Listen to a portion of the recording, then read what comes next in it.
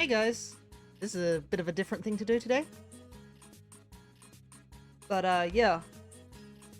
I have something coming up in April, so I decided that I would do some training for my Amiibos. Because I do have 7 Amiibos that need to be trained, which is a lot, I know, but I do want to get started at the very least. And since we're still sort of like waiting for the release date of the new game, that I want to stream on Mondays, that's kind of what this is. This is an unexpected stream. Yeah, it is. But I have done a stream like this in the past. I've done actually a couple, but they usually only had like 1 or 2 Amiibos like trained. So I'm gonna try and do my best to get most of these ones trained. It's been a little while since I played Smash, so hopefully I'm still okay with it. But yeah, it's gonna be a bit more of a chill stream. Nothing too, I guess, too unexpected. But we'll see how it goes, because I have several Amiibos here where at least 3 of them I know how to play the character pretty well. The other 3, well, I guess 4-ish. Not really sure. Because, like, 3 of them are DLC and 1 is a character I just never use whatsoever. But yeah, this is in preparation for the tournament that will be happening in April. So, since the last Smash Amiibo was released, which was Sora, I now have, I think, pretty much most of the Amiibos that I'm possibly going to get, unless we get some sort of extra Amiibo for a character that's already in Smash, pretty much.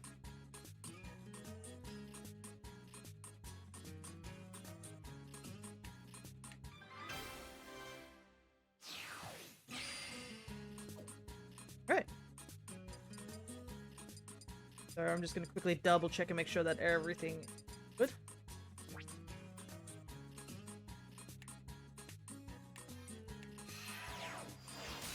Yeah, I can't remember the last time I did an Amiibo stream. It would have to have been, like, back at the beginning of last year, I guess.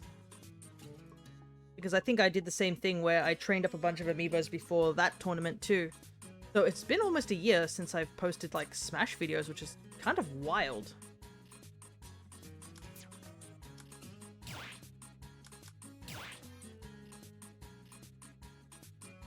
But yeah, if you guys are curious to see those videos, they are probably in the YouTube VODs, though.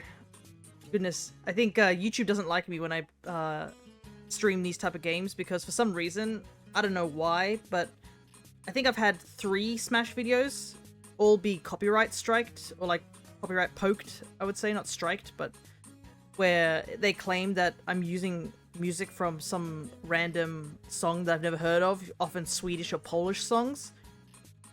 Because apparently some tiny little bit in it sounds a lot like these songs. I think it's because it has Nintendo in it. No, I think it's like legit because they sound similar. A couple of my Majora's Mask randomizers also got flagged, just like, oh, it has this Polish ballerina song in it. And I'm like, no, it doesn't. I've never heard that song in my life. It's just because they have similar tones, but how music works, I guess. But yeah. I am going to quickly do this. So the reason we are going into Special Smash is for the big simple reason of it having the option to have slow matches. And slow matches really help when you're trying to like train up Amiibos, because it gives you more time to think and to pull off combos you want to teach the Amiibo.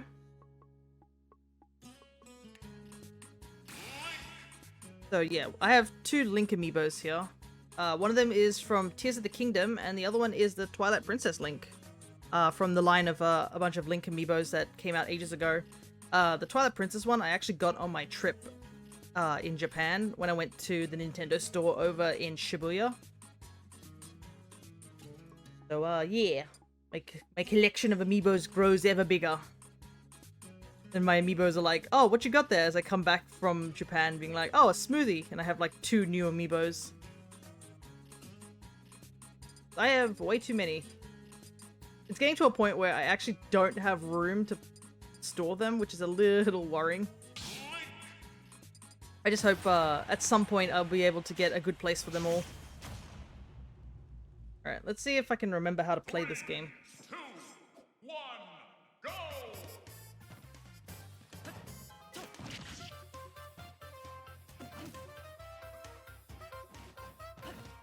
goodness. Slow feels really weird when you first start out. Because the Amiibo doesn't tend to do anything.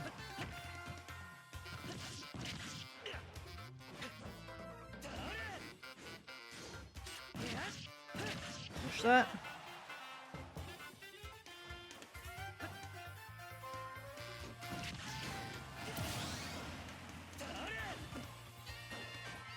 Right. Yeah. Usually for the first part of the fights, they're very, very slow just because they're unable to, like, do anything, pretty much.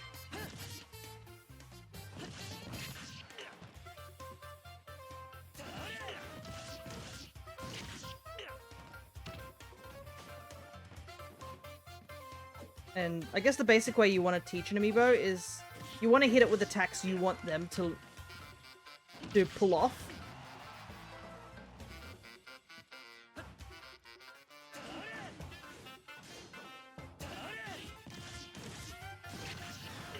And you want to also get KO'd by moves as well that you want them to KO you with. So it's a bit of a balancing act because Amiibos don't tend to have very much, I guess, what's the word? Memory in them? They're not even a gigabyte. I think they're just a byte's worth of, like, actual data inside an Amiibo.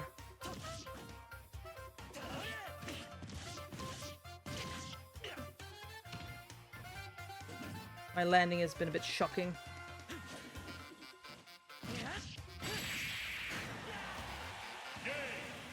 Right. Slow first match, but that's okay.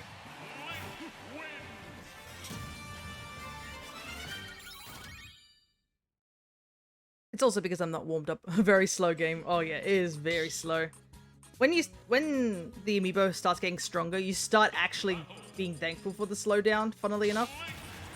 Because they start, like, picking up on things. And Amiibos are computers, so they react with, like, insane reaction times once they start leveling up. Obviously, right at the beginning, though, they're pretty much, you know...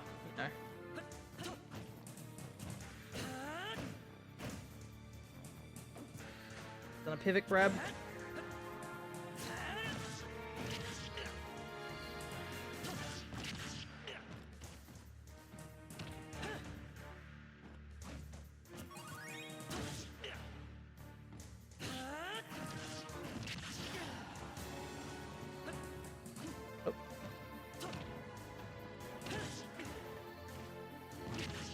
Go.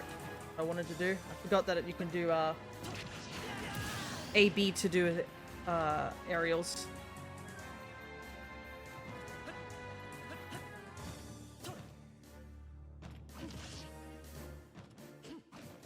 He just ducked under it, goodness.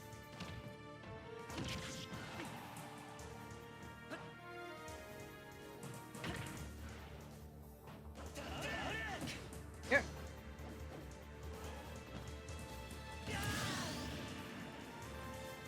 Funnily enough, even with the slowdown, the timer still runs as fast. Invincibility frames. Nope.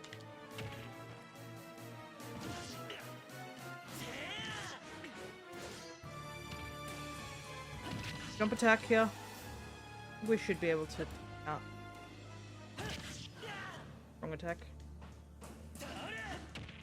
Oh my goodness, he just casually... Wow. He just kills me just to do that. Well, he didn't kill me, but for some reason he was just like, yeah, I'm just gonna do a nair just before I die. The alchemist is here. Yes, they are. They're just chilling. Because I don't know if they have a stream today. Yes, they do. So they're just chilling. They're gonna play some Assassin's Creed. The game that I probably couldn't play if I tried. I just despise stealth. I'm pretty sure that game is mostly stealth. What is it?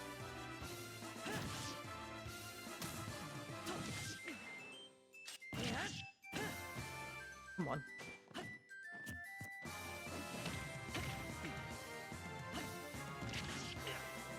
I'm not sure how I caught him with that, but we'll...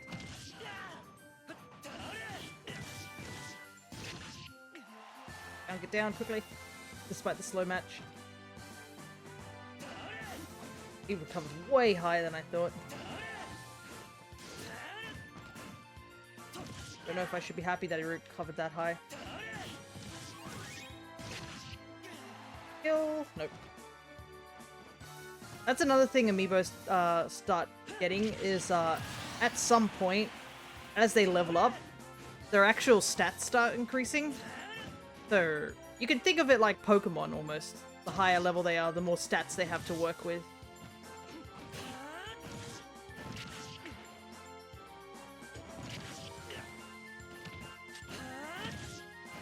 Oh, you're kidding me, really?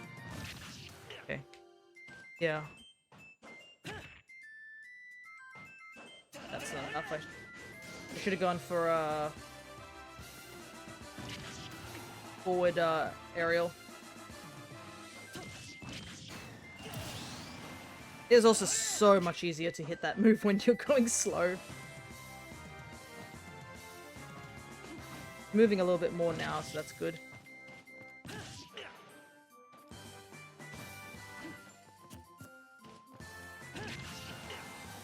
Wait till they reach level 20. Wait till they reach level 50, because that's where we're trying to get them to. Oh goodness, we just used the same move at the same time. It like sounds like an echo. Try and do a falling off ledge aerial. I cannot do that to save my life.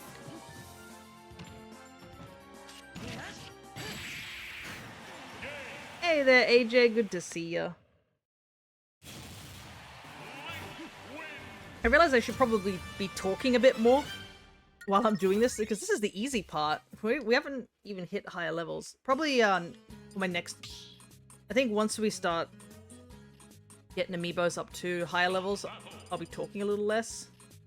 I think I'll probably want to I'm gonna probably level them up all to maybe 25 and then see how they play. And then I'll just switch over until I have like every single Amiibo up to 25. You know, just to keep the gameplay a little bit varied. Oh, come on. I feel like we could have got a much better track than this one. Not even Majora's Mask based.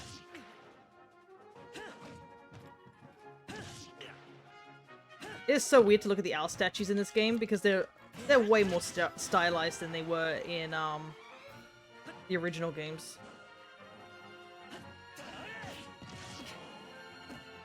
The moon is just watching. Oh, actually, in this stage, the moon actually slowly descends.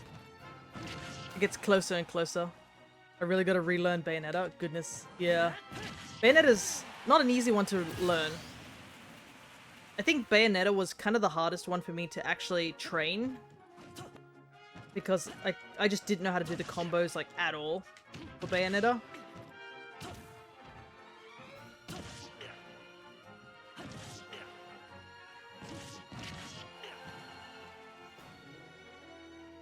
That's like the benefit of like trying to learn a lot of different characters through practicing with Amiibos, because obviously they imprint on you. Hello there, Blub, good to see ya. And there are a couple of Amiibos, I think, from their results in the last tournament. I want to try, I guess, teaching again, or like just rehash their movement now that I've gotten a lot better. I was cracked and able to clap my buddies a few times. He's got a lot more hours than me. Yeah.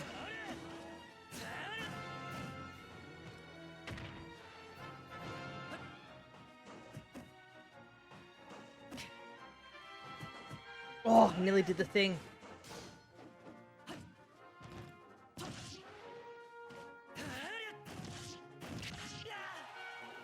I'd be able to kill off the top? Oh, fell the wrong way.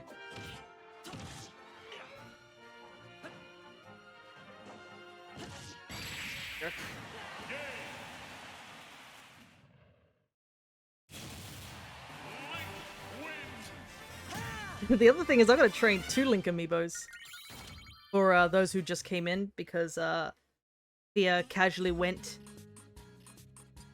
and bought myself some more Amiibos while I was in Japan.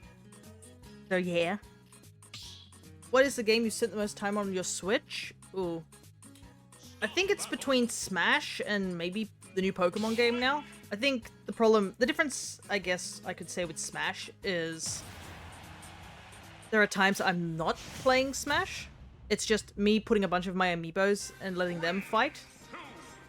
And be like, okay, let's see how well you do against each other, just so I can evaluate which Amiibos feel like they need some more training, which ones feel like they have a better understanding of fundamentals, that stuff, will just do better.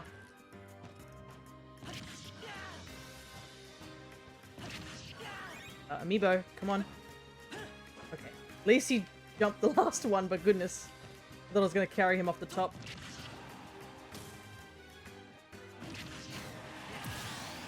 Scarlet Violet got so much depth to it, yeah. Plus I've been doing a lot of shiny hunting recently too, so...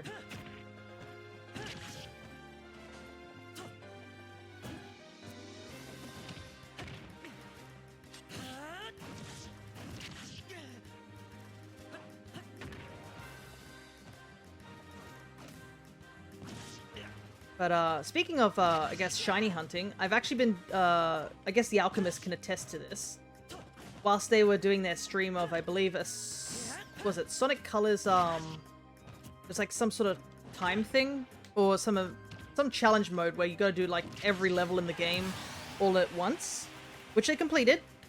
I got to witness them get very angry at a particular stage, as one does. But whilst they were doing that, I was actually RNG manipulating on my DS. I have to say, from the first time I did it with like doing the Cute Charm file, I have improved like significantly.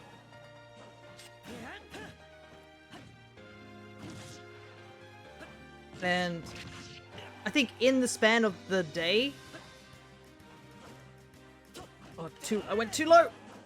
I managed to get, I think, 7 shinies?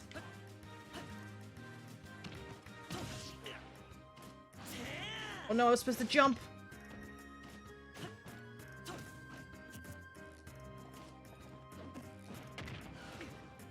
So, I've managed to, I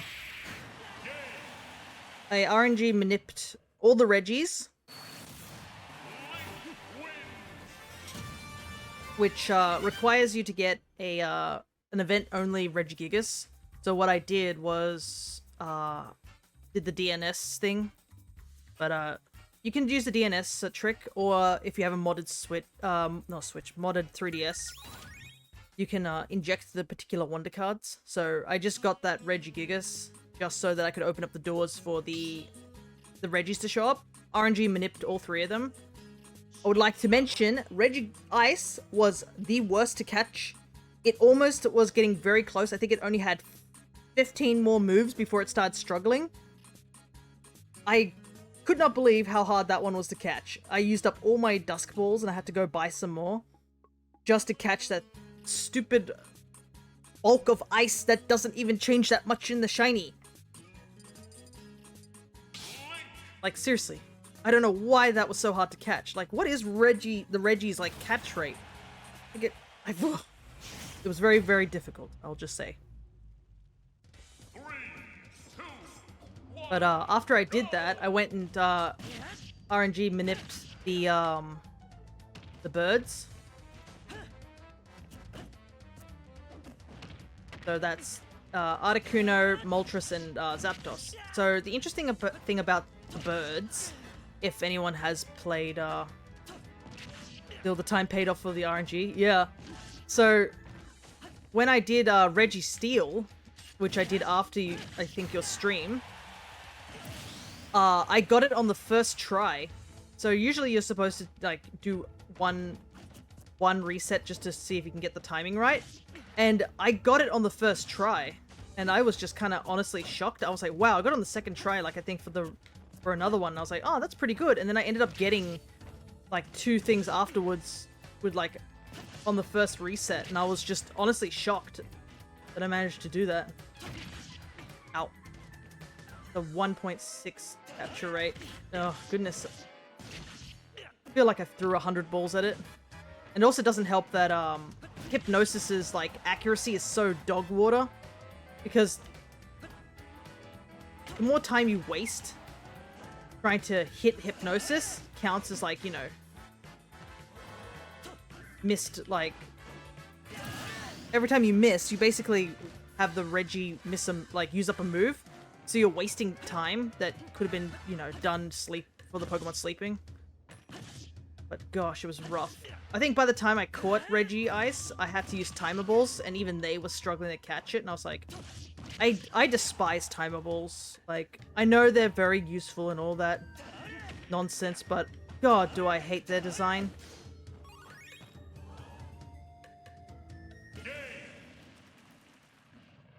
But we got the Reggies, and now that we had 3 shiny Reggies, we ran all the way down to Snow Point and caught the Regigigas there.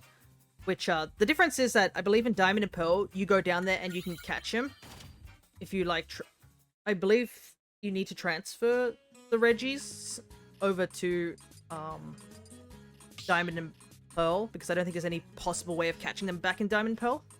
So you would have had to got them from, a copy of, I guess, Ruby, Sapphire, and Emerald. But the difference is that I believe the Reggie in Diamond and Pearl is, like, I think he's supposed to be level 50. But in Platinum, he's only level 1.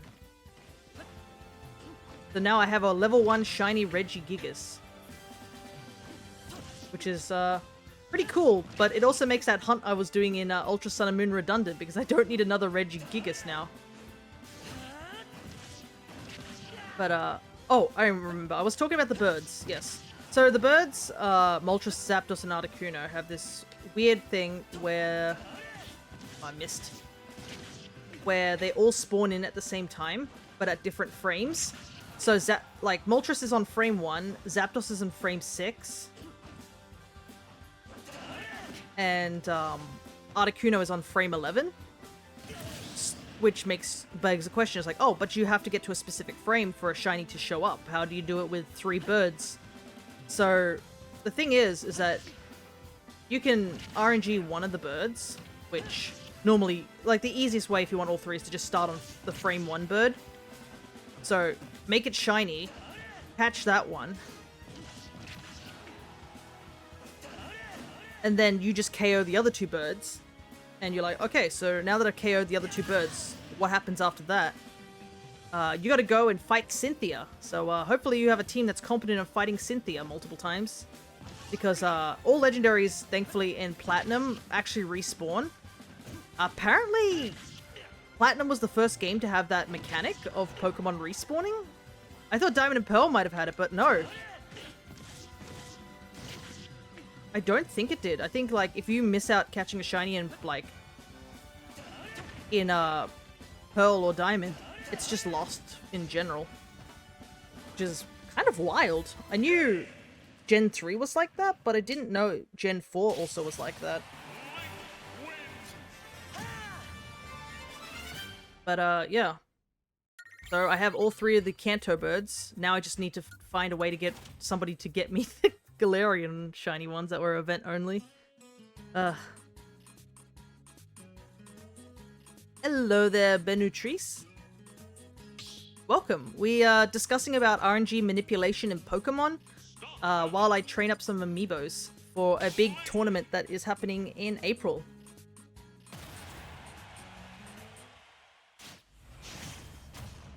But also, on another fact, you have the shiny Galarian birds.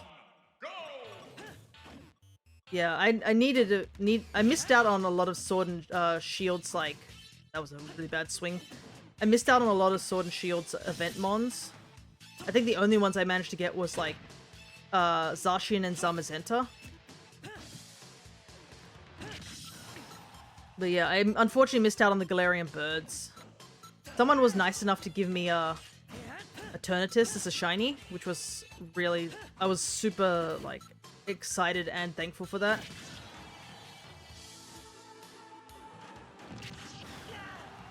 I know this is a weird question now that you bring up that you have those ones. Would you be willing to trade them for certain things? Just out of curiosity. Because if it's only like you only have one of them, I'm not going to ask for them, sort of thing. Because I am trying to complete a shiny dex. But if not, that's totally fine. It's just a hey, that's kind of cool that you have those. I do like how the shiny Galarian birds. No, they're all competitive trained. Ooh, nice. Which is your favorite of the three? Just out of curiosity. Because all three have really great shinies. I do like how they all are supposed to look like their Cantonian forms. That's the way to say it. Why are you using spin attack up there?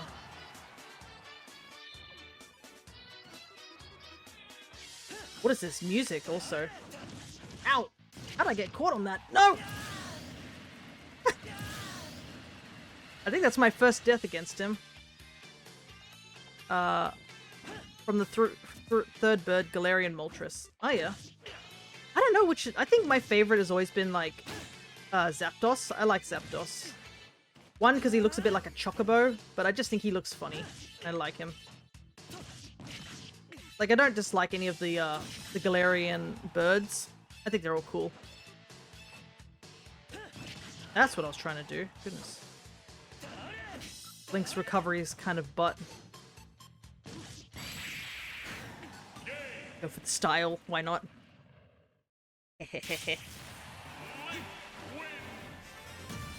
So unnecessary, but you know, we had to do it to him. He's getting there. He's almost level 20, and then we'll switch it up to another amiibo. Ah, the other thing I was going to mention, I did. I'm actually all a whole week looking for amiibo arena streams. Oh, nice. I don't think I've ever, like, decided to host an amiibo, like, arena, I guess. I don't know if I know many of my viewers are interested in that sort of thing. And also, I'm kind of boring when it comes to amiibos. Because I train all my amiibos, I tend not to give them, like, spirits or anything like that, so I don't tend to make them as raid bosses or anything. I prefer just, you know, them being vanilla. Instead of using strange gimmicks and stuff like that. That's just me, though. I just like using vanilla amiibos. We did have the amiibo fights for that siege, that is true. Whoops! I was looking at the wrong link. If it's Mario Kart, then I'm in, but I don't got Smash Bros. That's understandable. But yeah, I did have all my villain characters. It's a good thing, though, I didn't have Incineroar. Oh, that was so close to KOing. Nope, too high. Whoa, what the heck?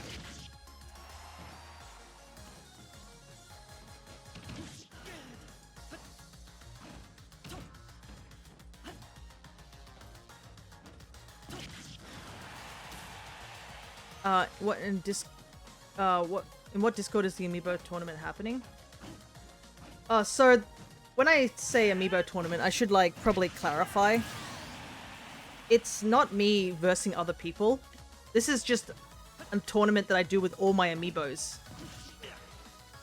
Because, as I'm pretty sure some of people in the Alchemist's Discord thinks I have a chronic Amiibo addiction. Because I'm pretty sure I have over 70 Amiibos. So, every April, ever since I first got Amiibos, I've always done this little tournament amongst them. It's a tradition of mine, pretty much. I do it for Easter. It's an Easter tournament, essentially. So, in April, around Easter time, I will be streaming my Amiibos doing this. Obviously, it won't be this slow or anything like that. I don't know if I'll add Final Smashes. Yes, every April. I've done it ever since Amiibo started getting released, actually, I think. I'm pretty sure when I started getting, like, a good chunk of Amiibos, I also, like, I think... what was the reasoning behind it? I'm pretty sure it was, like, something along the lines of, like, one of my parents asking me, like, what do I even use the Amiibos for? And I was like, I don't know, really. I haven't been using them that much. So I started like thinking, oh, maybe I should use them, you know? And that's when I came up with the tournament thing. And it was just a little, it was a fun little thing for me. Because they look cool. Yeah, or it's cheaper to get this particular character's merchandise. Or my character doesn't have enough, like, merchandise. I mean, like, look at some characters who have not had a new game in, like, ages. Where you're like, there is literally... To find a figurine for them might be, like, cost you hundreds of dollars because it's so ancient.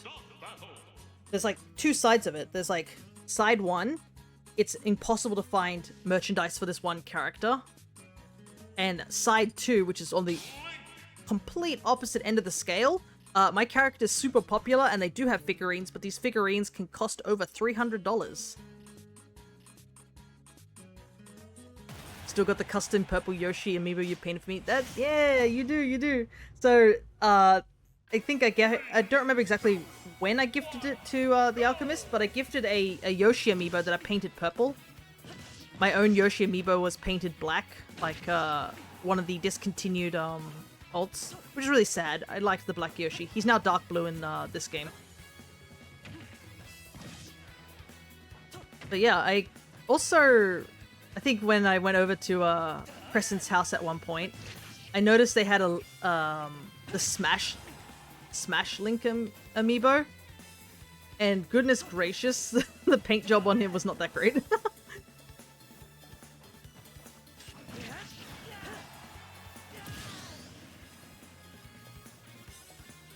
But I repainted that amiibo for Crescent as well. So I've painted 2 purple amiibos for Crescent now that I think about it.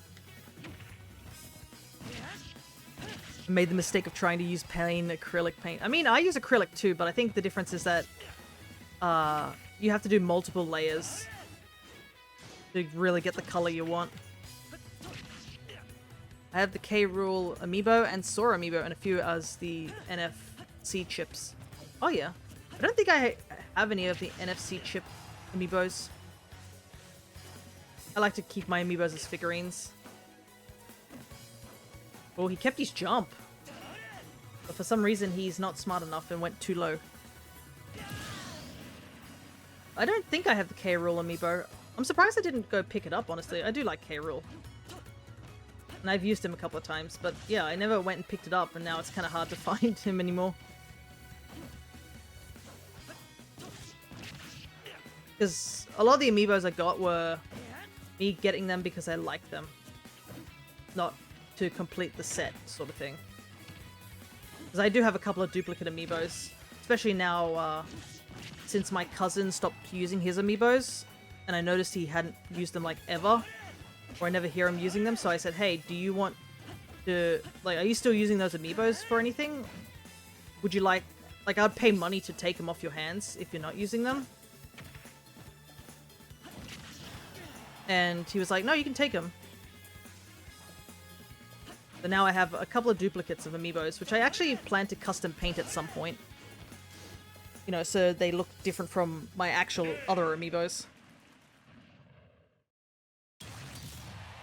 And I do have... I think currently I have 2 custom painted amiibos that I did myself. But I'd like to add more. I just have to stop being lazy and actually go out of my way to paint them. Kind of wish I could paint them up here or something like that so you guys could see me do it, but it's a pretty long and arduous sort of task. There's a lot of wait time, essentially.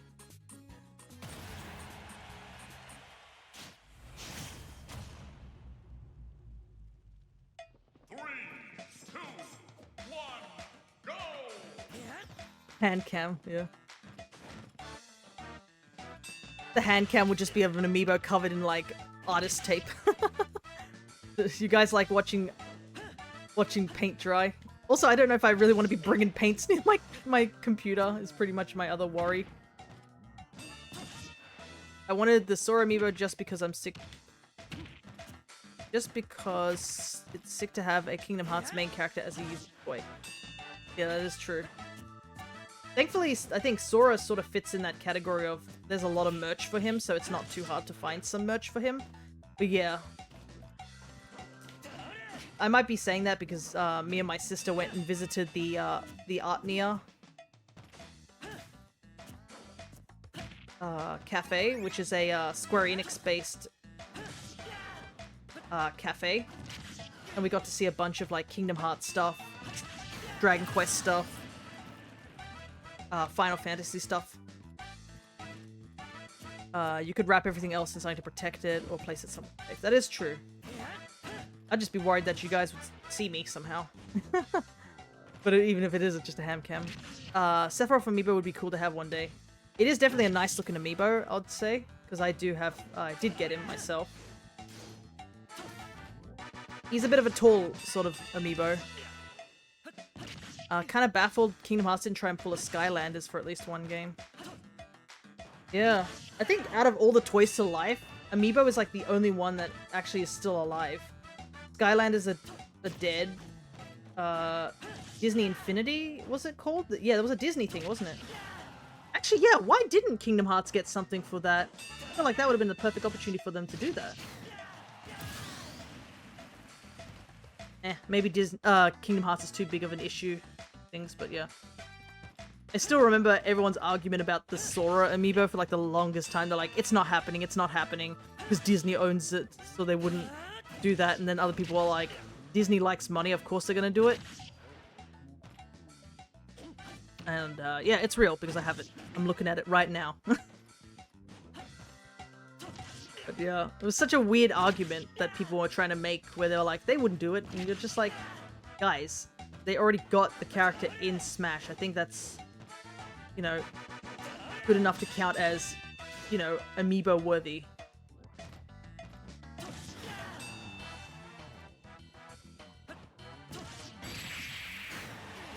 There we go.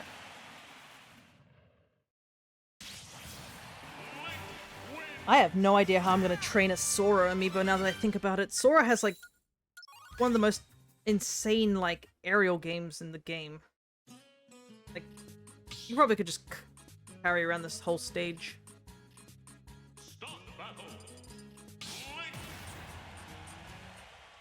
But another Amiibo that I'm got to train today is gonna be a bit of an odd one because I have the Pyra and Mithra Amiibos.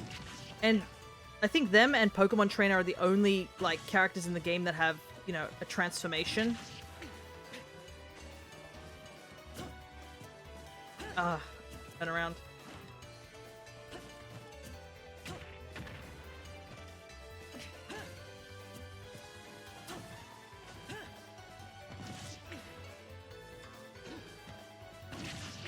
Whoop.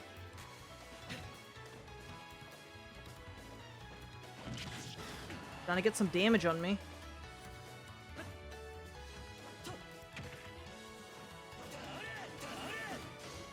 Link's kick is so annoying.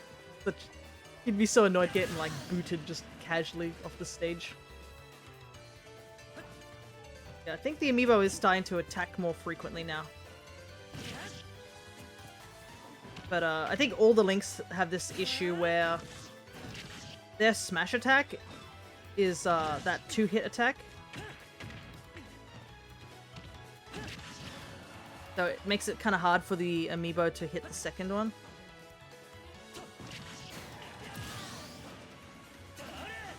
Make it back. Ooh. Attacks every 3.5 seconds. Improvement! We are almost level 20, so don't worry, we'll be switching characters soon. So it won't be as boring to watch the same Link gameplay.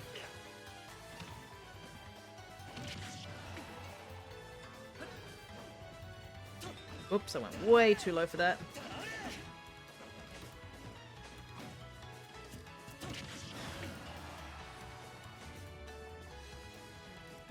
Yeah, I'll just let myself die here. That's fine. I want him to use jump attacks a bit more frequently. Oh, the dodge there.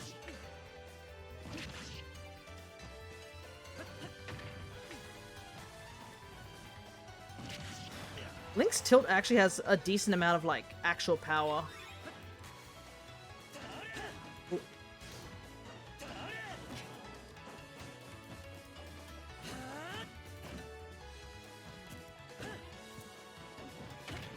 Eat off stage. Oh, dang it, I was trying to go for the tilt. Okay, so I think what he was trying to do is maybe kick me and then do something else, but fortunately didn't work out for him.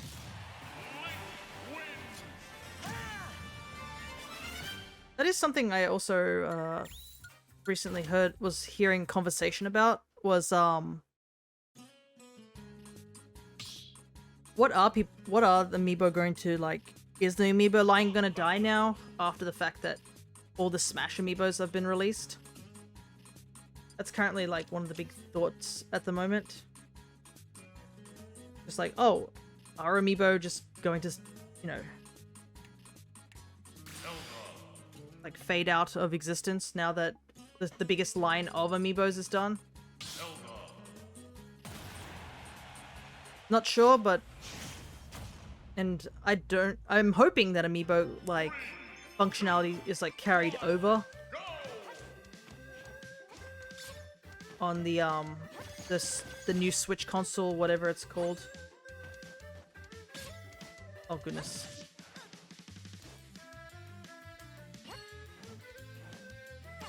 At least we have a proper Spike character. But how often have I used Zelda? Not that much. Especially since you can see me whiffing all those hippers.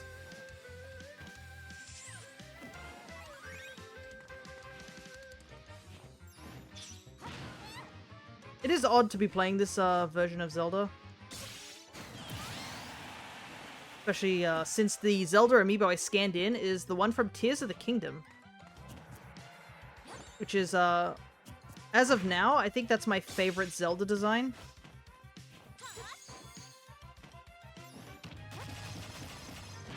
I don't know, I like Zelda with short hair. Maybe it's just a thing I do like with some character designs, because I think I said the same thing for Bayonetta as well. Where I was like, oh, I do like Bayonetta's 2's design the most out of the 3 Bayonetta designs we have. Maybe it's just because she's blue as well.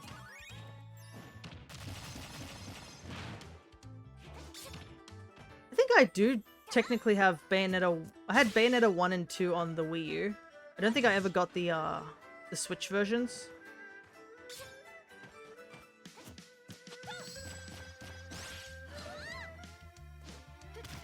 Maybe I should have gotten the Switch versions. I don't know. I do like watching... I did watch some of the Bayonetta games. But I don't know if I really got into it. Actually, you know, playing it sort of thing. Oof, that up air is so weird to do in slow motion.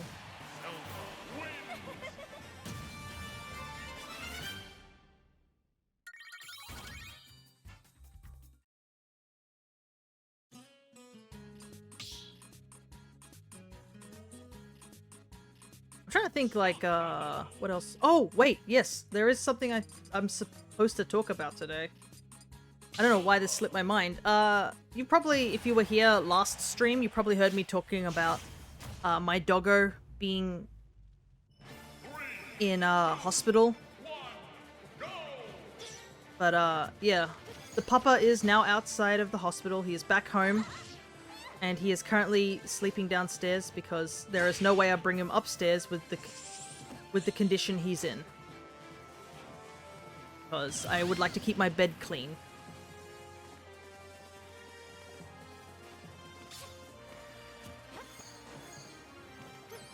Because what my puppa was eventually found to have was essentially acute diarrhea.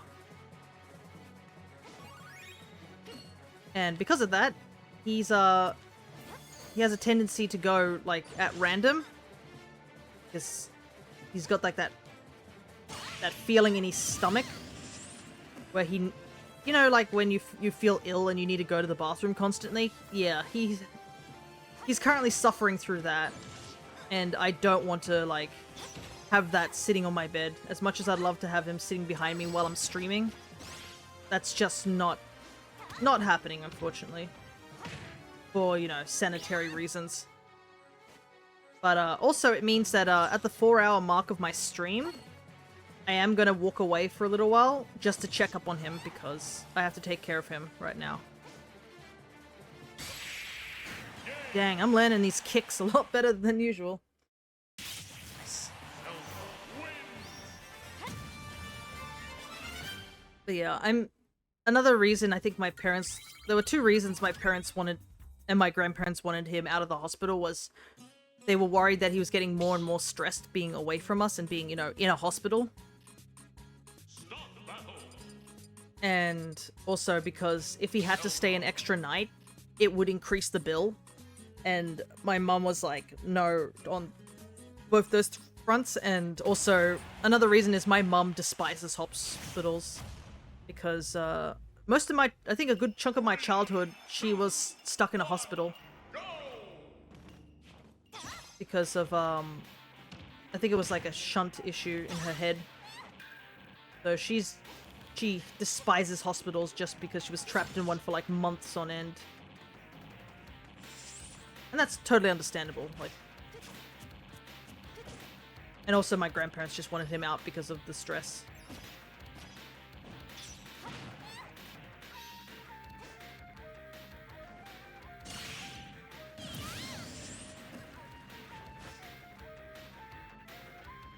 But it was not fun going into the hospital yesterday. I think I went during the Alchemist stream. I believe I did get to see them finish the trial run for their Sonic Colors playthrough that day.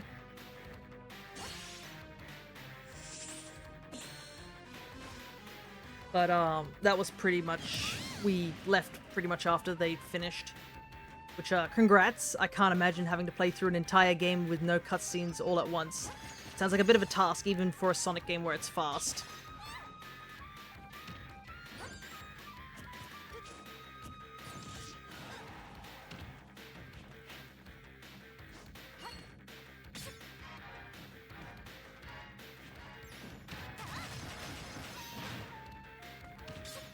That was not high enough.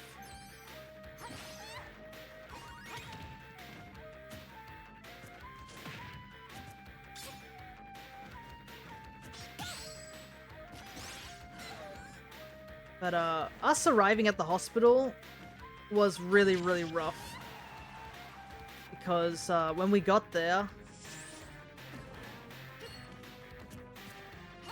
I don't know. I think I'm trying to decide if this is something that I could really say on stream, because I think it's probably a bit of a trigger warning. So I think I'll probably have to like,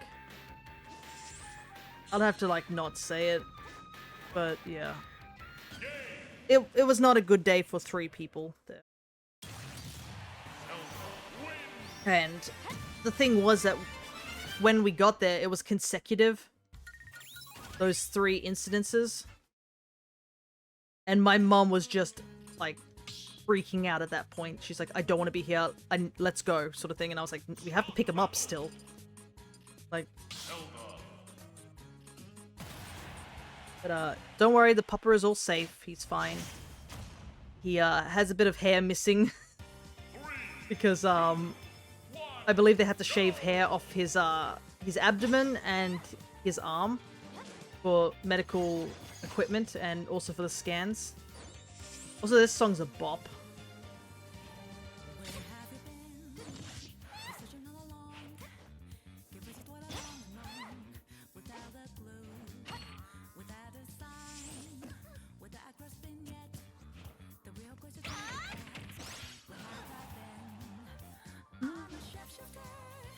Oh, too high.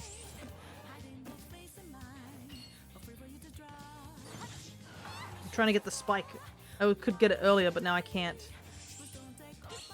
What the heck? What was the Amiibo doing there? It went the total opposite direction.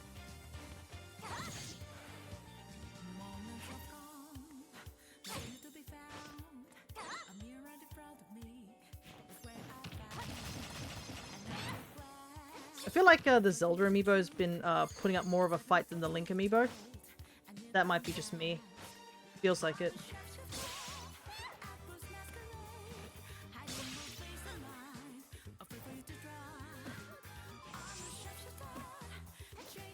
Gotta go? No worries. Thank you for just sticking around for the first part.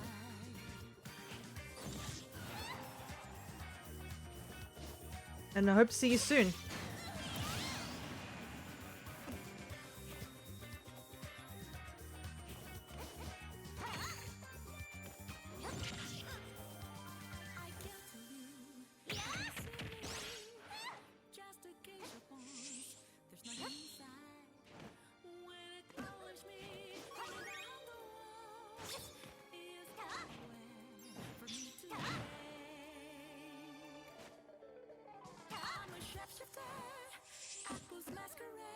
Oop.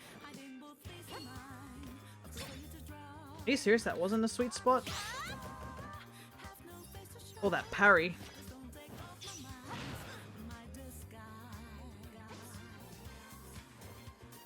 No! I wanted the spike!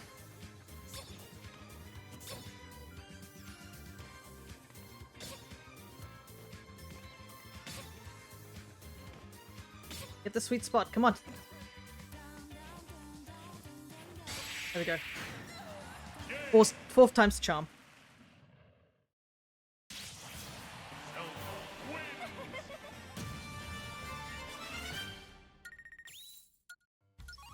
I think when I train up this third amiibo, I'll see if I can do it in regular speed. I think it's because I don't need to be as like combo heavy, because it will be a heavy character.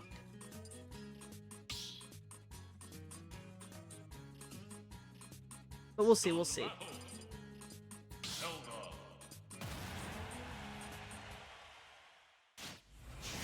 Actually, I should probably be playing in slow mode, you know, get used to the lag that I have to deal with every time we do a online like play with other people.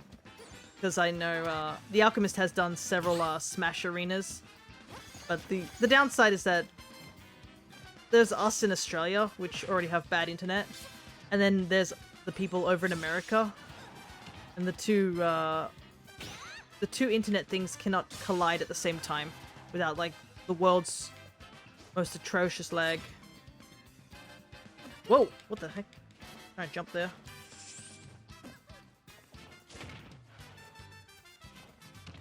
And it's not like it's anybody's fault. I'm going to be like assuming. No way, I was actually right. They only dropped a tweet for Mario Day. Oh yeah, it is Mario Day today, huh? For some of you guys. The only thing I've seen on Mario Day is literally that there's a sale on all the Mario games over on the Switch. I don't know why people thought that it was going to be anything big. Like, let's just say it was something big. Like, if it's for just Mario Day, it would limit them to what they could announce. Like, Mario Wonder only just came out, like, very recently, right? When did Super Mario Wonder drop? Was that, like, just a couple of months ago?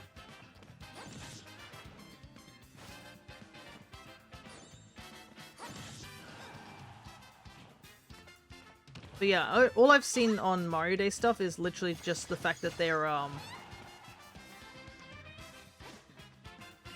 they posted a tweet with a 2-minute video giving us release dates for Paper Mario and Luigi. Oh, they did? Is it, like, legit? Like, they gave us, like, dates? This is very important. I would like to know these 2 facts. Because this is exactly what I said they were going to do. That was my prediction. My prediction was, like, they're just going to give us the actual dates to, Luigi's Mansion and Paper Mario. If that's the case, I could finally pre-order those games.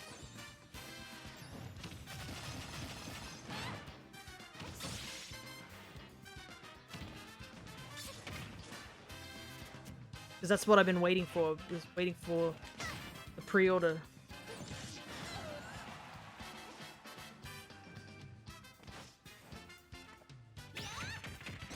Oh, they caught me on the ledge. I was trying to get the ledge. Yeah, I think this is the fastest this amiibo has taken me out. Like, the Link amiibo didn't even get a KO until like level 18, so good on this one, I guess. Well, now that I'm free from battling,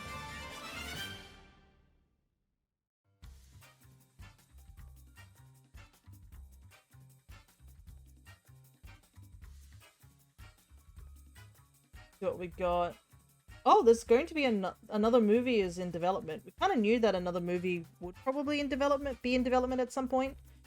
You know, due to the fact that the other one ended with that teaser. 1,000-Year Door, May. We got a little while. For like 3 months. Maybe by then I should actually, you know, play the first Paper Mario game before then.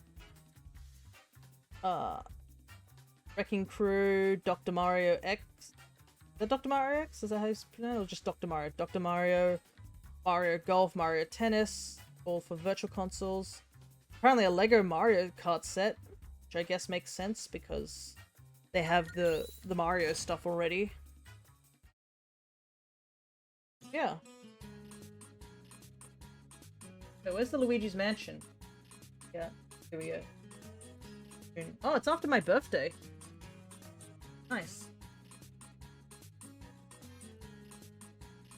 Another game to add to the backlog of games. I can't wait to take a break from Shiny Hunting Month next week. As much as I like Shiny Hunting, we really need to play some other games on my channel.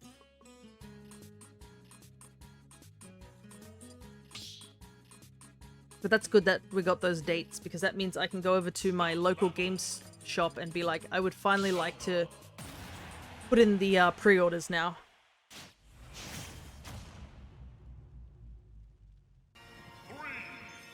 Oh my god, it's this song. This song's so good.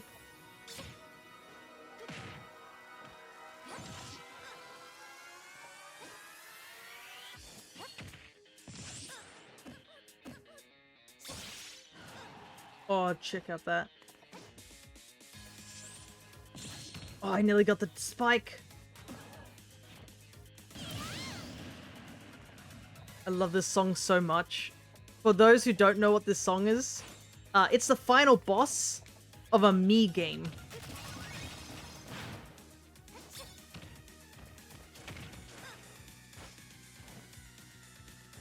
And it's one of my favorite games on the 3DS and then now the Switch. I was so excited when I saw it was getting a Switch re-release. I'm pretty sure like all the other games that were on like on offer, I think it was on a direct, I saw Miitopia show up and I was like, oh my god, it's happening. This is the game that I wanted. All we need is them to give us Tomodachi Life. Like a HD Tomodachi Life and my life would be set.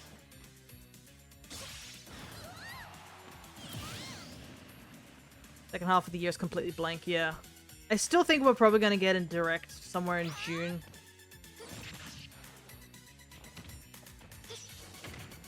I don't see any need to rush, to be honest.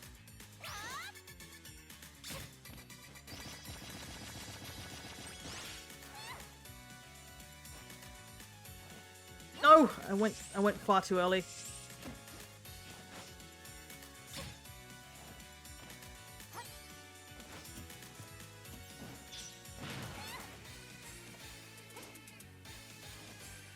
No! Oh, I'm far too low. Dang. I was trying to be cool and I messed it up.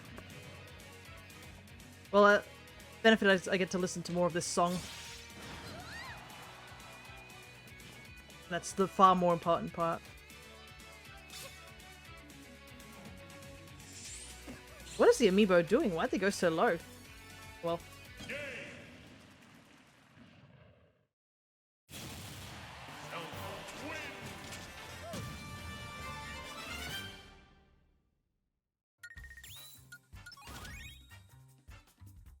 Yeah, it's usually what, February and June is sort of the times that they gave us directs, so I think they've got this part of the year covered now. Because the Peach game is coming out very soon.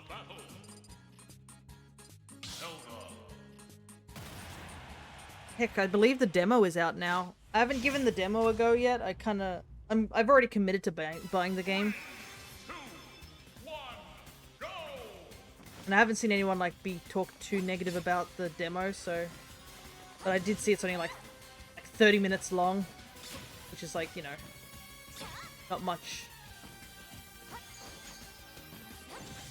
in terms of like certain lengths. But this might be me just being greedy as all hell. Because, I mean, I've played the Dragon Quest XI demo. That was 2 hours long. And I've never been able to, like, truly enjoy other demos ever since. Heck, even I think the Dragon Quest Builder 2 demo was also just as long. That's so, like, those demos being that length kind of ruined other demos that barely do anything.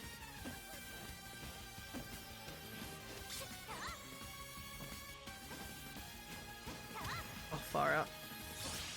Oh.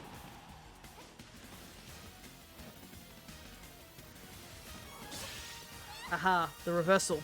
By pure accident.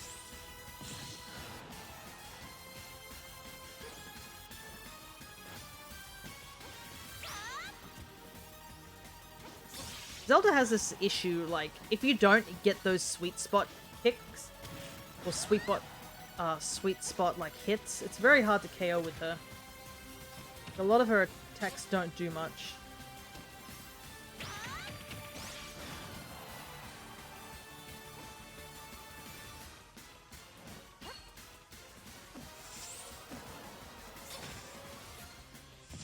Oh, I was trying to get a down air there, but nothing.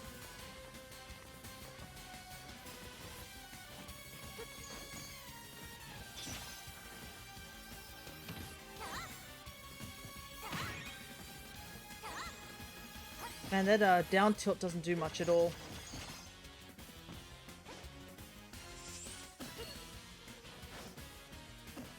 Thought it would do like something like Link's down tilt, but that just doesn't do anything at all.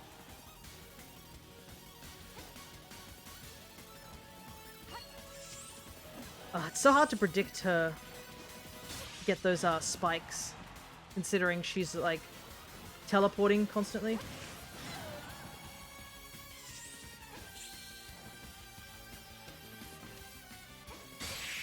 Go. Oh, KO off the top. All right, I'll take it.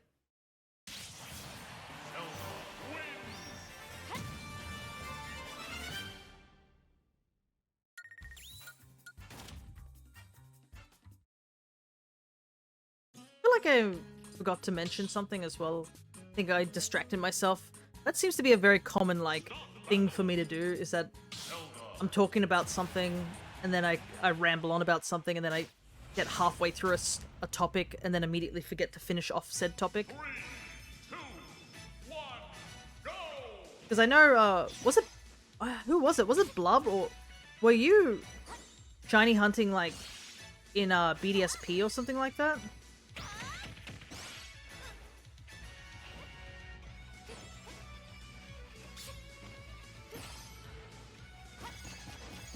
Because, I have been recently, like, RNG manipulating in Platinum. And this morning before I actually started stream, I actually went and got a shiny Shaman. And my next target in the Platinum is to catch Cresselia, because, something I learnt, Darkrai doesn't show up. Like, you can't do the Darkrai event quest, even if you do have, like, the item. You can't do it unless, you've actually got Cresselia roaming. The downside is that doing Cresselia and Mesprit's, like, what is it? I guess RNGing them is really annoying. Because unlike a lot of other, like, mons, you have to only just wait, like, a single, or, like, move to the frame before them, like, one frame ahead, and then press A to get the exact frame for the shiny. Mesprit and Cresselia are really weird. You need to, like, be 5 frames ahead instead, because they have that long animation where you talk to them, they make the cry on a different frame, and then they go roam around. Oh, they disappear, that's the other thing too. I think those are frames of them disappearing. Well, counts. It's very weird. Yeah. Gotta get myself a shiny Cresselia. Hopefully it doesn't take as long as the Mesprit. The Mesprit was probably my longest hunt because I just kept messing up the frame count.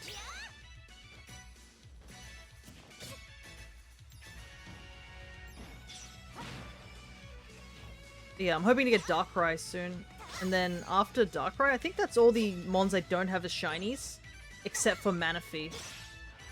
And Manaphy's gonna be a weird one to do. Because, oh wow, she saved a jump.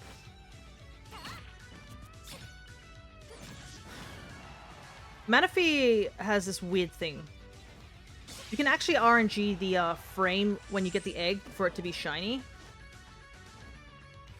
And it's the ranger's egg, obviously. So it is technically legit. So you could just play through ranges and get the egg.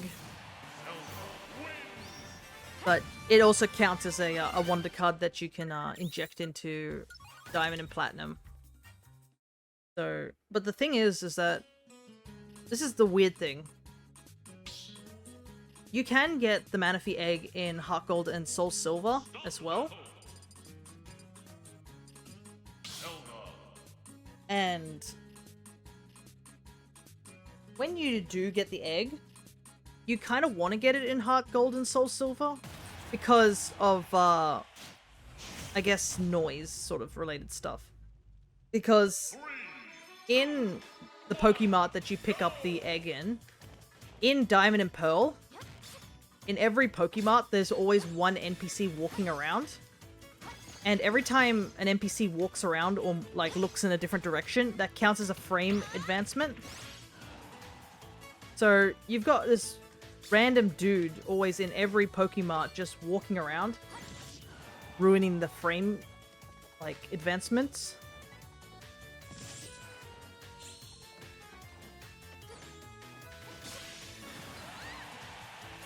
So, that's why they suggest you do it in Heart Gold and Soul Silver. And also,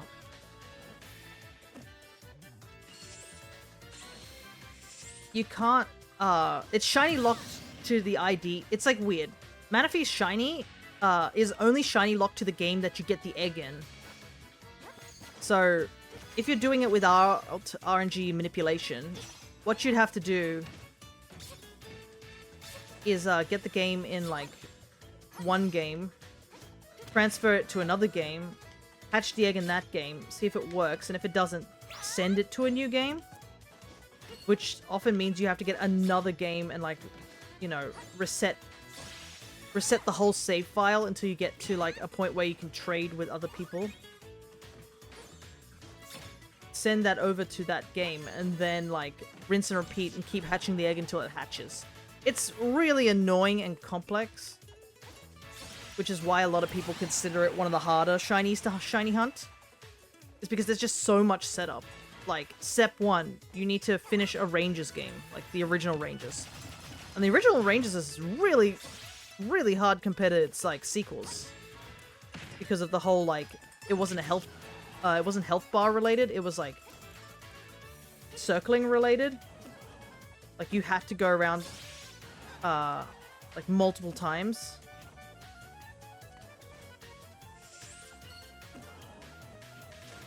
And if you, like, accidentally lift it up for, like, a second,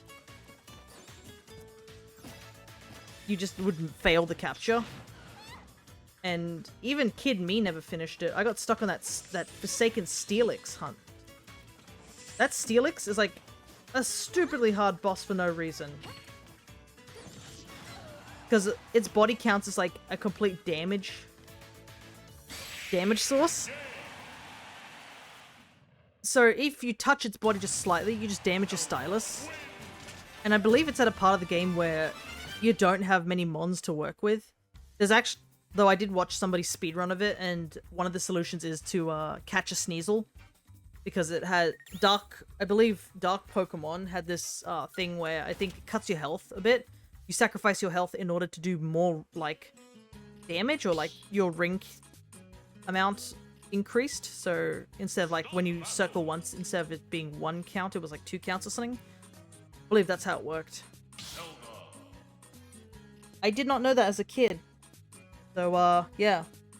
I just never finished that game.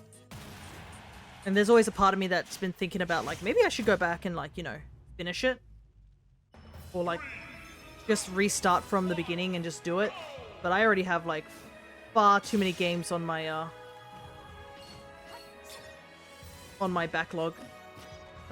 I'm back. Internet died on me a little. Oh, no. Welcome back, AJ, then. I guess I was talking about RNG manipulation still. I did take a break from it, but I was talking about it again. And how Manaphy is just an annoying one to hunt. Even with RNG manipulation, there's a little bit of, like, proper setup you need to do. To get it to, like, to RNG it to get the Manaphy.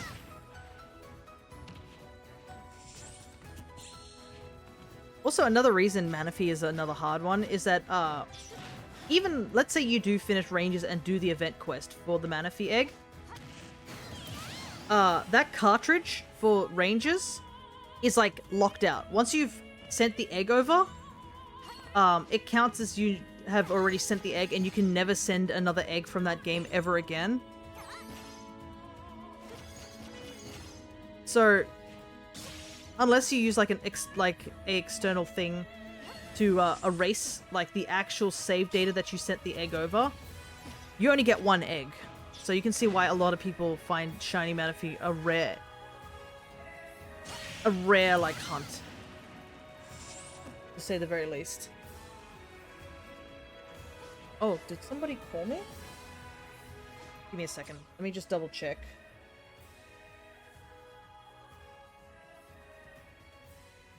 Nope, it's something else. Don't worry.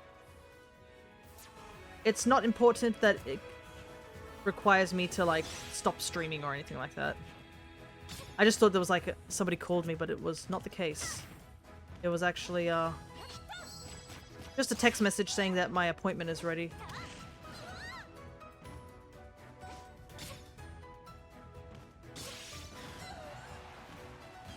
Man, that killed still? This amiibo has no concept of DI.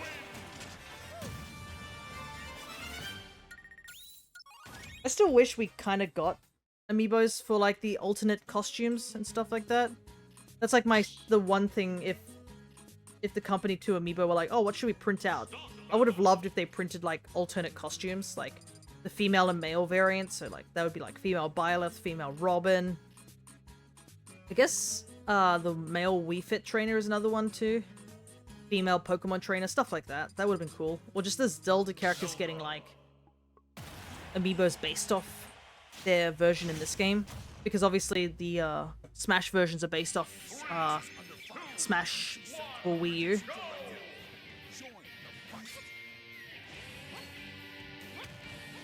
Because I do like this Zelda's design as well in this game. It's a cute design. And it would have been nice to get an amiibo based off this because, like, the amiibo is the Twilight Princess version, and they look drastically different. And it's not like Twilight Princess has a bad design, it's just, like, they're shockingly different.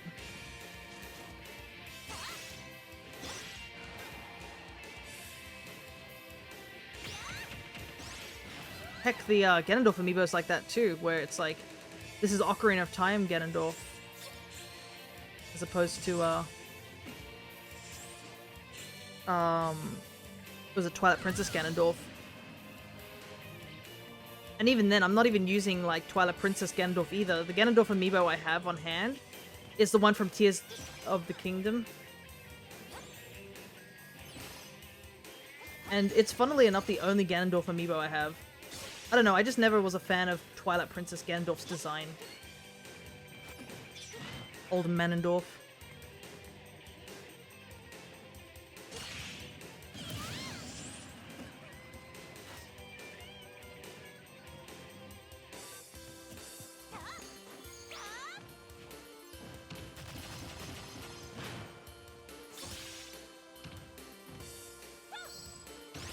Goodness, how did, like, only the last hit of that attack hit?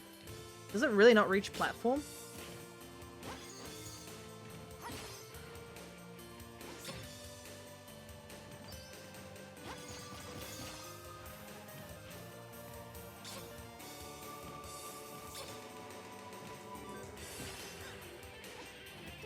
Oh, that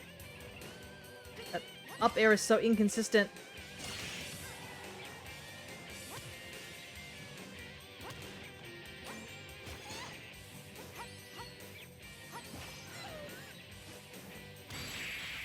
Like, it hits hard. Super hard, but like, goodness. Yeah, but TP Ganondorf was a beast.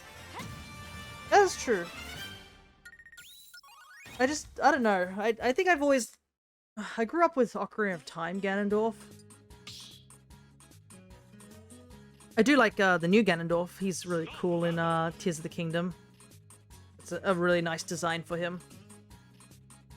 But he's, I think, out of all the... He has quite a few variations, doesn't he? Wind Waker Ganondorf. I know a lot of people do like Wind Waker Ganondorf's design. I'm okay with that one. But that might be just because I was never really attached to Wind Waker. I never grew up with Wind Waker.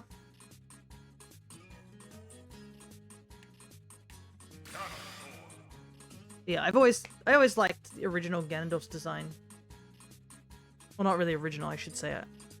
Stabbed and trapped in another dimension, comes out with a friend in the storm. Yeah, that's really hardcore. Like, he gets stabbed with the sword, and then it's a taunt in this game. He kept the sword.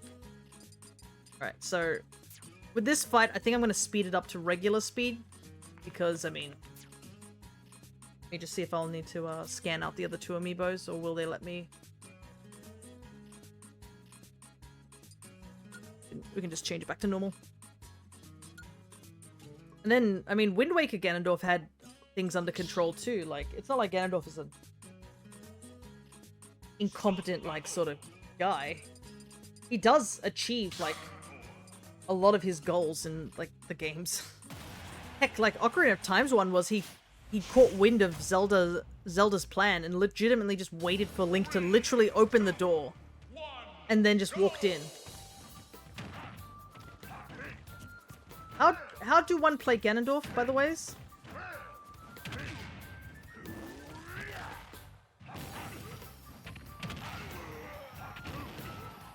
Gosh, this feels like I'm playing on 2 times speed now that I've put it back to normal speed.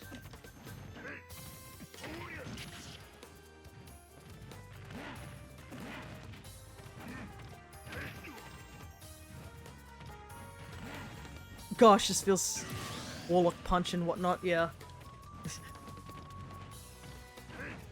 Oh my goodness, he's so heavy!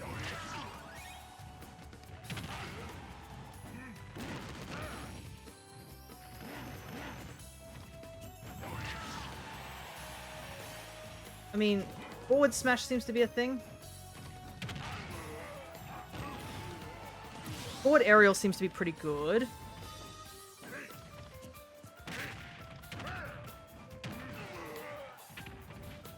Look how much damage I've taken. I have not taken this much damage. He's at level 3. Oh, I wanted to go for the spike. Oh well.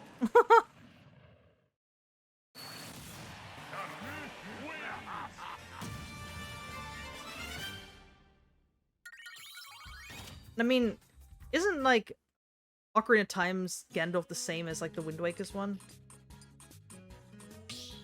Actually, both, like, Twilight Princess is the same one as well. It's, like, the same guy, just different art style.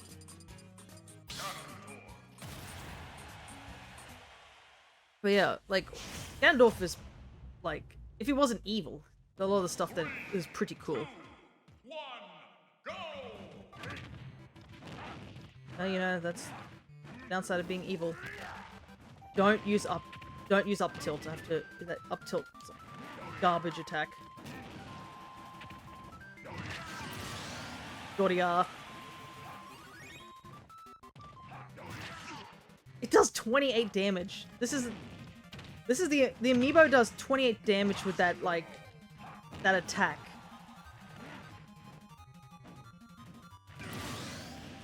It's level 6. I don't even want to imagine when it hits level 50 how much a forward smash would do.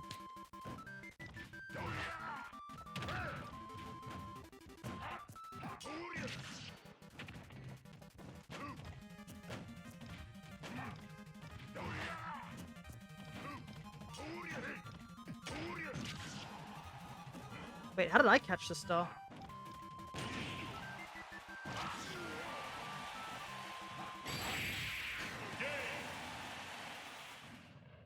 Yeah, it says I caught the star. Okay, cool.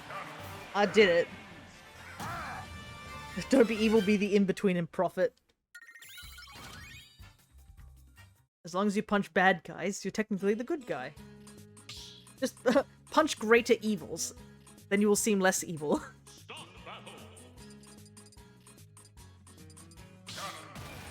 But like, I mean... he succeeds in a lot of the games.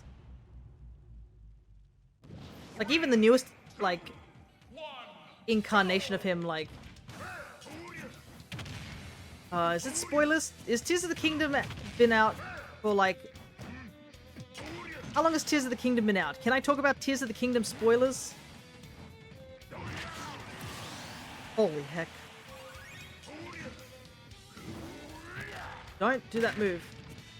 Keep doing up tilt. I'm so used to doing up tilt with, like, Zelda and Link.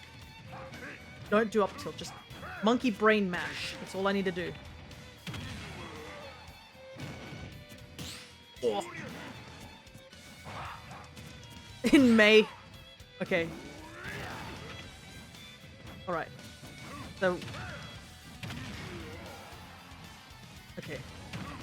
Well, I won't say too many spoilers, but I'll say one thing. I mean, Ganondorf technically succeeded in his plan. Like, the good guys kind of had to, like, really pull out all the stops just to, like, stop him.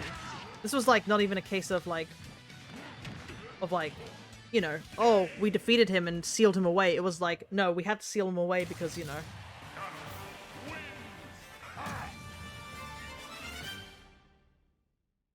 Like, he may be the embodiment of power, but, like, Ganondorf is smart.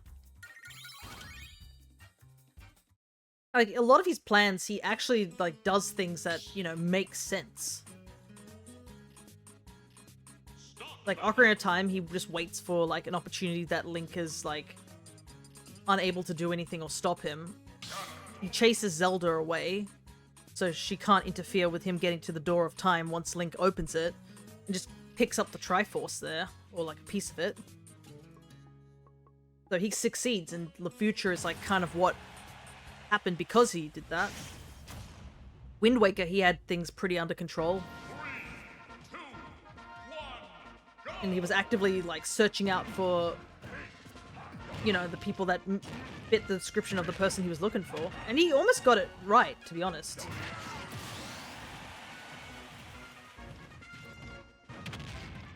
And then Twilight Princess, he was just like, yeah, just casually manipulated Xant out of, like, out of the Twilight Zone and was able to, like, you know, take over Hyrule Castle.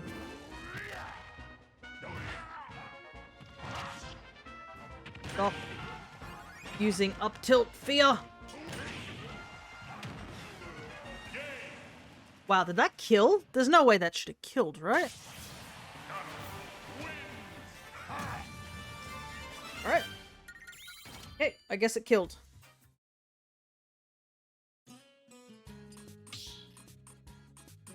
I don't know any other big Ganondorf, like, or Ganon sort of incarnations besides that, really. I mean, those are kind of the big ones, right? And then Demise is Demise. I don't count Demise as Ganondorf. And Demise is not that fleshed out, to be honest. Like, sure, he's strong, sure, he's all that stuff, but, like, man kind of screwed people over. That's, like, the one thing he did.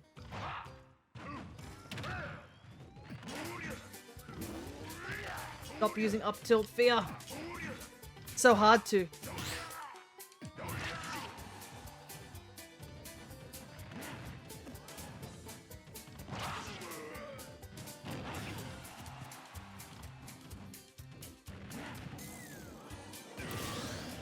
It's only level 10 because we just keep killing him so fast. I mean, it kind of makes sense, like...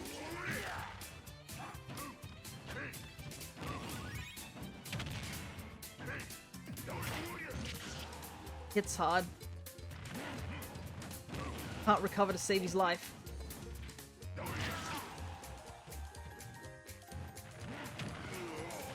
Can't spike because I'm no good at it. Oh. I didn't teach you how to do that. Did I hit him with a Warlock Punch at some point? I don't know if I really want to instill that to my Amiibo, because Warlock Punch is very, very, very slow. I mean, I shouldn't be even instilling up tilt, but I keep hitting up tilt. Because I play characters that have good up tilts. Zant kind of achieved Ganon's goal in his own realm. Yeah. I'm pretty sure, like, he literally told Zant, he was like, hey, want to join my religion? Want to join my emo band? And Zant was like, hell yeah, I do. But, I mean, like, if you think about it, on Ganondorf's part, he casually just convinced, like, a big chunk of, like, well, not a big chunk, like, you know, someone in high enough power to, like, usurp an entire kingdom. And then just use it for his own gains.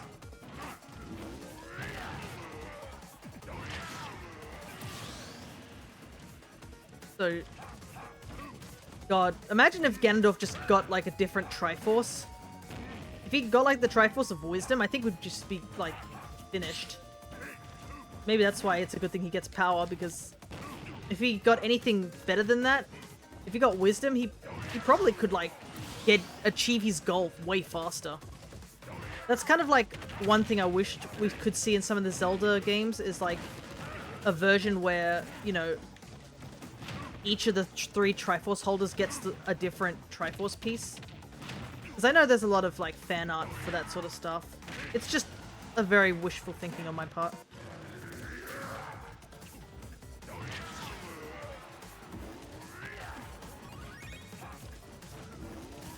Oh! I didn't want to be hit by that. Stop using it.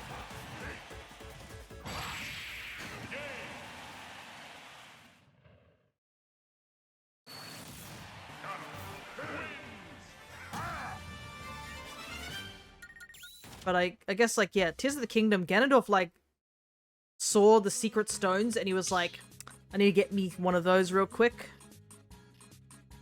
And I mean, he succeeded too. I mean, if you even look at the Amiibo that he has, you can actually see the secret stones, like, sitting on his forehead.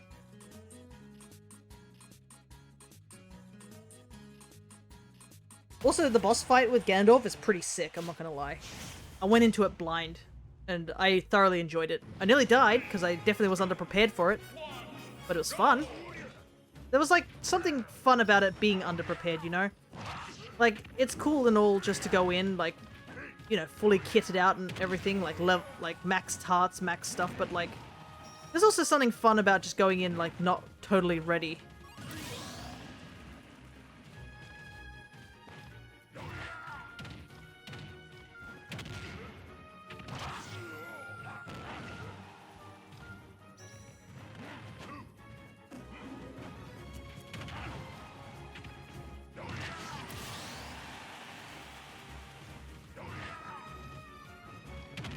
I can smell smoke. I'm gonna hope it's back burning.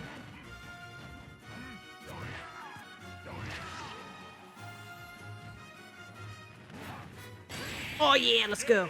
I wanted to get at least one of those.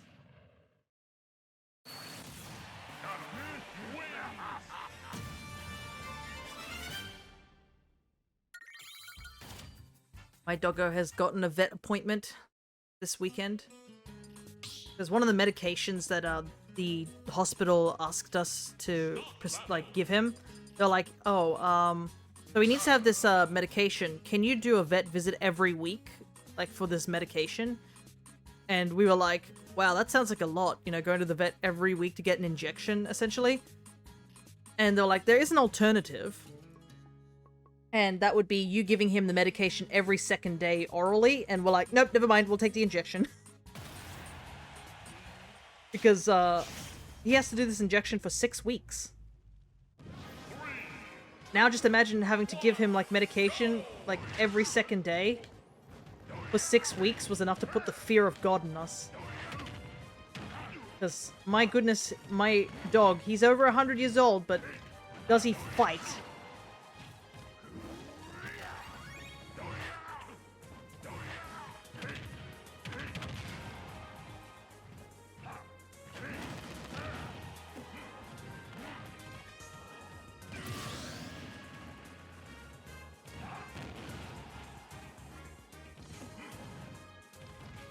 Like, we just had to give him medicine this morning, and...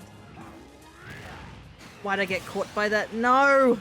I don't want to get caught by that attack because it encourages him to use it.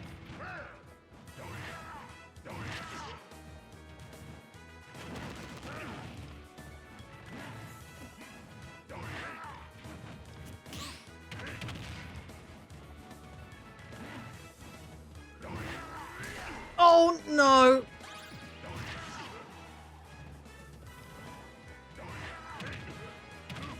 Man, I suck at Ganondorf. Like trying to control it. The world's heaviest tank. And I think he's technically improved since Smash 4 because of having that sword.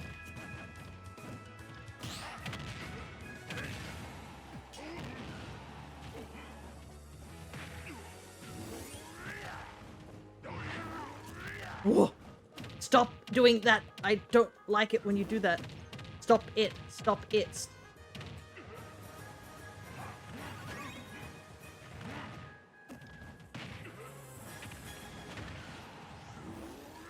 Look at this nonsense, he's like spamming it. This is what I didn't want to train you to do!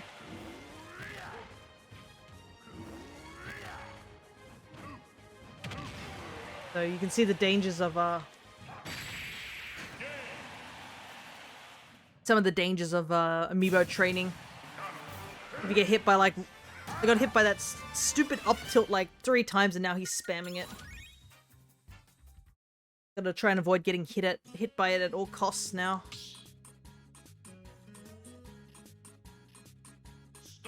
I mean, worst comes to worst, I could retraining him from the scratch off stream, but we'll see.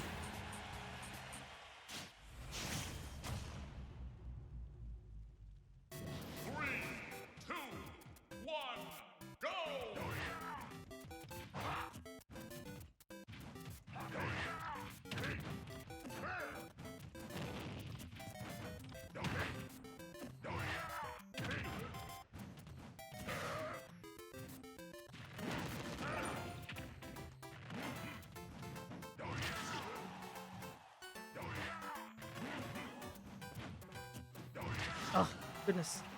For a second, I didn't realize which one of us was, which. Won't lie.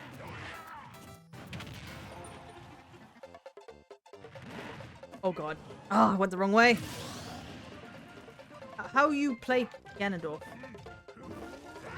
No! Stop using up tilt fear!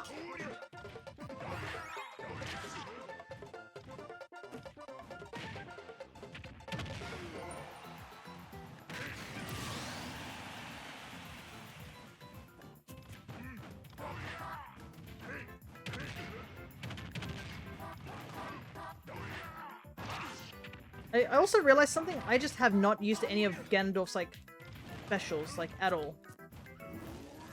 Like, I have all these, you know, these specials, and I have not used them, like, at all.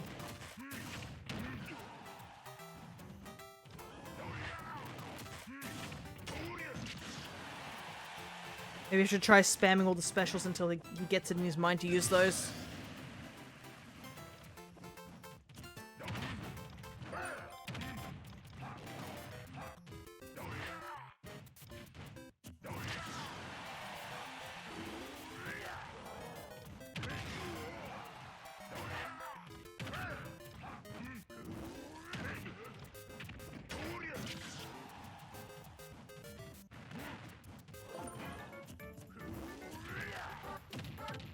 Using it.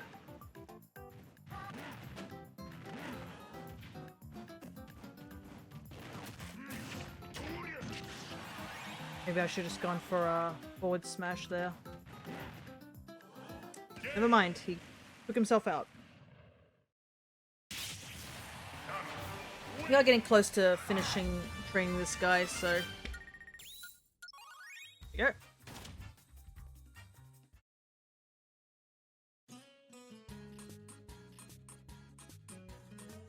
What are we at? We're at the hour and 40-minute mark for 3 amiibos.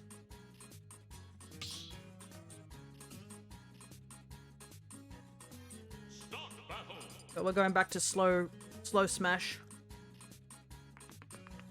I feel like it's so much easier to train in slow smash. I know the gameplay is not the most entertaining to watch of just everyone walking at half speed, essentially.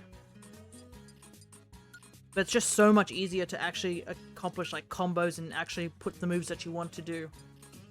Or want to teach the amiibo.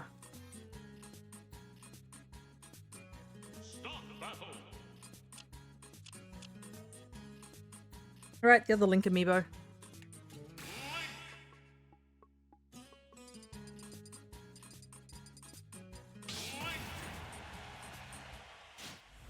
See if we can get all the Zelda characters out of the way. 3, 2, Huh? 1, go! What? Weren't we just here just a moment ago? I mean, I don't hate it, but like... I want to go to the other one. The other one has cooler music. There's so much good Kid Icarus music from Uprising.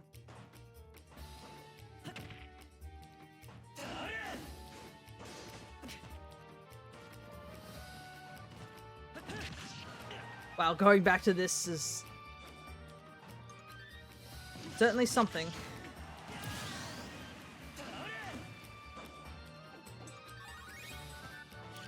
Oh, what the?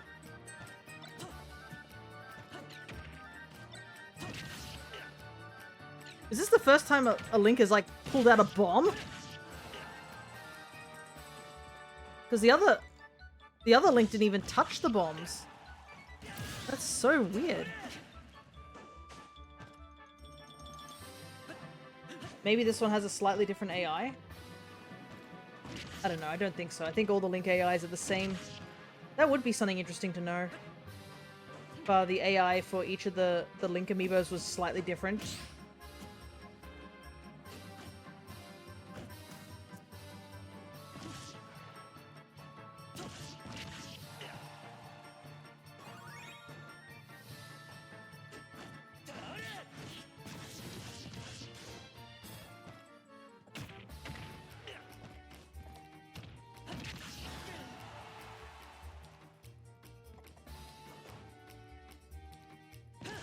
You know what this song reminds me of? It just reminds me of, like, Subspace Emissary. Just, yeah, I don't think I want to go bomb crazy with, like, these Link amiibos. Like, Toon Link and Young Link are a bit okay, but using actual bombs, I think, for the regular Link is a bit different due to the fact that he is, he now has new bombs, which is just like, I pull out bomb, I now have a bomb, and it doesn't use it. It would be funny, but even I don't use bombs, like, see? I mean, we could train him to use bombs, why not? Let's not be boring, how about that?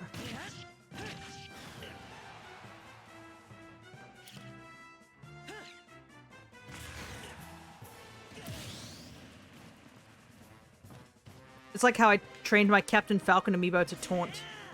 How about that? We'll train Dusk to be a bomb user. I mean, Twilight Princess had bomb arrows, why not? Gotta say, that was like one of the coolest things to be added. Was the introduction of bomb arrows.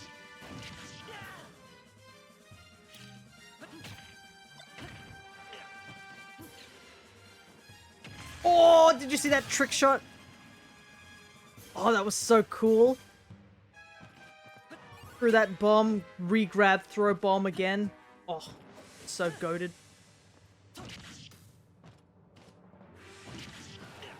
Oh yeah, the double claw shots. You're like, oh, another claw shot, what's this gonna do? And then you're like, never mind. This is cool.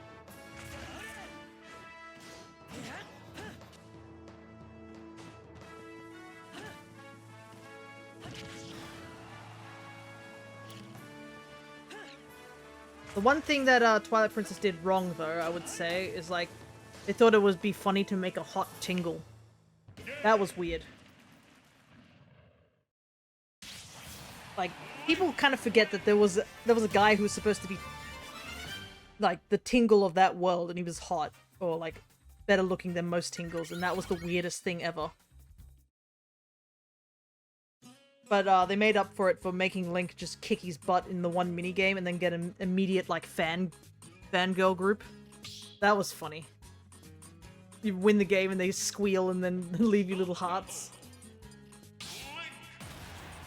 And then he gets really upset that you keep winning his minigames, and he's like, under his breath, he's like, don't come back. And you're like, heh heh heh. 3, 2, 1, go! Or he pulling out the bombs. Will he blow them up is the question. He might just keep pulling out bombs but not do anything about them.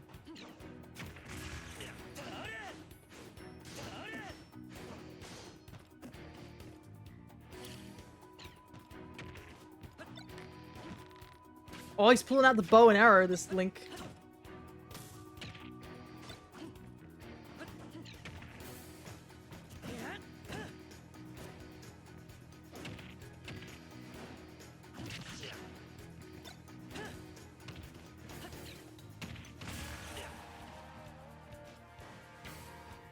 Yeah, I wonder if the AI really is different between the Links. It has to be. The other Link I was using, which is the Tears of the Kingdom one, didn't even touch like the bow or the bombs. Even I didn't even use those like whatsoever. Yet this Link's like, yeah, I'm gonna use those.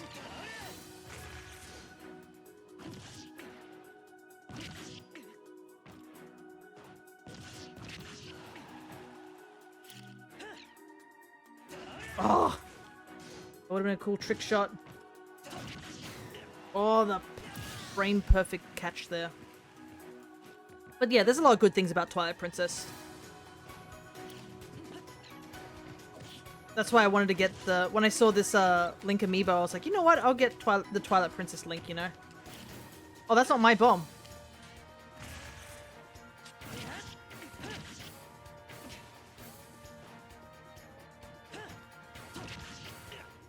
I saw him go for another one.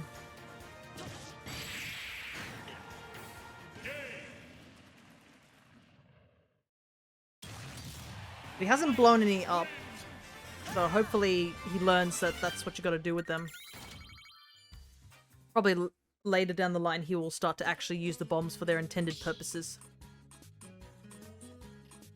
Oh, there's one thing that Twilight Princess did better than the new games. Link can pet dogs. Well, not really pet them. He can actually pick them up and carry them around. And cats as well. So clearly he has that better over Breath of the Wild. Still can't believe we got a sequel to Breath of the Wild and they still didn't let us pet the dogs. Such a travesty. That game could have been 10 out of 10, but we can't pet the dogs.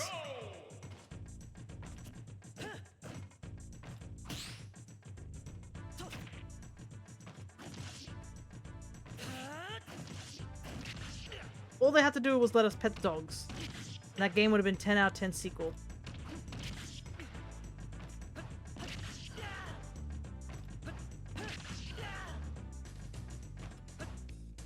Heck, you can pick up dogs in like Majora's Mask and Ocarina of Time.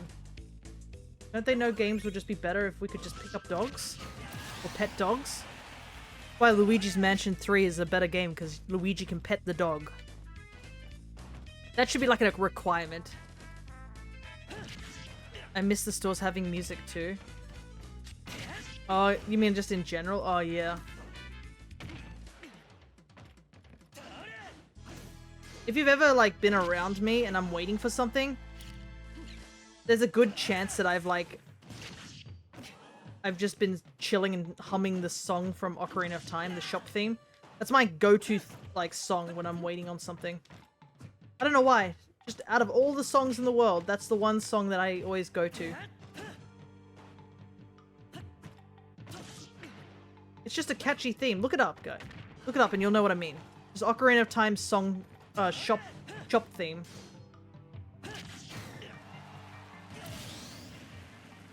Good ass song.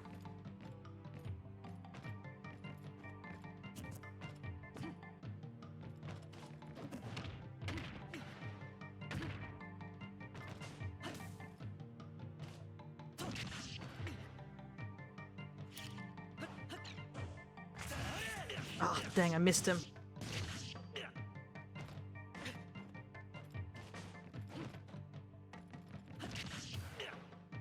I also wonder, like, there's a small part of me that thinks, yeah. I feel like they're gonna probably port Smash over for the new games. I don't know. I know a lot of people, there's a couple of people who are just like, there's going to be a new Smash game eventually. But a part of me thinks that, I mean, they could just easily port Ultimate and nothing would be wrong with that. Maybe they have to buff some characters and fix some DLC, but like... I feel like Ultimate's going to be around for quite some time. I mean, it's massive game. Very hard to top it.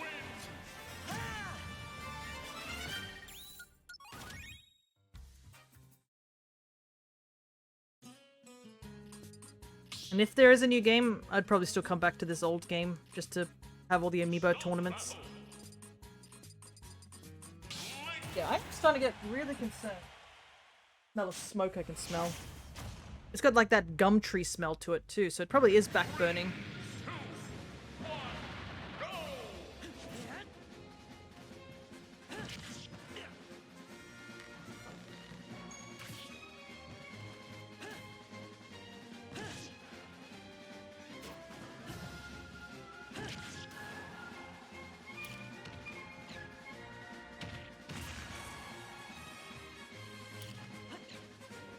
Come on, use bombs. I know you want to. I'll try and teach you how to use bombs.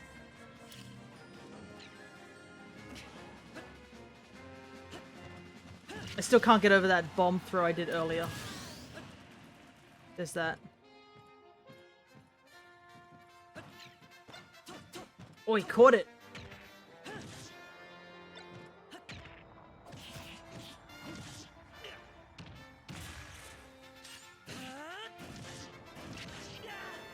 Oh, that was cool. Did it do much? No, but it looked cool. That's all that matters, you know?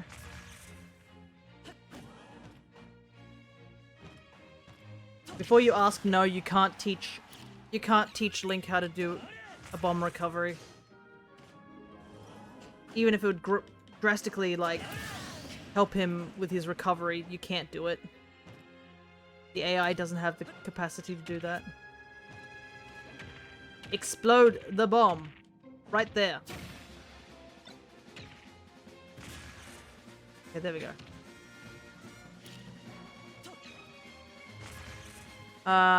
You think we'd get true remasters for Nintendo games, like retextures and improved lighting? I mean, they've done HD games and just made them more available. Like, Skyward Sword got a HD thing. I know some people still wish that Ocarina of Time and Majora's Mask got the Switch treatment, or even the Wii U treatment. I'm actually kind of glad they didn't get the Wii U treatment, as much as I do like Twilight Princess and Wind Waker being on the Wii U's, because they're still there, unfortunately. I kind of wish they would come over to the Switch.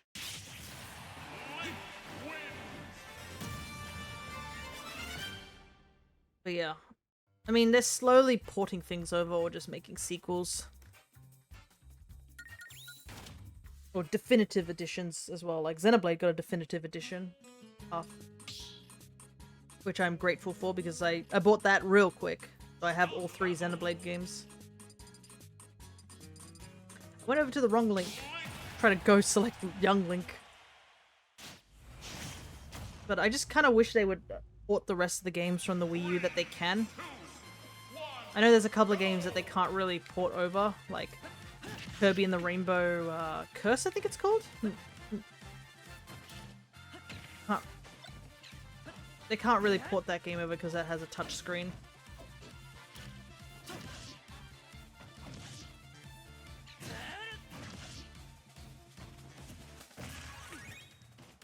Blowing them up now, which is good. He's learning. Learn the way of the Bomb Master.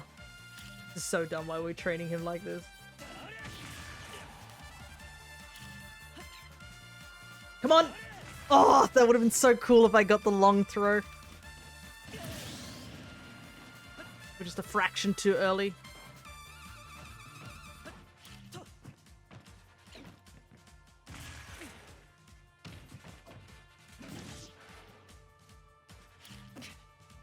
Or he's like pulling them out frequently now.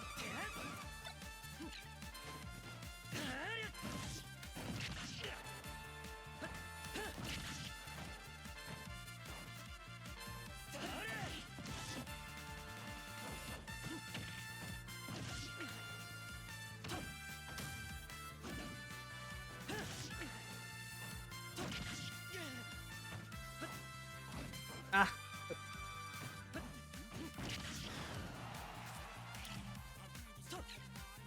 Come on! Let's go! Even with the slowdown. I'm having more fun, somehow. This is such a dumb build to teach the Amiibo, and we're doing it anyways.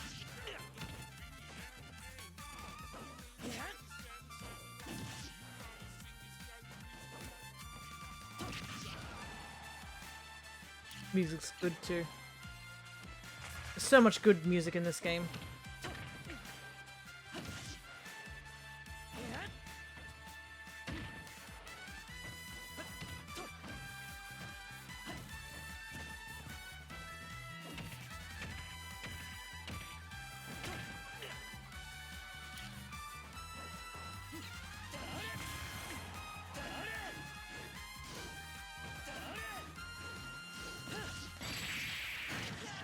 Go! I'm getting better at this. Would I play as Link in regular speed? Probably not. I always like young Link over. I think young Link's a bit easier for me to control over regular Link. That's just my preference. Stop battle. It's nice to do it at slower speed because I get to chill a bit. I get to talk. Not like focused, hard focused.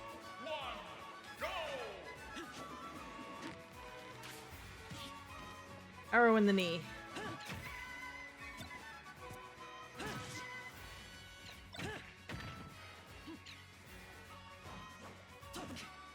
Whoops. Made a mistake there. Whoop. That was in regular speed, I would not have recovered from that.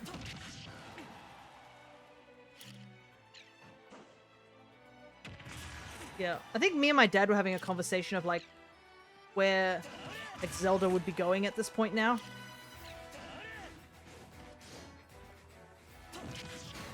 Ooh, we got that tip of the sword. Because, I mean, Breath of the Wild and Tears of the Kingdom were like massive games. And they're very different from like their predecessor, which was literally Skyward Sword. It's so wild to think that the game that came before Breath of the Wild was literally Skyward Sword.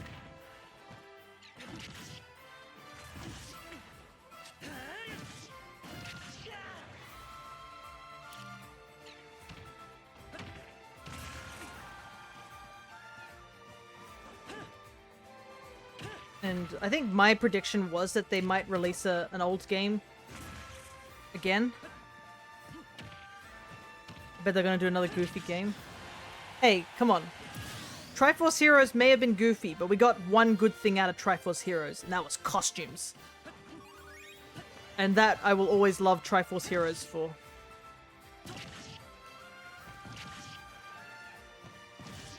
They're like, oh, we're gonna put Link in a dress? Absolutely. And I was like, thank God. Finally, some good content. Also, I just loved a lot of the outfits in that game. It was so good. Were they silly? Absolutely. Did I enjoy every second of the silliness? Absolutely too. Oh, I missed. But yeah, they usually put a goofy game after every big release. I like how this is the implications that Age of Calamity is considered a goofy game.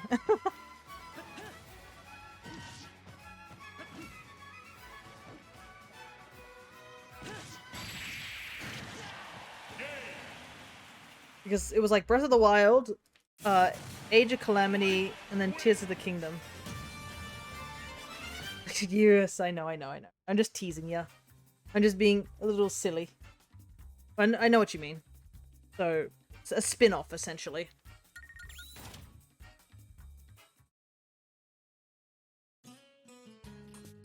But what would the spin-off be, I wonder? I mean, it's been a while since they've done, like, a game in a different art style, I guess? Because they have used Breath of the Wild's art style for quite a bit. Like, the last recent game that they did, which was in a totally different art style, was literally Link's Awakening. Which is in that chibi art style. My thoughts was that it was gonna be, like, I thought it was gonna be like a game that was really, really old being re-released. Like, you know, something like the Oracle games. But, like, then they were like, oh, in the Virtual Console, the Oracle games, and I was like, oh, okay. So, and Minish Cap's also on there too, so I was like, oh shoot, that was another old game that was on my list of could happen, you know? Crossbow Training 2. I'm still so sad that Crossbow Training was created by Miyamoto and it killed Twilight Princess. Because I'm pretty sure Crossbow Training was... They actually were planning on making a, what was it? A sequel to Twilight Princess, you know, by the way it ended, you know, sort of thing. And then we got Crossbow Training, and that makes me sad because it basically means we never found out what happened to Midna. I will never forgive Nintendo on that one. Because they gave Twilight Princess Link one of the worst endings. Well, I wouldn't say the worst ending, but they gave him a pretty awful ending compared to, like, a lot of other Links. Well, I guess the Hero of Time kind of suffered as well.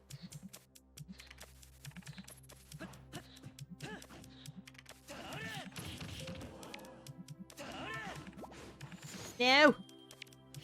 I mean, didn't we get a wrap-up in the manga? Well, the manga was still, like, based on the games, mostly, and they kept to the same ending. And the same ending is Link and Midna gets, like, separated. Because she breaks the mirror. And then it's sort of implied that Link just leaves. He doesn't even get to go back. He doesn't even go back to Ordon Village at that point. At least in the manga, they made it, like, the implications that Link wasn't originally from Ordon, so he didn't have as much reason to stay once he'd, like, finished his journey. But it's still, like, you know, that's it. Like, he just goes off somewhere. We don't even know where he goes. He does basically the Hero of Time, where the Hero of Time just goes off on a journey to attempt to find Navi and doesn't succeed in his goals. So, I mean, technically that could be the same thing for the Hero of Twilight. He just goes off and never finds a way to get back to Midna at all, which is just as depressing.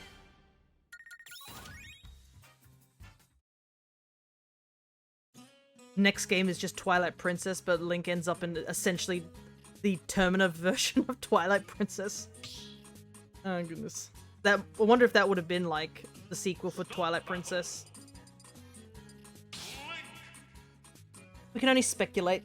I'm pretty sure there's like literally no information on this supposed sequel except the fact that it was going to be a thing, but then Miyamoto suggested making Crossbow Training, and Crossbow Training did so poorly that they didn't consider doing it. Hey, it's this song from Xenoblade. This song's pretty good too. It's just, it sort of throws me out of the game whenever I hear this song in Smash, because this is like, when this song plays, like some serious like shit is going down. That's what this song means.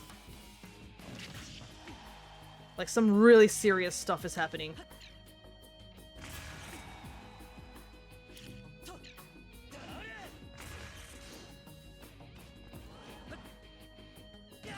I have to play Xenoblade on stream one day. The downside is that it's a very, very long game. Even just the original. All three games are really big JRPGs. Heck, I think they would be even longer than our Dragon Quest one. And this was Dragon Quest. Like, 11 has a huge story. And I think Xenoblade still tops it. Because the Dragon Quest 11 has side quests. But compared to, like, Xenoblade's side quests, oh, it doesn't even hold a candle. Xenoblade's side quests are massive.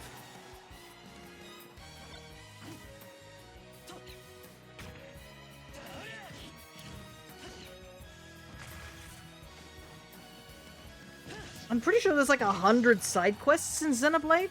This is the original one. We're not even talking about like 2 or 3 either.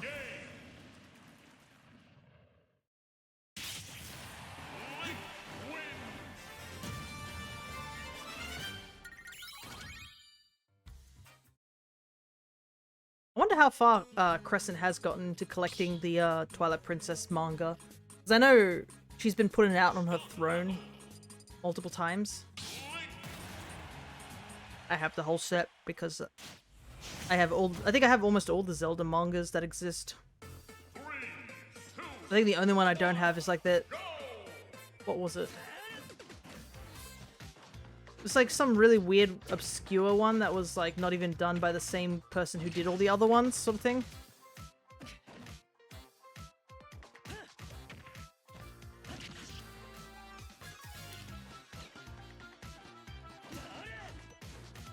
I can't remember what game it was based off though. It might have been like based off just A Link to the Past or something, maybe. Don't remember. It's just a really obscure one. It's not even like, it's more of a comic rather than a manga, that one, I think. Because it's in like a big book format.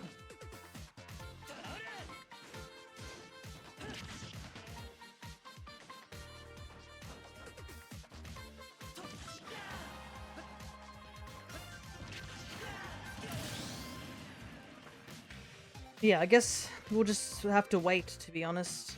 Just no news on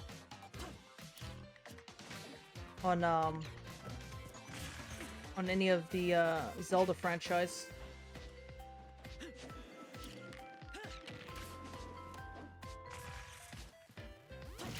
He is pulling out bombs so much more frequently. I think we've thoroughly trained him to use bombs.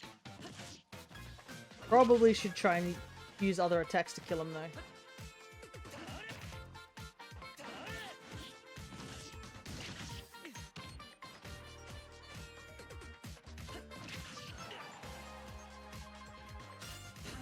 Oh.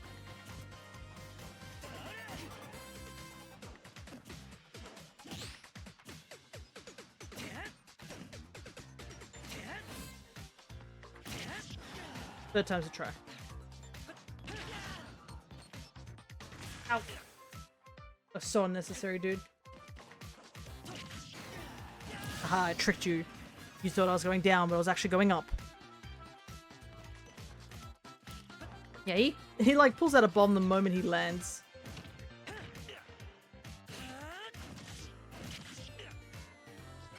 But I don't know if he'll just detonate it if I just leave it there, sort of thing. Well, so he seems to just detonate it after a period of time rather than like detonating it because I'm nearby or something. But I guess AJ, we've achieved our goal. We've made him a bomb maniac. Is this gonna help him fight? It's pretty funny, but also weirdly threatening. Puts a bomb out and just stands and stares at you and just detonates it behind you. Stop battle.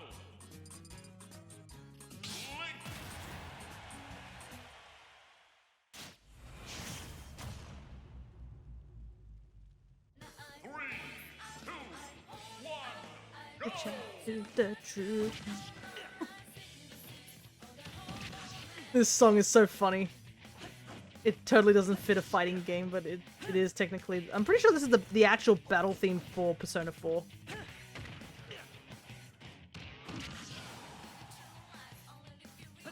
Oh, is Morgana also slowed down due to the slow speed? I guess so. Kinda neat. Did that kill? That's only at 100.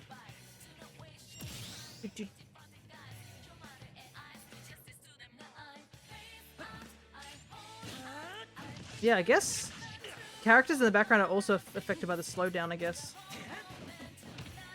I do like the splash effects, though, of when you land on the stage. Because I'm pretty sure that's, like, all in Persona 5, the whole splash effects. When you're running around in Mementos, I believe it's called. I have not played a Persona game. My only knowledge on Persona is literally watching people play Persona.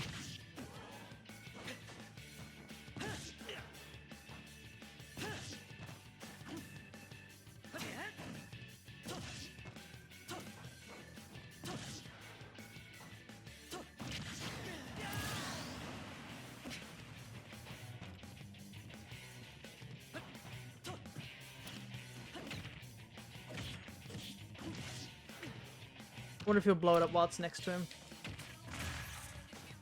Oh, interesting. It didn't blow up the other one. That's weird. That clearly blew up mine.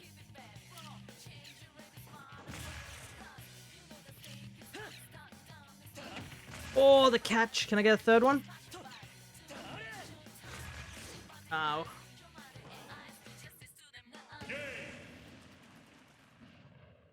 I always find it funny just looking at Persona 4's, like, art style? No, what's the word?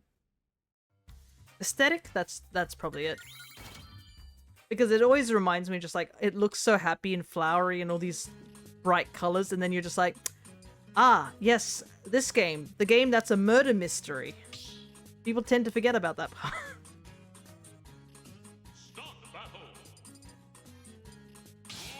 Though I do have a soft spot for Persona 4 and its cast. Because I think that was the first Persona game I watched, was Persona 4. I know a lot of people do like Persona 5 and 3 and whatnot, but yeah, 4 was the one I sort of started off with. And also, Persona 4 did get a pretty funny anime series out of it, which is crazy. I think both the original and the golden version got animations, but obviously the originals... The original anime for Persona 4 is just that it's got the old style of anime sort of feel, you know, like the humor of old animes.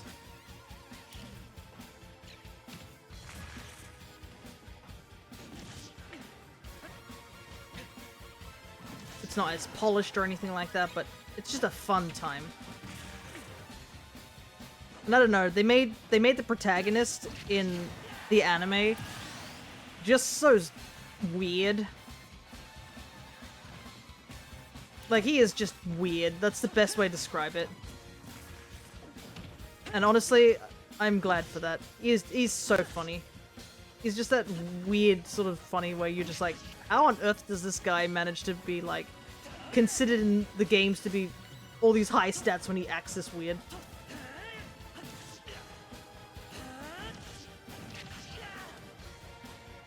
But I like those type of protagonists. I'll take quirky, weird protagonist over silent protagonist. Like, don't get me wrong. I play a lot of games with silent protagonists and stuff like that, and do enjoy that sort of stuff. But I think I just like how when they add all these weird quirks to their personality, either through like their actions, their dialogue choices. That's so much fun. That's probably like my one downside of like, what is it, of 11, is that a lot of the choices that you can make in that game are just yes and no questions. Sure, you do have a little bit of personality shown from like past flashbacks and just like some of the actions you take, but nothing too out of the ordinary.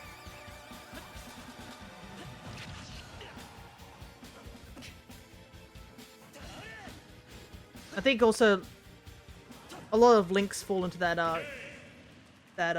category too.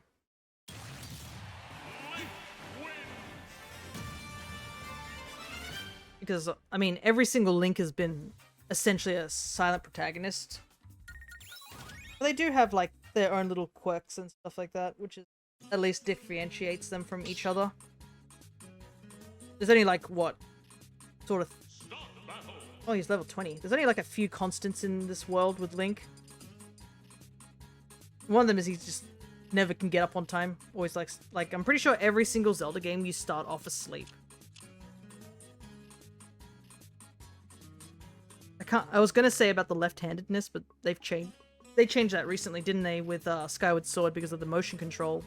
I'm pretty sure Breath of the Wild Link is also... Is he right-handed or left-handed? I feel like Breath of the Wild Link is also right-handed too. It's been a while since I played Tears of the Kingdom, so I don't remember off the top of my head. I wish I did, but I just don't. Alright, we're at the 2-hour mark. What's the game plan here?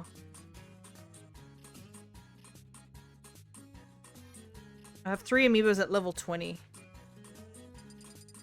I think we'll just head out real quick and take a look at their and save the data on them real quick.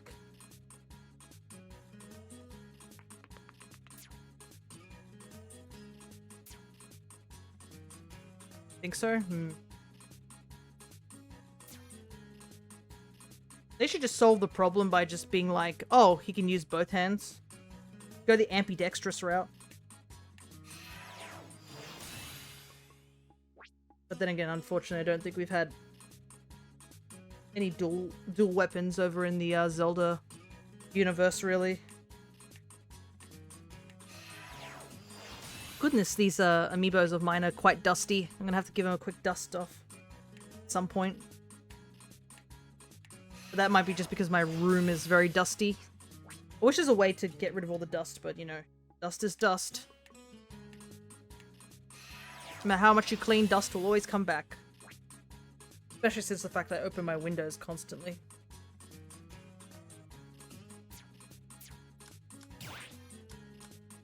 Let's take a look at the first Link amiibo we were training and see how he is.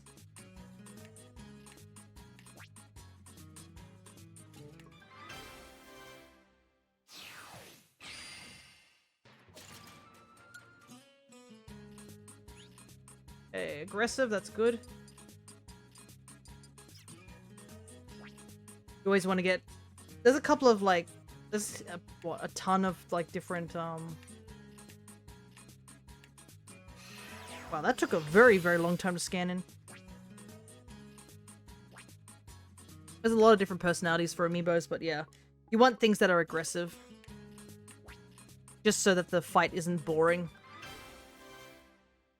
Because nothing is more boring than watching an amiibo just run around and jump around without ever attacking. I've had, like... I think I've mentioned this story multiple times of just one amiibo.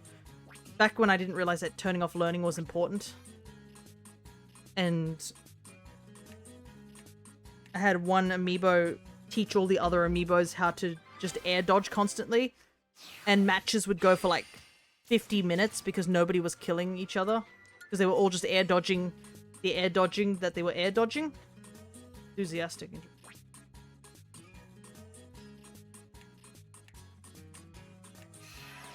So yeah, that didn't go well, to say the very least.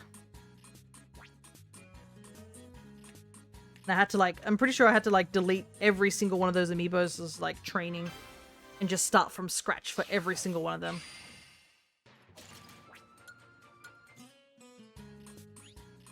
So all 3 of them ended up with aggressive except the Ganondorf amiibo, which I didn't do in slow smash, and I did it in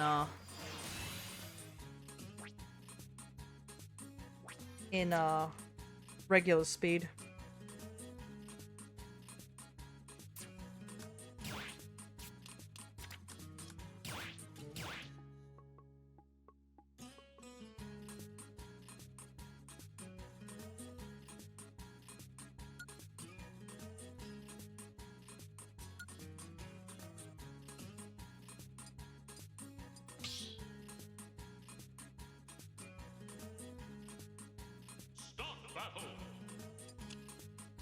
I think I'm gonna focus on... It took us 2 hours to get to level 20 for these 4 amiibos, so I think what I might do is just focus on these 4 and get them up to level 50.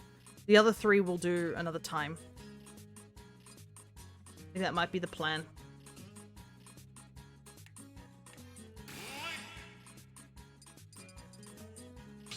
You'll see a lot of Link gameplay, guys.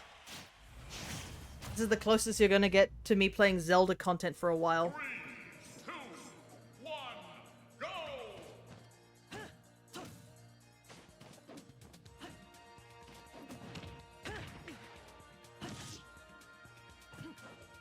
Well, I guess I did play the randomizer recently. I definitely need to get that Ocarina of Time Majora's one up and running. There's one thing I'd love to do for a Ocarina of Time and Majora's Mask random, I guess, rando. Because I'd love to do a crowd control version. That would be fun, but I don't think we have enough people to do crowd control. It's just... I would love to do crowd control because it's funny. If you haven't seen what crowd control randomizers are, you're in for a treat. It's basically watching how your audience screws you over. The best way to describe it. And you pay a point system. I don't know what the points are to actually put the points in and whatnot. If it's real life money in some cases or whatnot.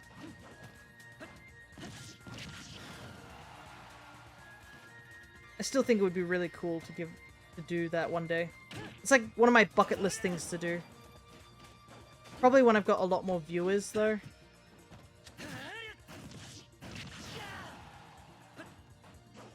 That will be our... You know how we were joking about like what the next follower goal is? We should just make it like follower goal 400. Crowd control.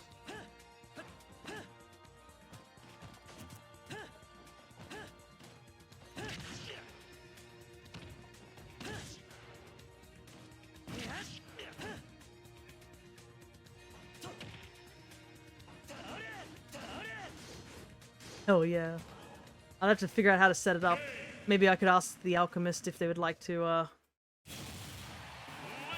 let people know about it too, because they have quite a big group too. It would be interesting to do a race, but unfortunately I don't think the Alchemist is that good on randomizers. I don't think they've done a randomizer like at all. I'm pretty sure they've only just played through the games. And playing through the games and a rando is two different beasts, because you do need to have like a decent knowledge on a lot of the things that are in the games. Like, oh, where the certain checks are and stuff like that, because there's a lot of checks that you can like go do that aren't like part of the main game. Like a lot of grottos are not necessary to go into. A lot of other things can be seen as, oh, that's not important. Or just figuring out how to tackle certain temples when you don't have all the items. Or just simple glitches. There's a couple of really simple, like, glitches that exist in Ocarina of Time and Majora's Mask. Stuff like, you know, there's obviously the harder glitches, like Infinite Sword glitch and, like, bomb hovering and stuff like that. While they're, like, considered... I don't know. I wouldn't consider them too hard. They're, like... I'd say they're not beginner glitches, but I'd say they're, like, you know, easy glitches. Bomb hovering, maybe not so much, but Infinite Sword glitch is pretty easy. Even I've done it before.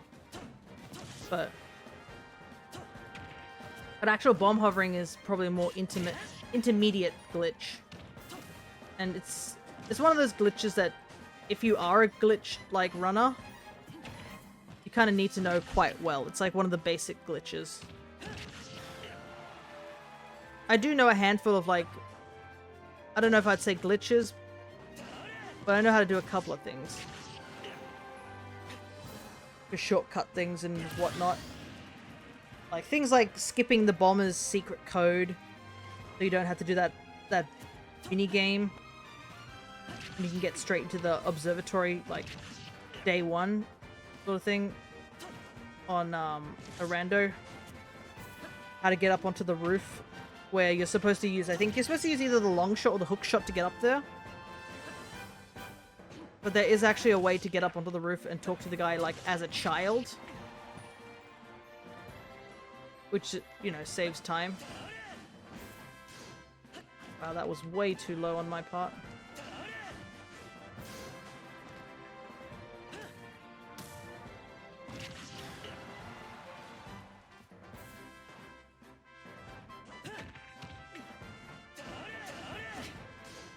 Go take that, bro.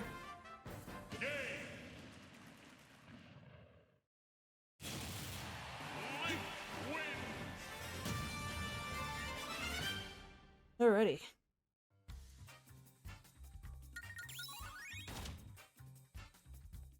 So is that 2 matches so far, and he's gone up 3 levels? I think we're getting to a point where the Amiibo is going to be lasting a lot longer on the field. And I believe they get more levels if they're alive for longer, or if the match goes longer. So I think we should see a little bit of a speed up, but yeah. The ironic speed up in the slow match. So yeah, he's going to be a much more competent fighter. I would say, compared to a CPU, he's probably at like level 7 CPU, maybe? Not to the point where he's dodging like a lot of your attacks. Like, CPU 9 is so busted. Because they can almost predict when you're doing stuff. They're able to dodge you so easily.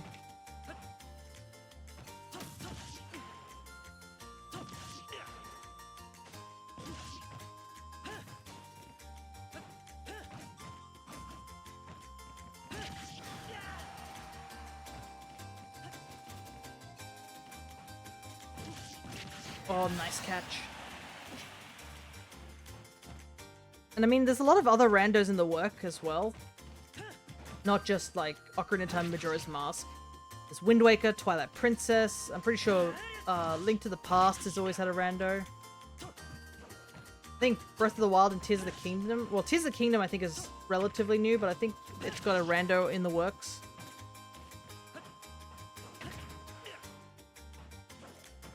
Skyward Sword has a rando. Honestly, that would probably on the bottom of my list of games I would play a rando for. I feel like with Skyward Sword, you have a lot less items to work with compared to like other Zelda games. So putting them in a randomized pool, not much to work with. But that might just be me. Skyward Sword is definitely a game. It's not my favorite, to say the least, of the Zelda games. And if you ask, oh, why is that the case? You might have to do something with the fact that you have 5 separate stealth missions in it. No, game, I don't like being chased relentlessly by giant hulking like beings of metal that can one-shot you. Why would I like to do that?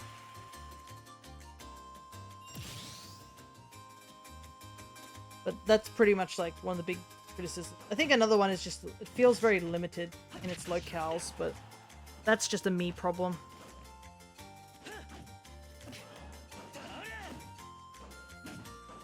Oh, and no, actually, I remember another problem. The imprisoned fight. God, I hate the imprisoned fights. We only needed to do it once. We really, really didn't need to do it 3 times. I've actually lost the imprisoned fight on the 3rd time because the hitbox for the imprisoned's head is so weird for some reason. Like I kept overshooting it or something like that. I couldn't land on the head properly. And I ended up like game overing to it. Oh, and if you do game over to it, you gotta start from the beginning. Yay! That was fun. Sort of thing.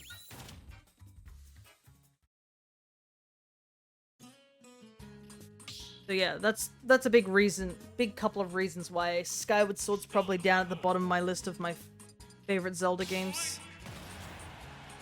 Bunch of stealth missions and the imprisoned fight. Which is weird because like one of my favorite Zelda boss fights are in that game too, so it's just like big high and then big low sort of thing. The Colossus fight is like one of my favorite fights in like a lot of the Zelda games because it's so fun. And I mean, the premise of it all like is fun too.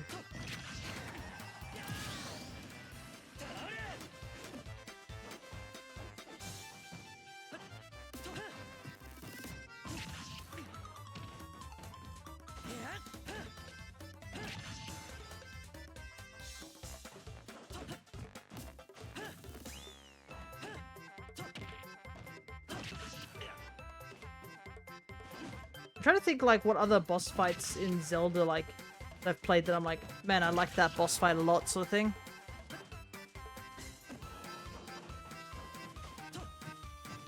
I would say nothing from Breath of the Wild. I don't know. Breath of the Wild's bosses were just not a highlight. Like, I think they really dropped the ball on bosses in Breath of the Wild.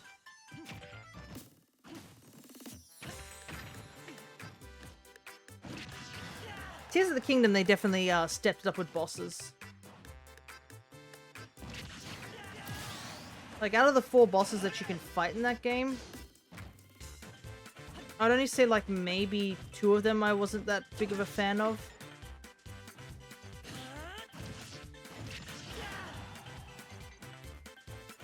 But, like, there are a couple of, like, extra bosses, too, which are pretty cool. And the final boss was definitely one of my favorites. Like, the first 2 parts of the final boss is really fun. If you decide to not completely just make yourself busted as possible. Go in on a more even playing field.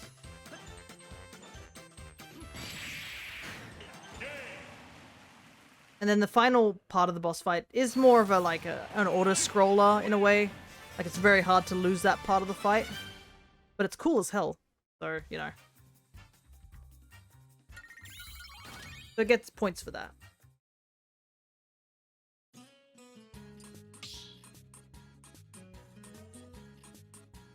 Think of the 4 main bosses that you fight in Tears of the Kingdom.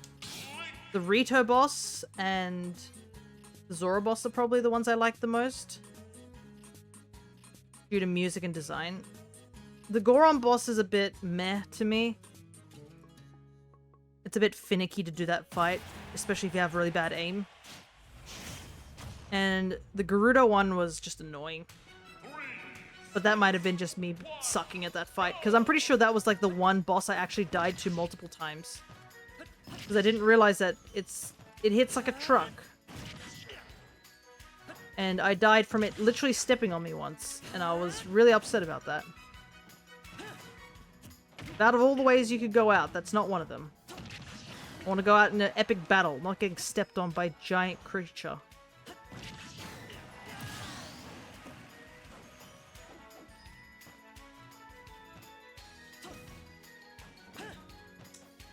Maybe I should do some stretches. I have been sitting in the same position for a little while.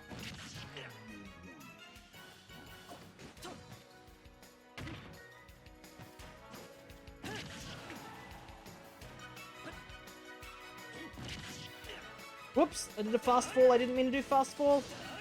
No! Got myself killed because of it.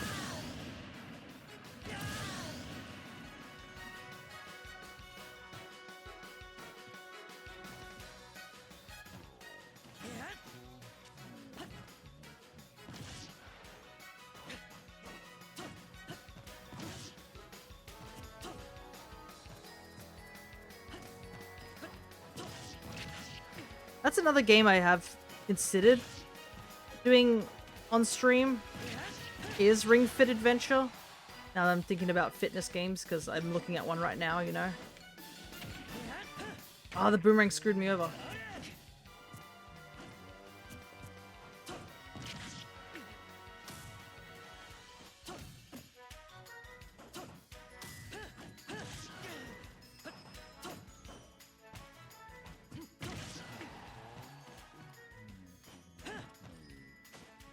Getting harder to kill. Gotta actually chase him down sometimes.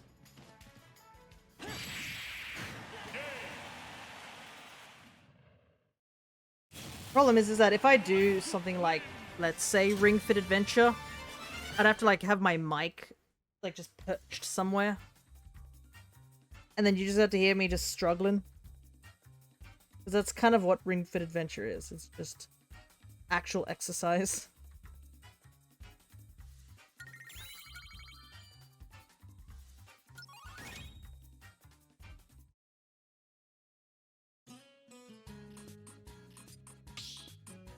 But I have to actually get back to it at some point and actually play the game. Because I think I played through like 1/3 of it and then I dropped it because it was something else. It was like, what was the issue? This was, I think, before I had a Switch in my upstairs room. So if I wanted to play that game, I had to do it out down in the living room. Wow, this theme does not match the location we're at all.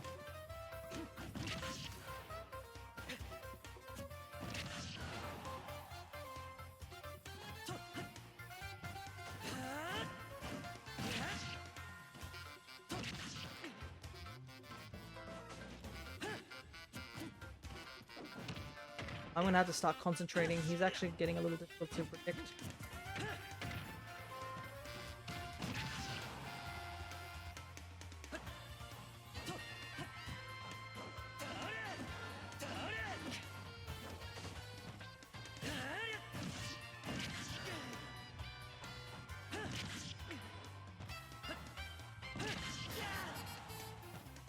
Why are we listening to the most cheerful music ever in Final Destination? You couldn't pick a worse song game.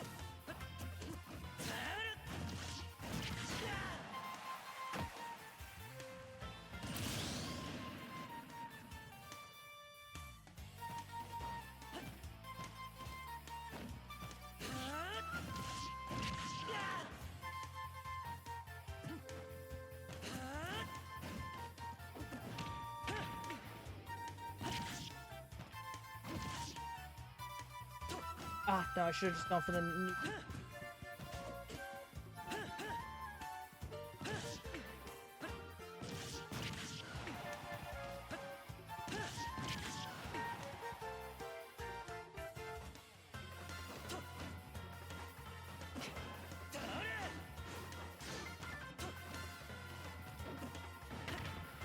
I wonder if,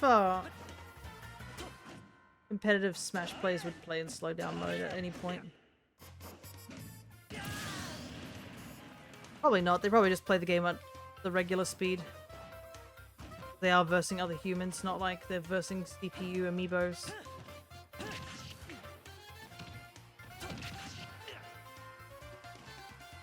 I do kind of wish that there were more amiibo tournaments out there in the world.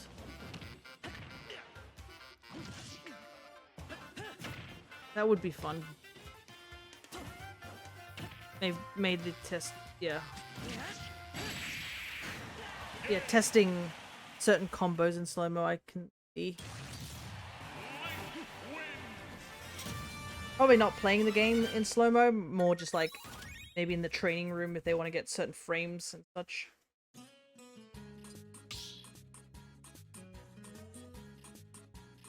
Start battle.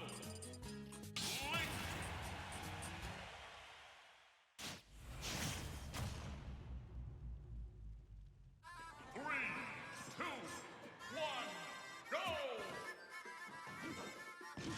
I'm trying to decide when's a good time to like consider like, oh, we've finished training him. Because technically you can train an amiibo all the way up to level 50. Nothing wrong with that, but I think there are some people who just train up to a certain thing and like, oh yeah, he's good enough. Because you can turn the learning off and after that they won't change their tactics. They'll just stick with whatever tactics they learnt up until when you turn the level off. I'm wondering if level 35 is a good point of when they're gonna stop learning. We'll see. It might be just seeing like how if they can consistently take stocks off me, then I would consider that as a victory. Man, it feels like that jump attack does so much damage sometimes.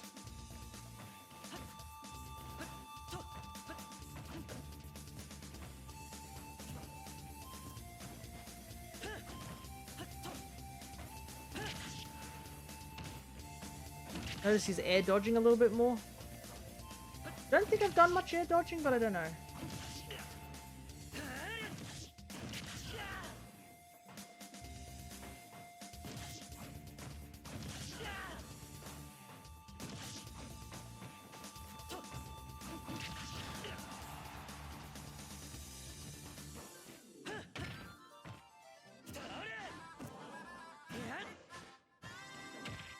Grab, grab.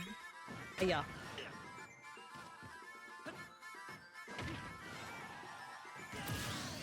Yo, that killed? Oh, I didn't know it was a kill move. I knew it was like, it would knock them back, but I didn't think it had enough knockback that it would actually kill. Excuse me, what on earth are you doing?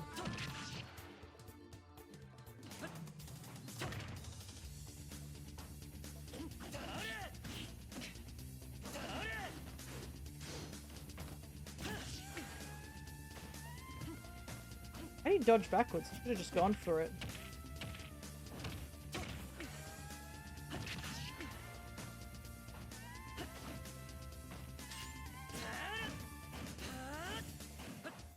What are you doing? I'm down here.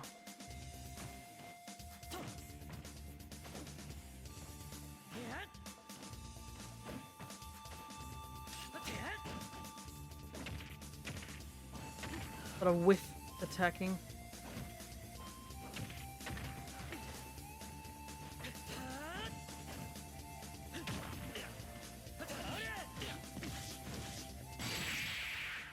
Let's go! Boomerang into spin attack.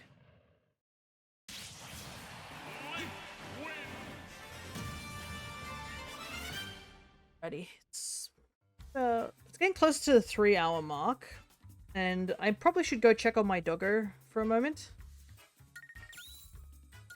Level 30, so I'm gonna decide when to go check on him. We might try and get this Link Amiibo up to level 35 or 40.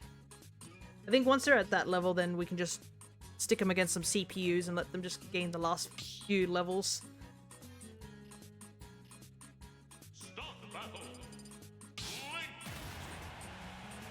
Because I do want to check on my doggo, make sure he's doing alright.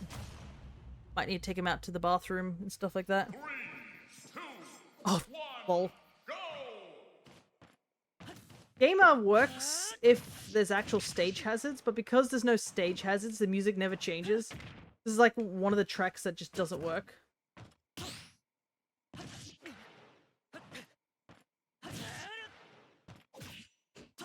I have no idea why we have just casually not done this during one of Crescent's like Smash streams. We should get like stage hazards and just play on Gamer.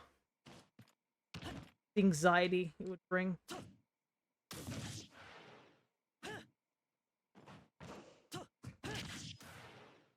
Certainly would have been fun. And I do like the look of Gamer, like the actual stage. It's got a very cell shaded effect. Really nice.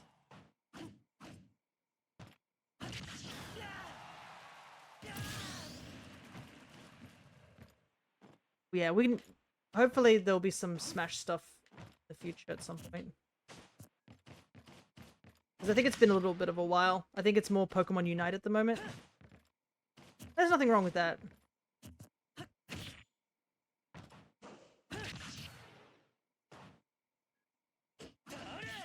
Uh oh.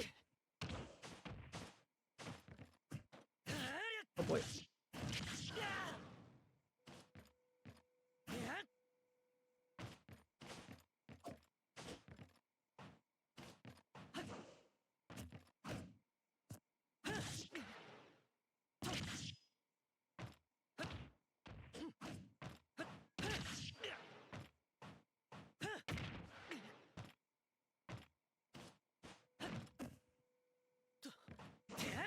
At least it seems like the Amiibo is now starting to air dodge to ledge, or basically grab ledge rather than go above ledge.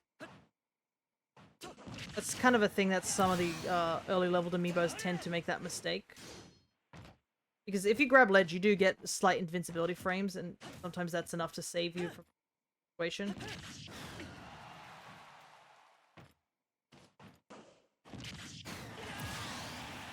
Nice.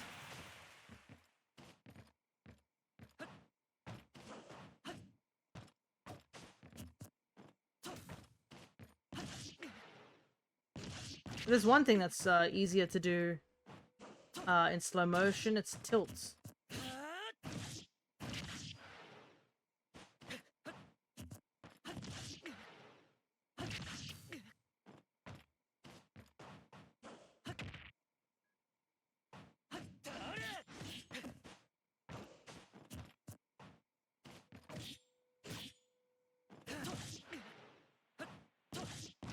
Gives your brain some time to think and actually put the input in.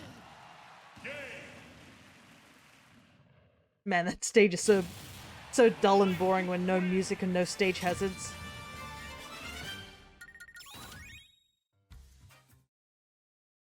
But that's, yeah, something else I don't tend to put in my tournaments is final smashes. I know final smashes are all cool and all, and they can help with some characters. But there are just some characters who have really busted final smashes that do like a stupid amount of damage, or they're really hard to dodge. Like Bowser's final smash has some really like has some chunk to it. Oh, this song. So this song actually got me in trouble on YouTube a couple of times. I don't know why.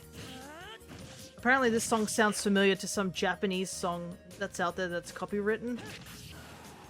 It's like, and it's not even like the whole song or anything like that. It's like just a couple of like seconds of it. They're like, nope, that's copyrighted. And I'm like, huh?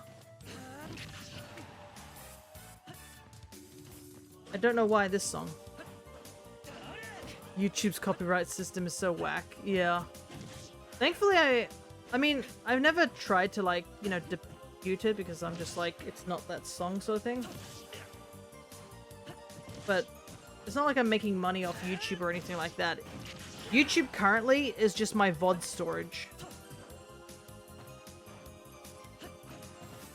Place for me to like put all the VODs of like things I've already worked on or played. Like, I don't make money off YouTube or, like, Twitch even. Like, heck, the stuff from the Ko-fi stuff was just, like... I wouldn't say it was because of Twitch, because I know some people were kind enough to donate. Given, Max's situation.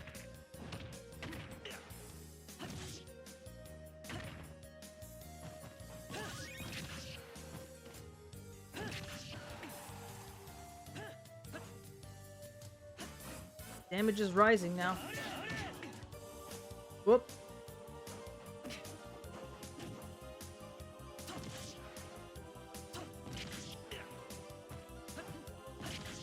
Trying to hit those rage points. Wow, that didn't launch him anywhere. Oh! Dodge that one really carefully. Yeah. It's like this song and there was another song. I don't think it was from Zelda. I'm trying to remember where it was from. It might have been from Earthbound?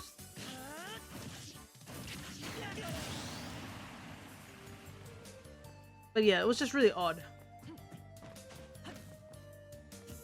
Because like, I've never heard these songs before and it's so odd that the YouTube I assume it's an AI that checks these things.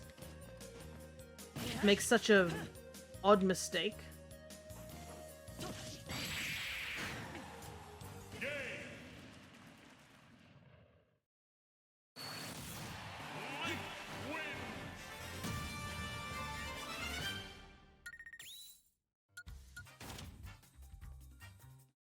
But yeah.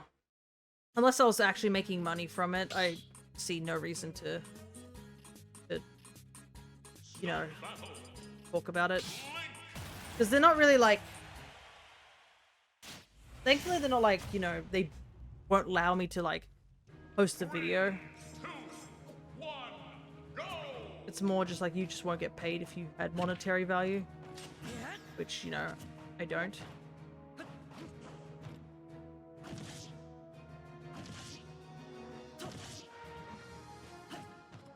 YouTube is a bit behind in those type of things. Because there's another thing YouTube's really bad at, and that's ads. But not, I know ads are already bad enough, but like it's more that you can add ads to your video to get money, you know, for it.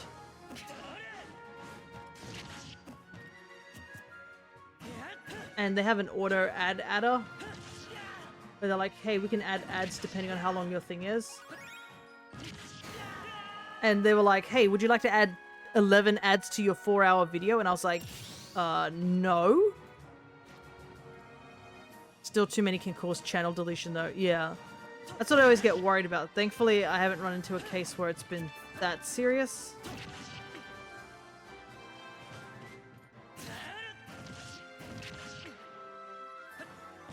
Most of the time, it's just like, you probably should be aware that this is copyrighted material. That's pretty much the biggest thing I've gotten.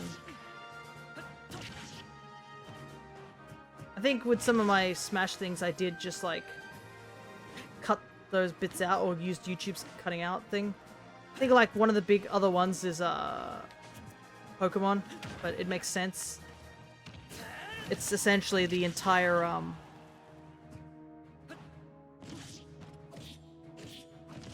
Speaking of, you reminded me to unpublish a VOD cause music.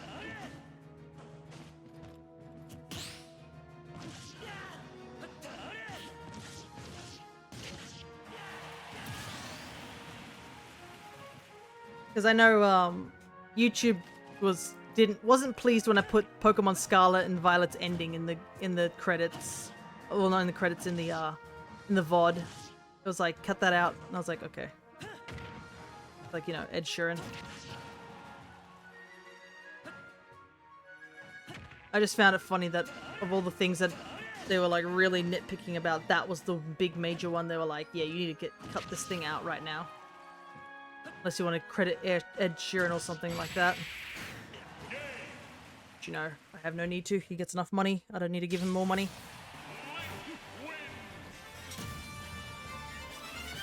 Yeah, I don't think I've gotten any, like, major strikes, thankfully.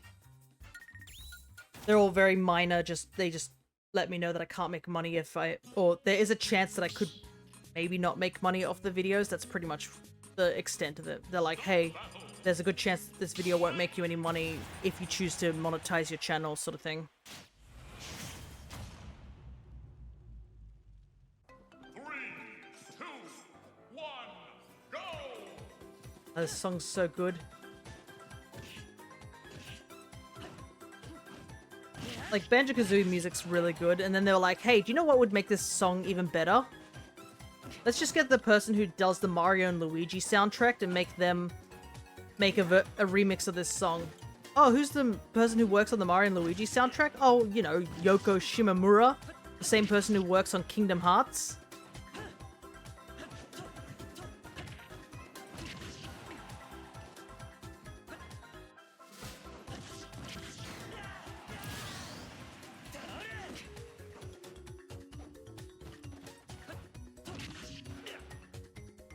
Also, is this like the first? This feels like this is like the first time I've gotten Banjo and Kazooie stage in the random selection. Also, this area looks so good.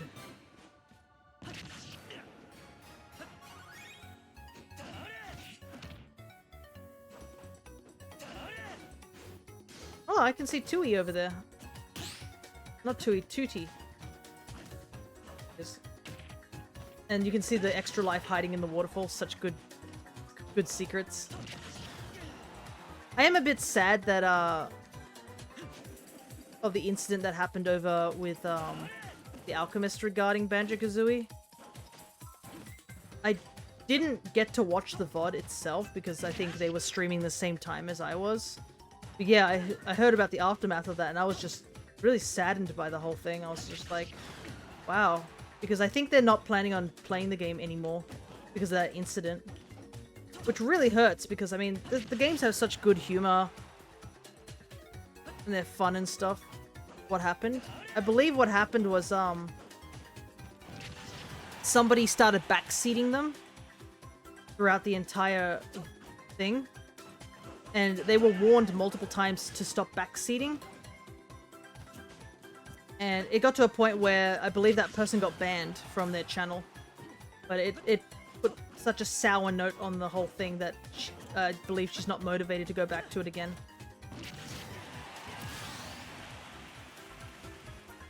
Which is a big shame, because there's some really great British humor jokes in these games.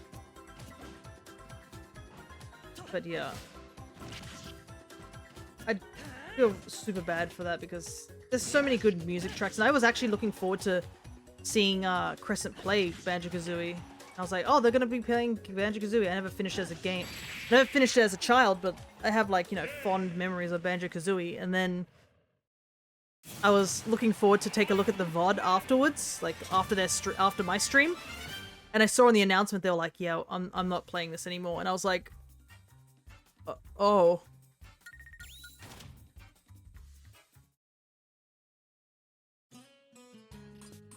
Which is, you know, a huge shame, but we respect her decision on that. Because, I mean, if she doesn't want to play it, there's no point forcing Crescent to play it.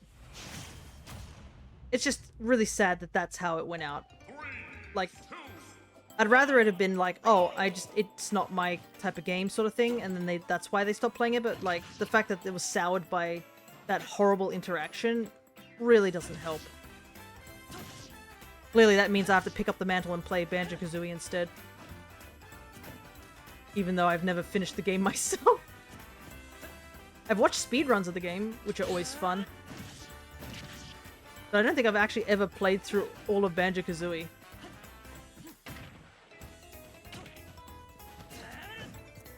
But yeah, I understand, like, when you first play Banjo-Kazooie, it's very difficult at times.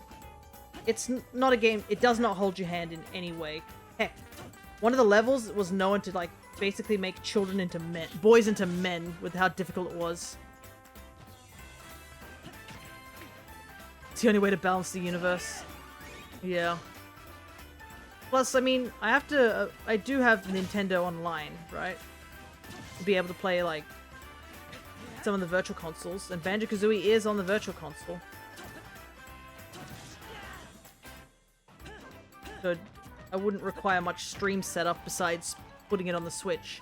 Plus, I still need to play Paper Mario as well. Like the original one. There's a bunch of virtual games I should give a go. Pretty sure, yeah, the original Kirby's on here too, isn't it? And an Amazing Mirror. Like, I would love to have just a bunch of Kirby games, like, in my roster of games I've completed, you know?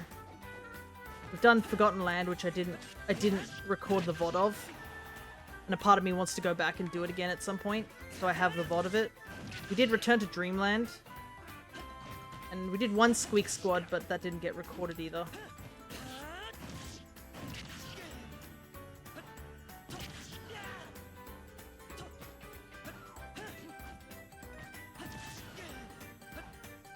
Kirby month, that would be cool. Because there's like what? There's Kirby, the original.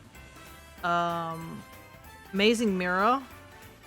Was Nightmare in Dreamland also in the virtual consoles? I know the Crystal Shards is, like Kirby 64. That's a big one.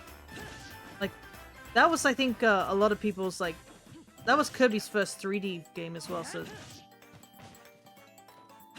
And we have Star Allies on the Switch. And now that I have the 3DS, like, available to record, we can do a proper, not emulated version of Squeak Squad, and also we can play Superstar Ultra, which is... It's a remake of Superstar, but, like, I mean, you might as well play Ultra because it added so much more, and it's better graphics. It's just like playing the original, just with extra stuff to it, so, you know. Might as well. We gotta do it. And besides, we need more Kirby stuff on this channel. Heck, my name is... my channel name is Flower Kirby, right?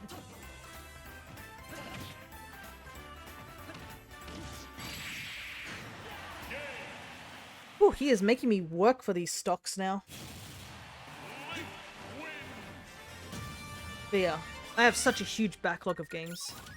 That's why I wanted to take a break from Shiny Month.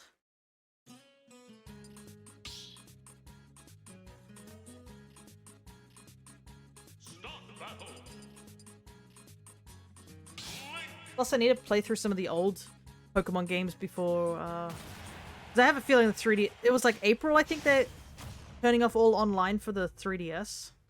3, 2, Hey, finally. 1, go! Zelda stage again, it's been a while. It's got appropriate music too. This version of Gerudo Valley is great as well, so...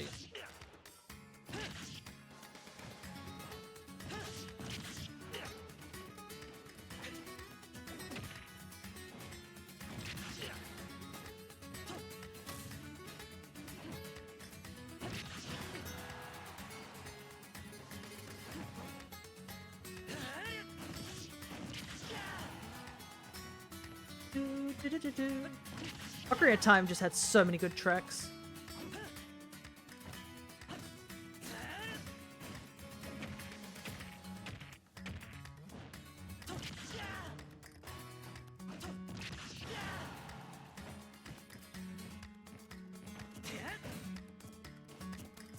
Oh, I let go of the shield too early.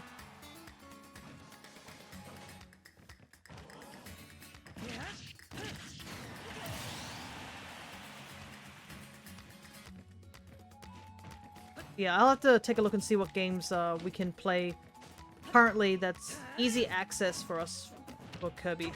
Because there's obviously some games that, you know, kind of out of my reach at the moment. I would love to play Amazing Mirror with a bunch of other people. I think that was something that Crescent mentioned about would be a really cool thing, because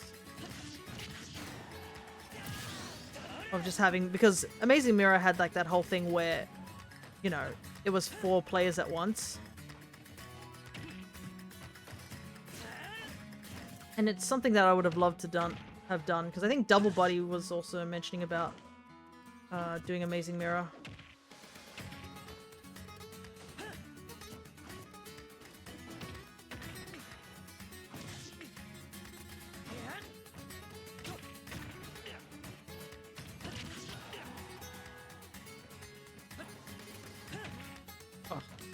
Got behind me, I couldn't kick him.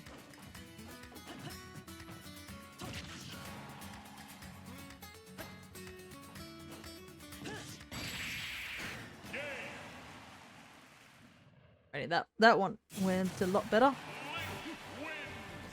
But yeah, that's another reason I want to ask Crescent to help me out with some stream element stuff. Because they do have like a Polarite system to like, you can pay to get redeems. I really want to do redeems on this channel, because that could be a thing to like see what games you guys are interested in me playing.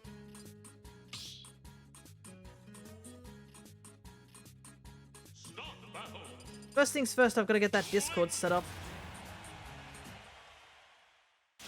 I have to look up a tutorial or something on that. And then I can spam you guys with all the shinies I've been finding, because I've been a bit worried that I've been spamming too many RNG shinies in Crescent's Discord recently, because I've been just RNG manipulating a lot of mons yesterday.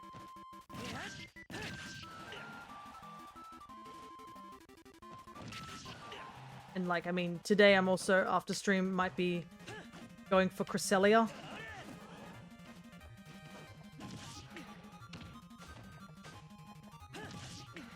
Because you need to at least have, I think you need to at least have Cresselia roaming to get Darkrai to show up. So I need to get Cresselia done, as much as Cresselia and Misprit kind of suck at doing that.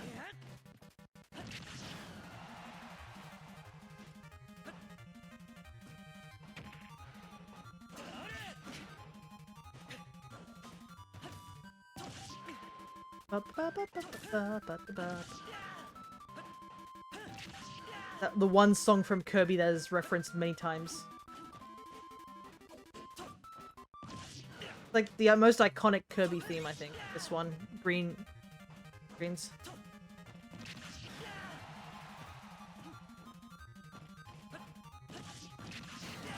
You'll get caught by that Amiibo. We're almost at level 40 though, where this Amiibo is getting quite tough to beat. But I feel like the Link AI isn't as like, I don't know, I wouldn't say it's dumb, but it's not as smart as some other Amiibos. Some other Amiibos AI is just too smart for its own good.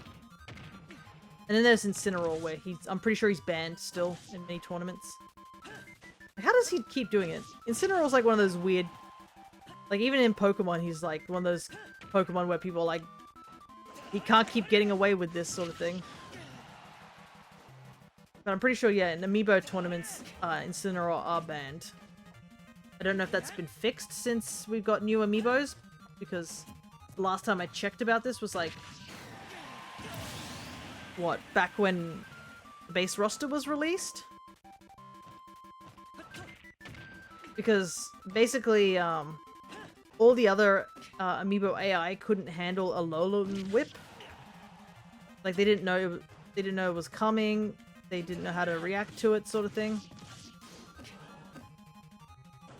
And because of that, they just kept, you know, falling into it. And because the Amiibo, once they know they got something that requires perfect timing, they will do it perfect timing every single time. So getting hit by a level 50 Incineroar's Alolan whip with a perfect timing, that just decimated Amiibos. And I'm pretty sure that was the reason they got banned, because Amiibos couldn't do anything about it.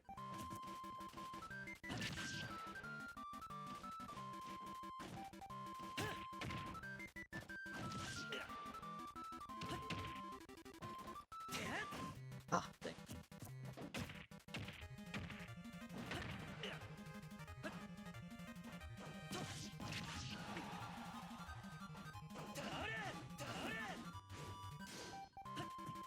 Wanted to swag on him, but I missed. Well.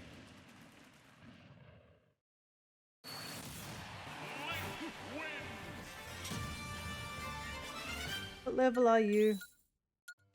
Still 37. I thought he was going to go to 38. Nope. I think he's like teetering on the edge of 38. I should probably play on other stages, actually. Not just Final Destination and Battlefield. I need something... Because there's obviously some stages that are either walk-off stages or have weird gimmicks. The King of Fighters stage is pretty much one of them, with the invisible walls. 3, 2, 1, go!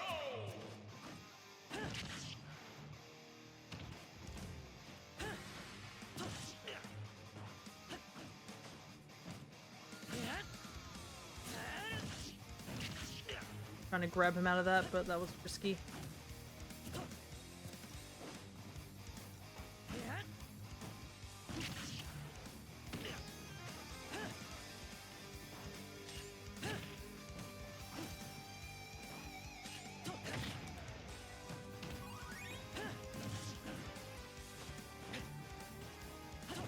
Getting harder to actually hit him sometimes. I don't know why.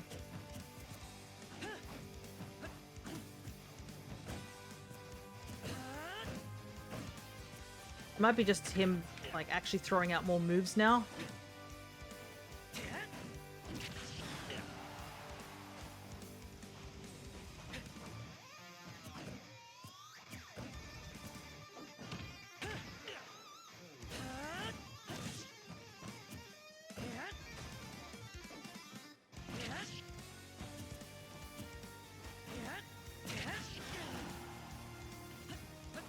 Oh.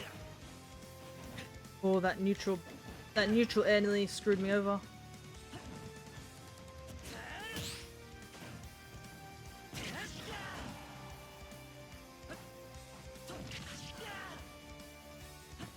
Got 100.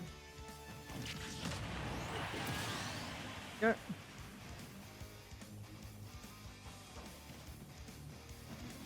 I still like how, what was the funny thing when Terry was announced and they were like, we added all these background characters except for one because, reasons. Or as they like to say, Smash is a game for good boys and girls. That was so funny. Sakurai really did say, like, we can't add this one character because of booba. And excessive booba. Which is understandable, like, that character's design is too much booba for this game. Oh, dang it. Oh, that was so lucky. That could have easily killed me.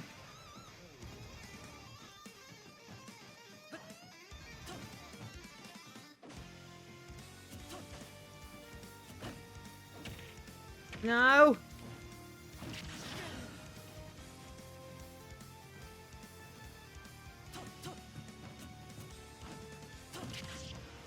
See if I can get more damage off. Oh, he kicked me out of my... Kicked me out of my spin attack. What the heck?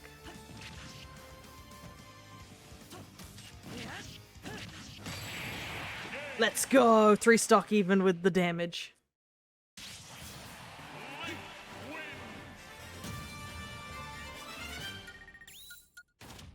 Wow, he's slowed down in the levels.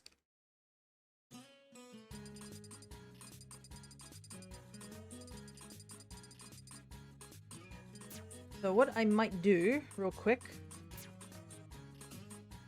Back out real quickly.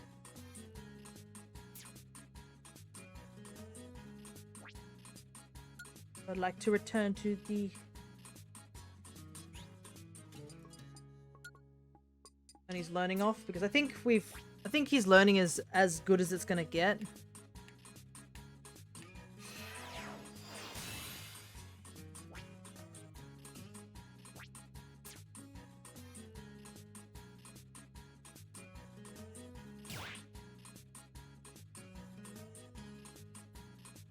And then I'll just have him fight a couple of matches on normal speed.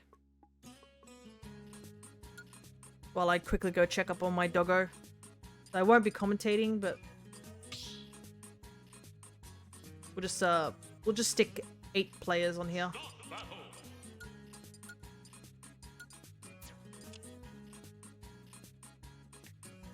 Should gain a level or 2 for doing this.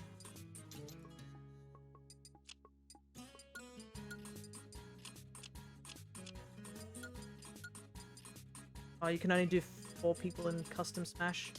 I guess it has to be a regular one. Alright, I'm gonna step away for a moment and I will be back in maybe 5 or so minutes. The match might end by the time I get back. But yeah. I'll be back in just a moment.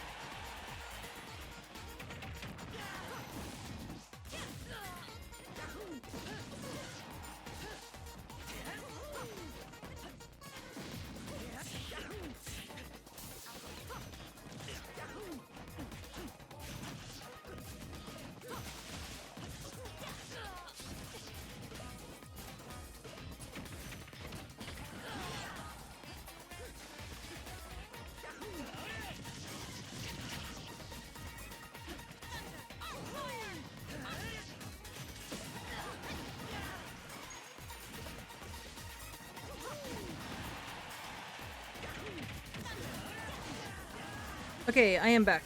My doggo is still asleep, so I decided not to disturb him. I just heard the sound of like multiple parries. Was that like multiple parries just then? Also, look, it's green Mario, like the legit green Mario.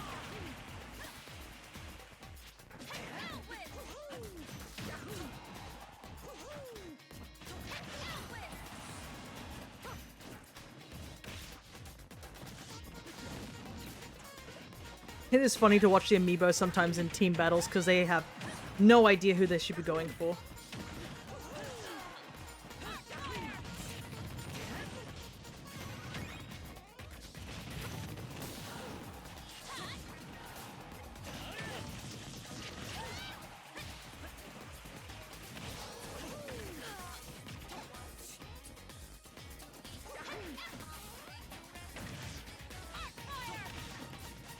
I've noticed this Link Amiibo tends to do a lot of like back dodges. I'm not too sure why.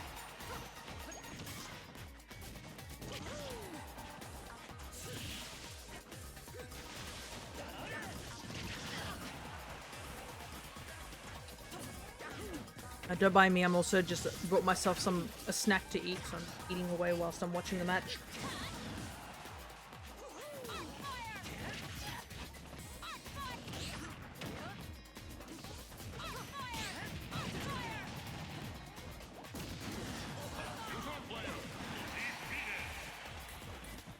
Me casually forgetting that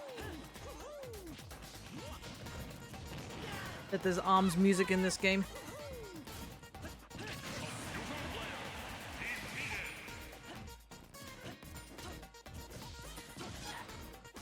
I think the big issue is that, like,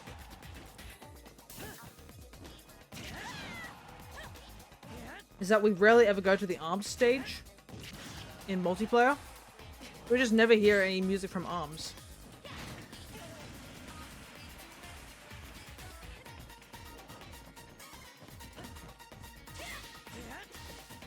The only time we get to hear it is because it's a multi-stage. Whoops, it went dark. Hello there, Awkward. Good to see ya.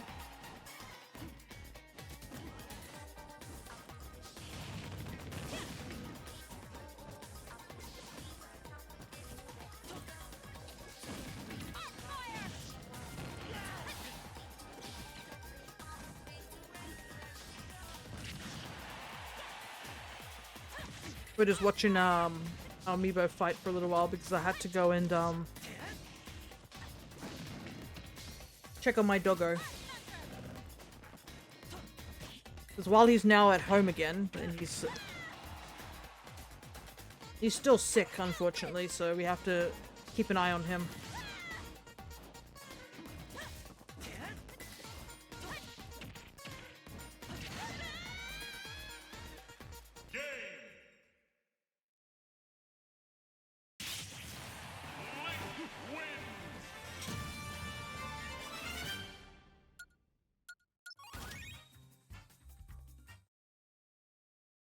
Yeah, he is now eating, which is good. The issue kind of is that, like, the problem, like, I guess the issue he had was it's essentially acute diarrhea syndrome. I think I wrote it down word for word what it was when it was on Cress's stream, but yeah, essentially he's got diarrhea to a very bad extent. And the thing is that it could happen at any time. So I have to check up on him like every 4 hours sort of thing just to make sure that he's okay. Right now he's fast asleep, so that's good, but probably when my stream finishes I'm gonna have to take him out to the bathroom. And he can't sit upstairs with me because obviously he's very gross at the moment. And I wouldn't want to get anything on my bed because that could make me sick as well.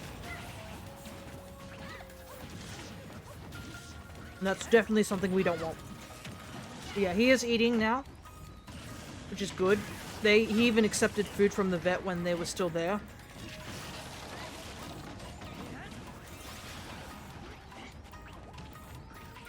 But yeah, we wanted to bring him home, essentially. And he is at home. But apparently last night he had a bit of an episode. So my grandparents had to clean it up.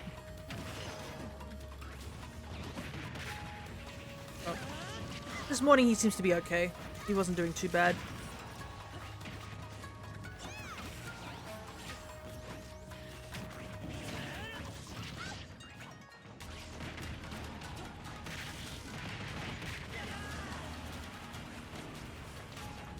Yeah, I think it'll just be like, it's gonna take him a while to get totally better. The hardest part is just giving his medication. We have to give quite a big chunk of medication. That's understandable. He is on the mend, thankfully. It's just if this man who's 100 years old fights me every time I try to give him medication. And my thumb got swollen because I kept trying to open his mouth and I kept putting my thumb on his fang. They kept like biting it technically. And he acts as if nothing happened after we feed him the medicine. Like he totally didn't like fight for his life while eating the medication. But hopefully the medication will be a lot less soon.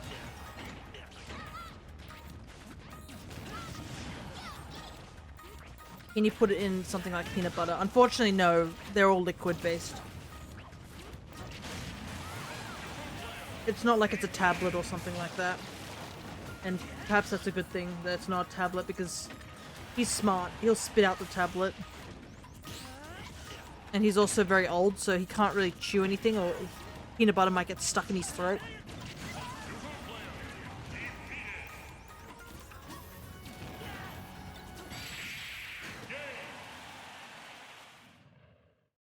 But yeah, it's just liquid medication. The hard part is opening his mouth to put said liquid medication into it. That's literally the downside.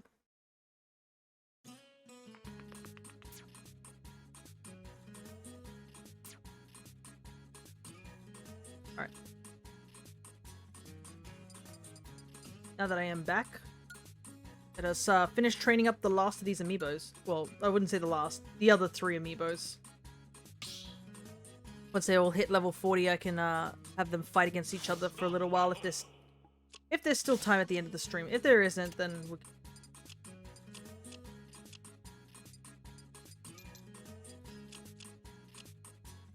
I can always train them off screen. Because I don't want to train the other 3 amiibo just yet. I think the other 3 will be another session. Maybe this weekend if I have time. Depends.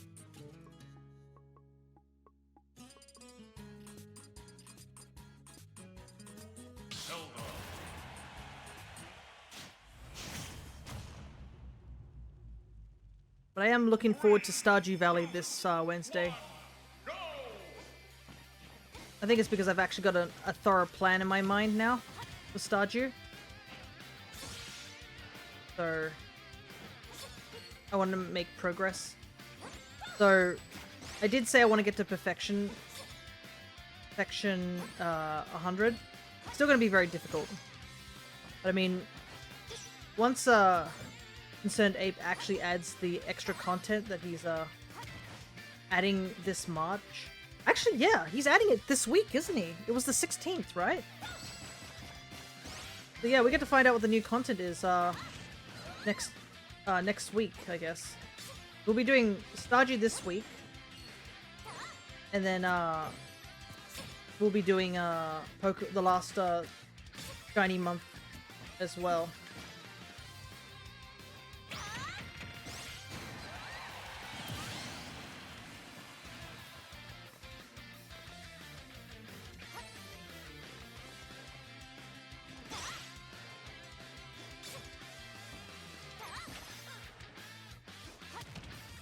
But yeah, I am definitely looking forward to seeing what the new stuff is. Even if it's like nothing too serious, it will still be like something interesting and new, just to add on our path of us doing the 100%. And also, our farm looks atrocious still.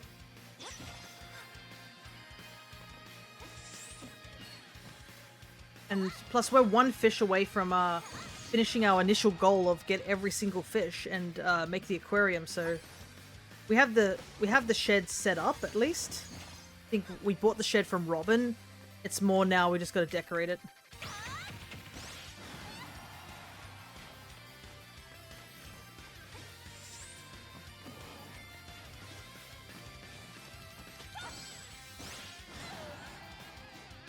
There's a lot of things I need to ask Robin to make me.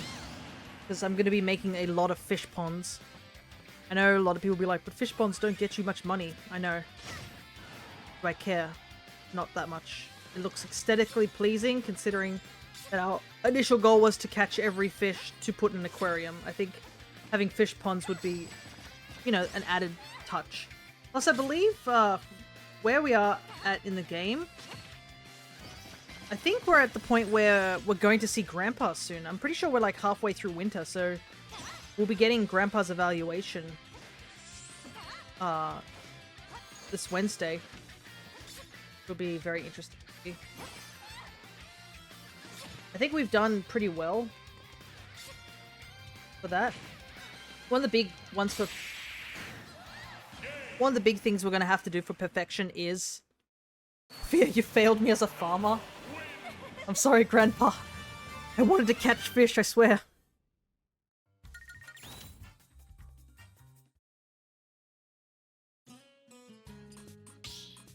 I mean, I think he does, he can say that you haven't made much if you do make no progress, he's like, oh, you haven't made much progress, but that doesn't matter.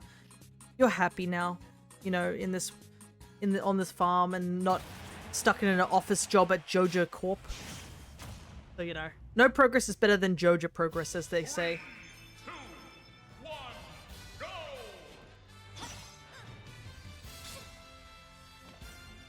I think Grandpa would be happy that I've defeated capitalism. That's what he should be proud of me for. I defeated capitalism in order to save Shane. That's all that matters. Whoops, I chose the wrong Zelda color. I was like wondering why I was pink. So you outed yourself with Joja and you're running a farm like on the store. Actually, funnily enough, I have not done a run where I've actually, you know, chosen to take the Joja route. And I'm not sure if I want to or not. There's a part of me that's like, I would like to do it. You know, to get the achievement on Steam. And to be like, I've done it sort of thing.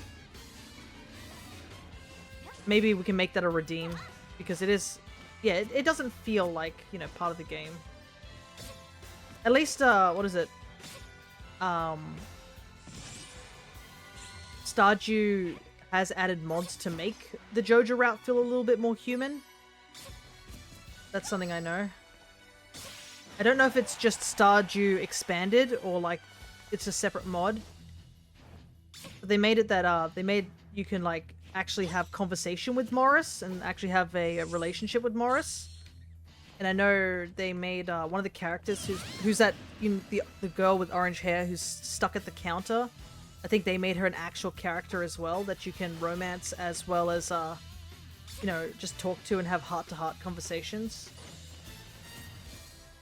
I feel like if that was in the base game, it would make the Joja route a little bit more like interesting, not interesting, more enticing. But then again, I'm pretty sure like Concerned Ape's like goal was to make the Joja route as, you know, awful as it's supposed to be, to discourage, you know, taking that route. Because pretty much the Joja route, the only thing it really adds is just what? It only adds like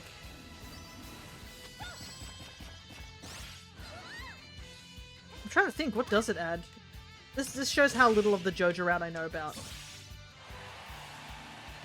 Is that I can't tell you what good it does. It just makes it easier because you don't have to get specific items. It's just make as much money as possible. So some people find it a bit too easy too.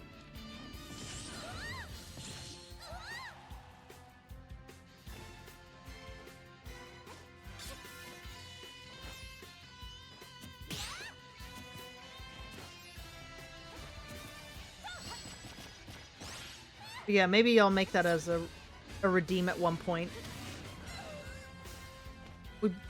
become scrubs and like do the Joja route. Yeah, the more money you make, the more you can buy unlock from the warehouse. Yeah, I think that's what it is.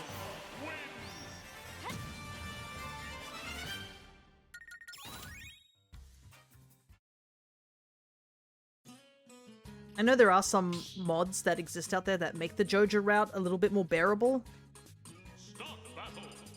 I think like one of the mods, if I vaguely remember, what it does is it actually once you do finish the Joja Mart route and like, you know, fix the warehouse completely, I believe the mod actually makes Pelican Town, you know, look nicer, because there's a lot of parts of Pelican Town that are a bit, you know, dilapidated and falling apart.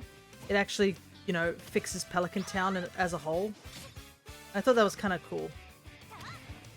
And also, obviously, the being able to talk to Morris and actually have those heart-to-hearts was another added thing. So, if I do do the Joja route, I would probably want to add mods to make it a little bit more bearable.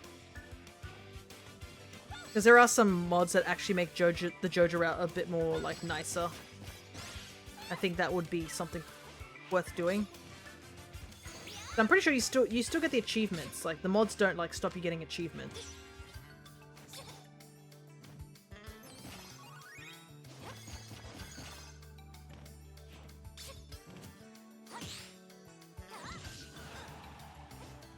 Yeah, it's not on the top of my priority list. The top of my priority list is to, yeah, no, I have to betray Shane. Or I have to find a way to, like, convince Morris to cut some slack on Shane. Because it's kind of funny. You think about, like, oh yeah, it's for, you know, helping out Shane, but, who else? I'm pretty sure, like, other villager, what's his name? This shows how little I know any other villagers in the game. It's not Alex, it's, what's his name? I've forgotten his name. Guy with spiky yellow hair. I'm totally blanking on his name.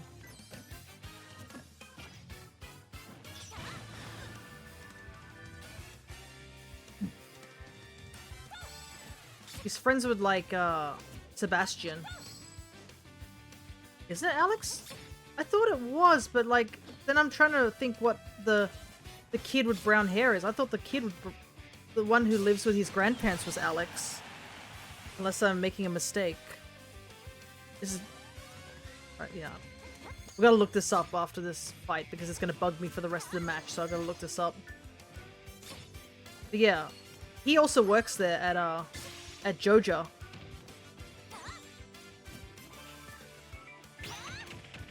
And when you, I guess, get rid of Joja from town, he ends up working at the museum instead. Alright, I'm gonna look this up really quickly, because this is gonna bug me.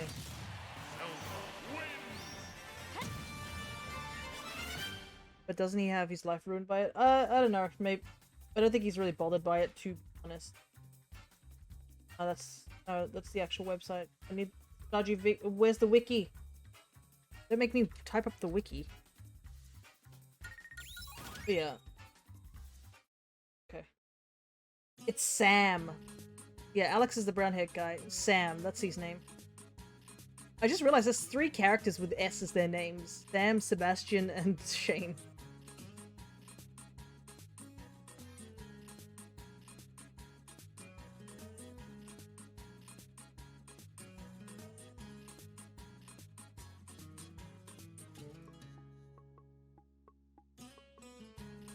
I have been satisfied with looking that up.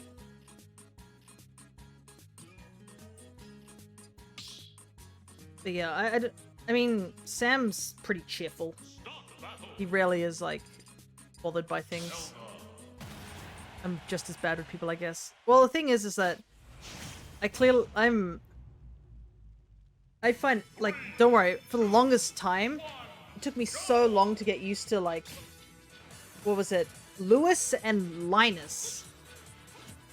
I kept getting them mixed up for the longest time. And that actually ended up, like, I think causing issues in a quest I did. Where I gave Lewis an item that was part of a quest, and he got upset with me, and I was like, isn't this what you requested? And then I looked at the thing, and I was like, oh, it says Linus. I was like, oopsies. So, what this means is that Concerned Ape needs to make sure that people aren't named the same thing.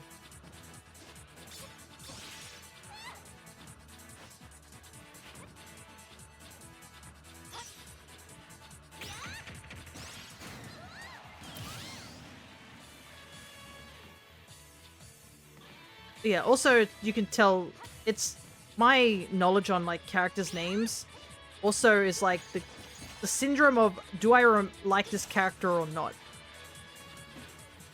Could be real life where people have similar names, yeah. Because, like, for me, I'm pretty sure, like, I've played a lot of video games where, like, if there's a character I just don't care for, I don't bother to really remember their name, sort of thing. But if they're my favorite, I tend to remember them very easily.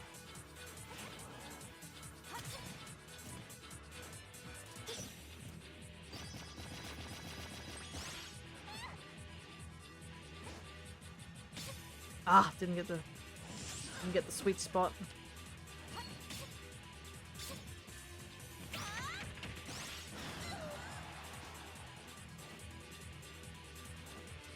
Oh, I should have air dodged there. Wasn't expecting that, to be honest.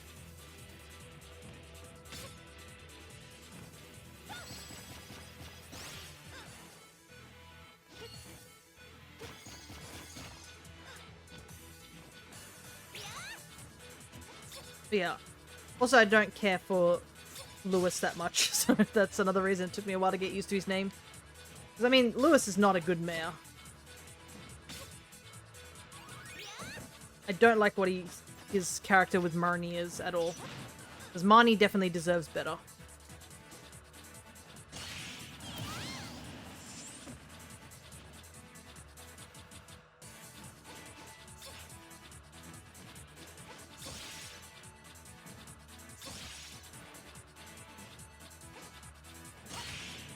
Oh, look at that combo.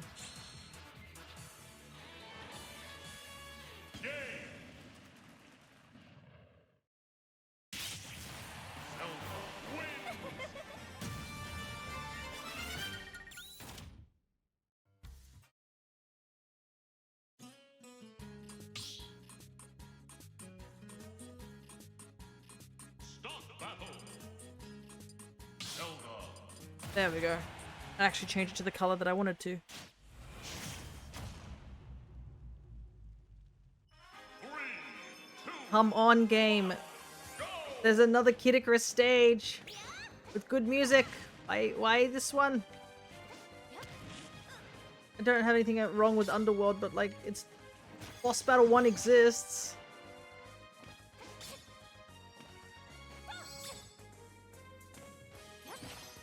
True, I don't really understand why they can't have a non-secret relationship. Yeah, it's so weird. I never understood that. Like, I don't know why it is that they have to have a secret relationship to begin with, to be honest. Like, is it such a scandal for him not to have, like, for him to have a relationship? I mean...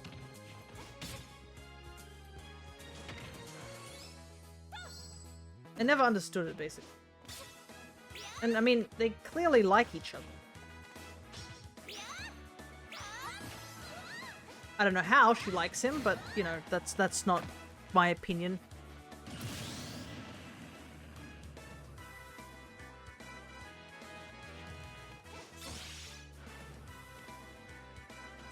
He is a bit of a narcissist.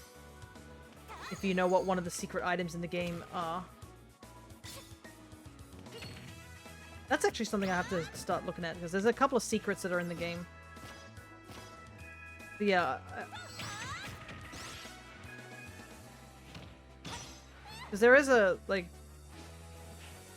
a thing that you do, like, that whole, that heart-to-heart where you see them at night.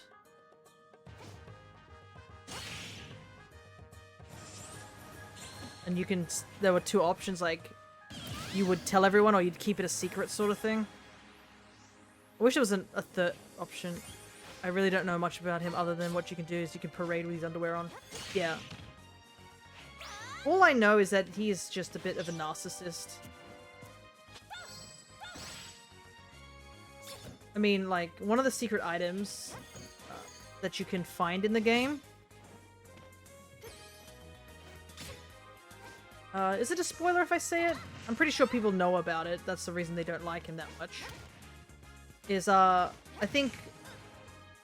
there's some sort of raising money for things. I don't know if it's tax money or donations or whatnot. But, he ends up making a golden statue of himself. That you can, like... find and keep. And it is weird why he has it. But yeah. It's just there. It exists in the game. And also, yeah, the fact that his underwear is just casually in Marnie's room. Not a good look.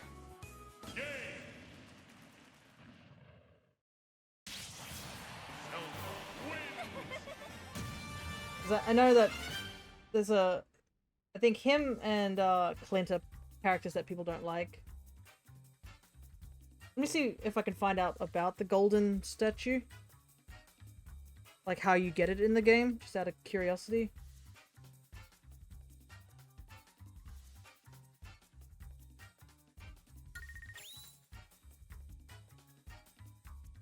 Yeah, Maya's secret project.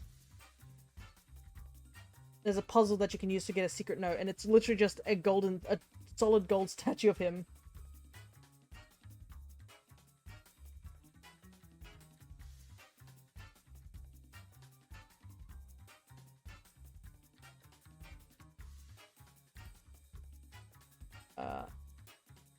Yeah, the solid gold Lewis statue can be placed in Pelican Town. If the statue is not destroyed by a villager walking through it, the next day it will be replaced with a rotten plant. The player will receive an unsigned letter containing money saying, "In the future, I appreciate it very much if you refrain from placing my private property in the town for all to see. I'm very displeased. Take this money and never speak of my project to anyone." The statue will then appear in either Lewis's bedroom, 90% chance, or Marnie's bedroom, 10% chance. Yeah, and if you place it anywhere in Pelican Town, it gets replaced with a rotten plant. So yeah, it's not a good look, you know, that he has a secret project where he's making a gold statue of himself. With, it's not disclosed where he's getting the gold, because he's certainly not going down into the mines. And yeah, the fact that there's a 10% chance it can just show up in Marnie's house is a bit weird as well. Especially seeing that Marnie doesn't live alone. She lives with Jas and, like, Shane. And I don't know how that conversation would be brought up at breakfast of Shane being like, "So, there's just a golden statue in her bedroom or in the house." Just like, how does he bring that up? I don't even think he can. I don't know if you could.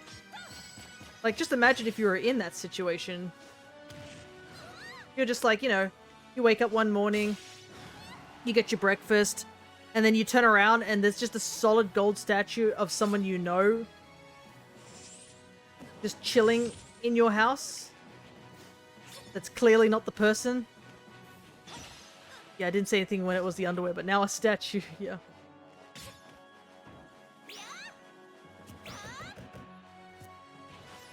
Just like, look, the underwear, okay, understand. I'll keep that a secret, but there is something odd about that statue.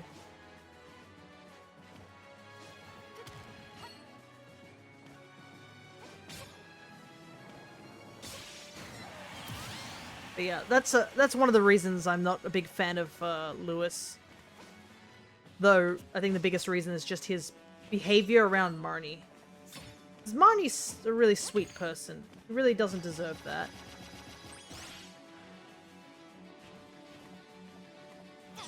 And you can tell she's somewhat unhappy with, like, the current arrangements.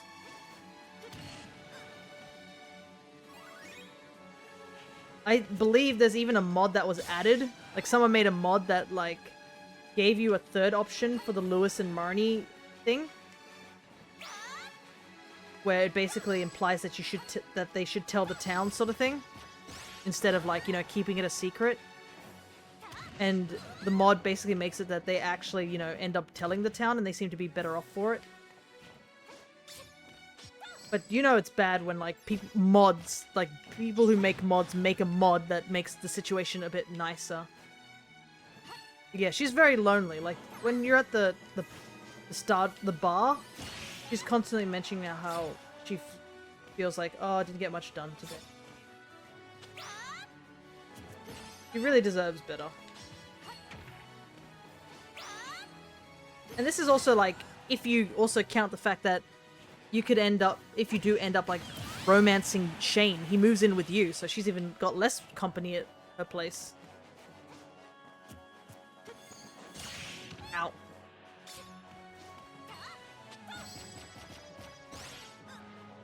Heck, and Shane was like, was added in later. He's not like an original character. I think him and someone else was added like down the line. It was like there was one female character and one male character that were added. And that was like Shane and someone else. I don't remember who it was. They weren't in the base game essentially.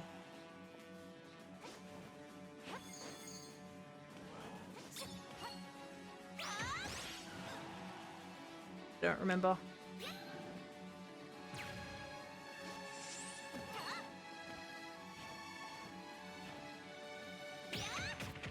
Didn't know that. Yeah, I think that's what I was told too, that Shane and someone else were like added to the game later.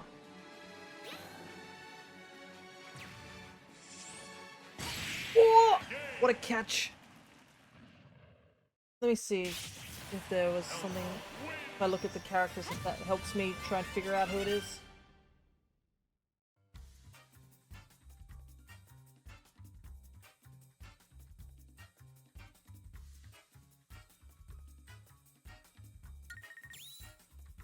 Because I don't remember if they were like already, you know, in the game to begin with, or if it was like just they were added later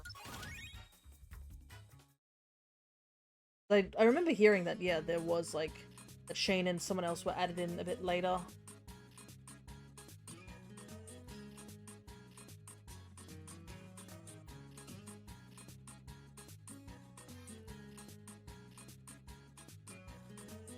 Might have been Penny.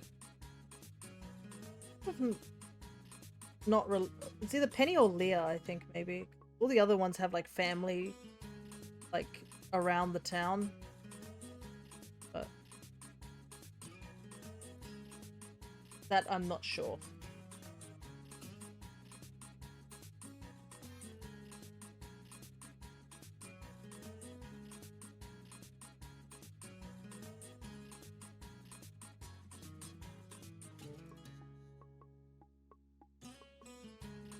Anyways, let's leave the Stardew Valley talk for Wednesday.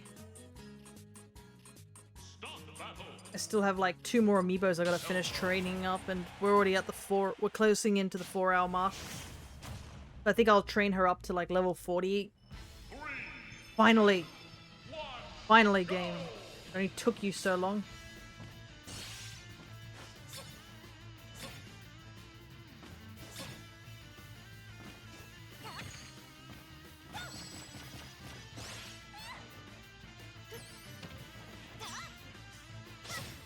Because I'm pretty sure we got Skyward like, what, 3 times before we even got the temple?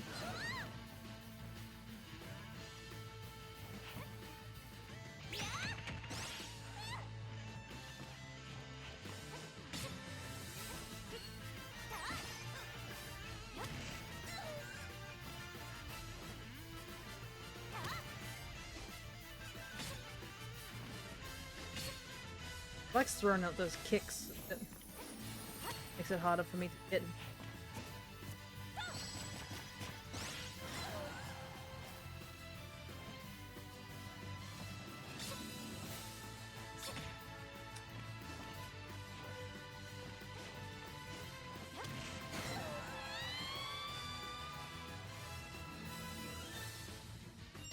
Right.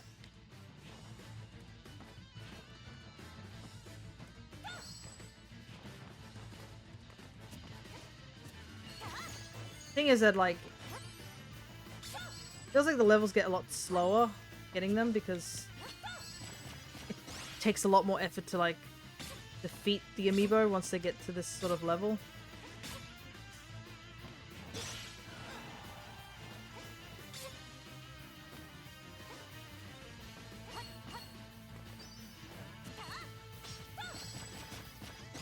It's very jumpy. I hope that doesn't do too much jumping later on.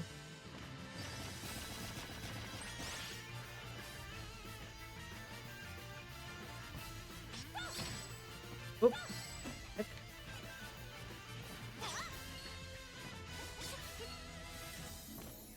Seems to be jumping a lot more with down air. So that's a little worrying, but hopefully nothing too serious.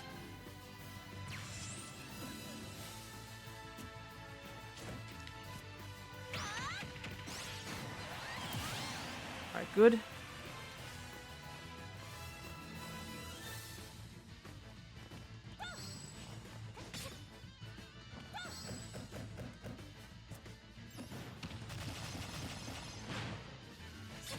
Ah, no! Dang it.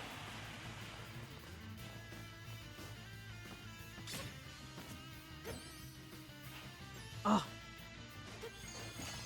Went for the grab and it didn't work out.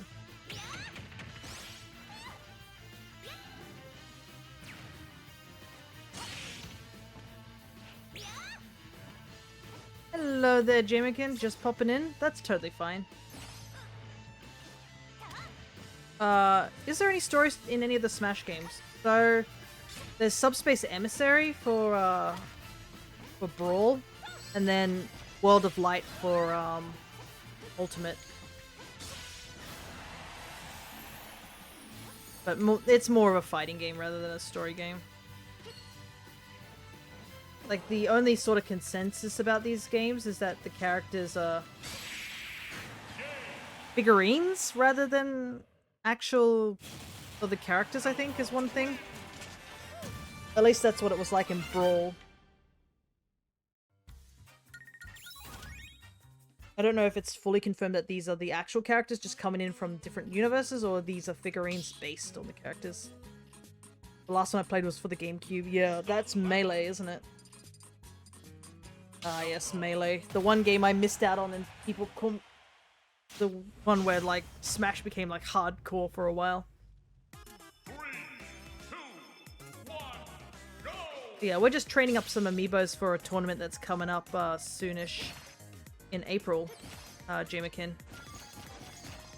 Played a bit of on the original Wii too. Yeah, that was Brawl. Brawl had a story mode. And that's why after that story mode, a lot of people really wanted the next games to have a story mode, but yeah. Sakurai sort of, like, didn't really like the idea of putting a story mode anymore for multiple reasons. The first reason was that when Brawl came out, somebody got all the cutscenes from that they spent ages, you know, for the game, because Subspace Emissary has a lot of cutscenes, but they just took all the cutscenes and put it on YouTube, and he didn't like that idea, because in his mind that was like, oh, people aren't working for watching the cutscenes, considering, like, it took a lot of effort to make these cutscenes and people are just uploading them. So he wasn't a big fan of that. And the second thing was, I believe, nowadays there's like, what, there's over 80 characters to make a cohesive story with 80 plus characters. Well, it was like 70 in the base game. This is minus the DLC, but 70 characters to, like, make a cohesive story about would be very difficult. World of Light is got a bit of a story mode to it, but it's lacking a lot of cutscenes and a lot of big story compared to Subspace. Subspace was totally something different. It had, like, unique. It didn't have, like, maps to battle on. It was like unique locations where you ran around a map sort of thing. And it does definitely hold such a special place in my heart too, because Brawl was kind of the game I, you know, actually started getting really into Smash. Because I missed out on Melee. The last Smash game I had played was, like, 64. The 64 does not have much compared to like the newer Smash games.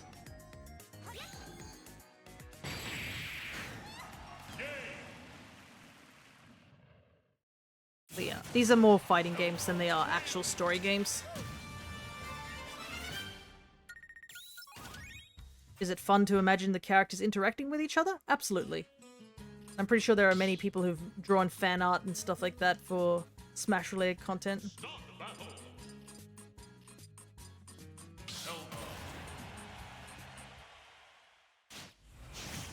Plus, it's just funny to imagine certain characters interacting with other characters. Like, I'm pretty sure when Steve got announced for Smash, I think the lore that they dropped for Steve was basically he thinks that he's in a different biome. If you've played Minecraft, how there's different biomes and stuff like that, for exploration reasons. They're like, you know, jungle biome, plains biome, snow biome, that sort of stuff. He just thinks he's in another biome altogether, and he's just like, wow, the mobs here are really weird. Rather than being invited to like one of the world's biggest tournaments, he's just like, man, I am so lost. Which is funny to think of it like that. Sure.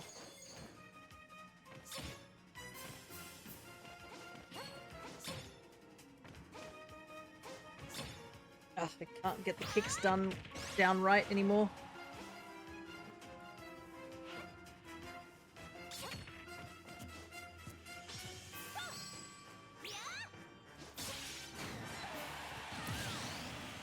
I just started traveling on a boat and I ended up here. Pretty much. He's like, oh boy, I really shouldn't have used that redstone contraption I just made. No clipped into the end or something. Which I find funny because it either implies that A, the other Smash players have, like, other Smash fighters have not told him that he's not in another biome, or they have and he doesn't understand. So, it's funny to think about, for sure. Ah, oh, dang it, that was my strategy. How dare you, Amiibo? That was my strategy. I was gonna do the same thing.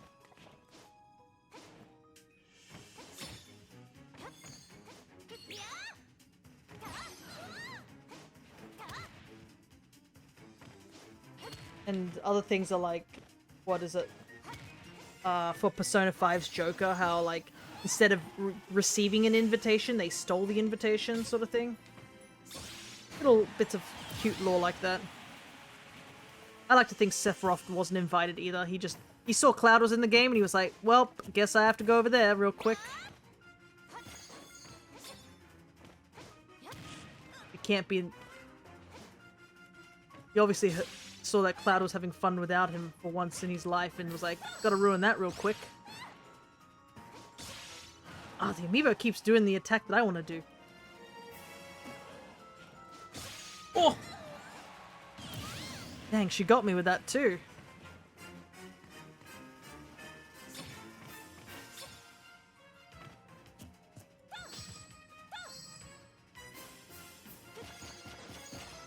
Yeah, that was just a moment where both of us didn't know what to do.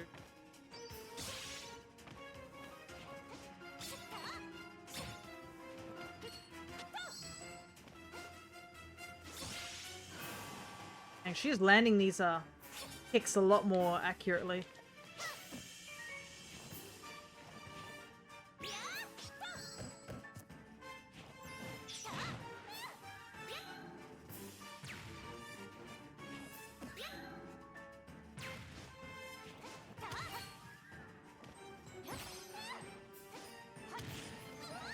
See if I can carry her off the top.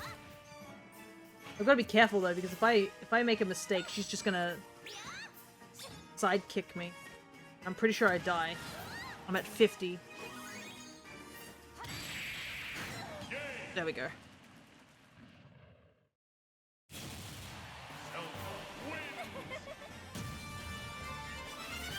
Got him. Yeah, I know, that got a little close near the end. There's a little bit more and then we'll be done with Zelda. Then we can focus on the last two Amiibos and get them done. Zelda.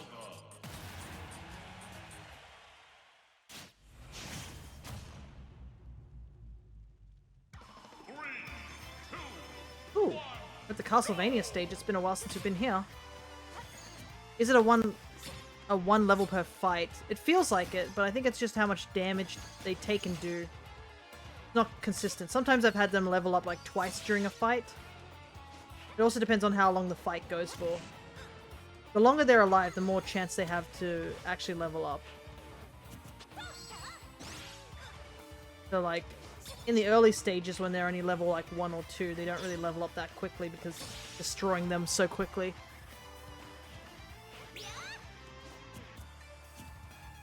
What you want to do?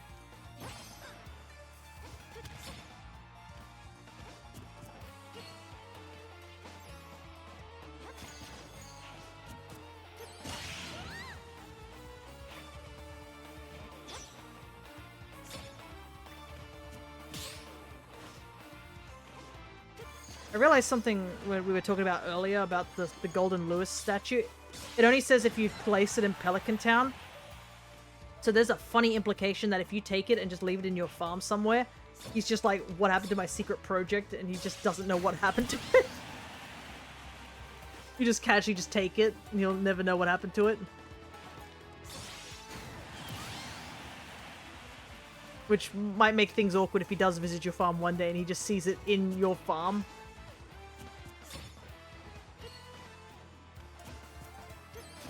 Have the same levels of like you losing something and then you're like, your friend's like, oh, did you lose that? That's a shame. And then as they're holding the thing that you lost in their hand.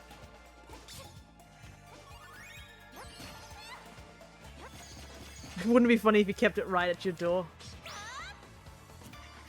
That is true, but that would be giving Lewis too much credit, you know. We do have to... I don't think we've gotten the secret note for it. I'll have to double check. Because I believe you can't grab it unless you've gotten the secret note for it.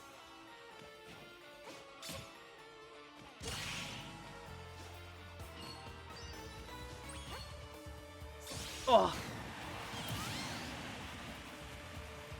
Try and do something there, but didn't work out. I've picked up a lot of secret notes. Yeah, I think I have, but I'm missing a lot from Ginger Island. There's a particular one that I'm missing that I really want to get because it gets you an ostrich egg. And the ostrich egg is kind of hard to get. But the thing that's harder to get is that we need to get enough fossils so that we can actually, you know, incubate the ostrich egg. But there's a guaranteed ostrich egg in the game. And you get it from Ginger Island.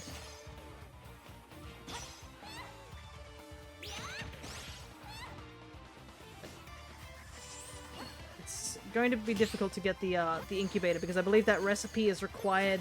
Well, to get it, you need to finish getting all the fossils from Ginger Island.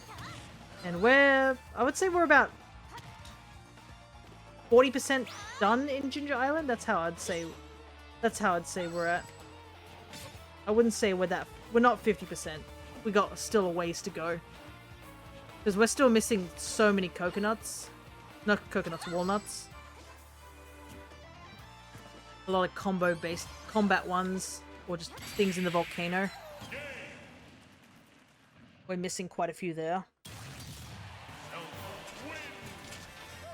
I think one more match should be enough. Yeah, the thing is with secret notes, yeah, I'm really lost when it comes to Ginger Island, yeah. Thankfully, a lot of the walnuts are sort of set in place. They're not scattered around randomly. There's just a handful that are. But 3, 2, 1, go! another thing I have to eventually do to get perfection is to take out all the monsters. And one of the ones I really need to do first is both the dust mites, the dust sprites, I think they're called, because that gets you the burglar ring, which means you have a higher chance of finding items off monsters, and also the slime, so we can actually start, you know, doing slime touch stuff. Because goodness, I want to actually, you know, grow slimes and do that sort of stuff. It doesn't make me much money, but I want to have slimes, you know. out and about.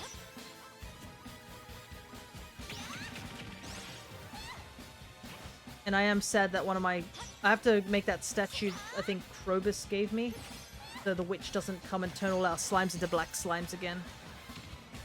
Because I'm so sad that we had that one purple slime.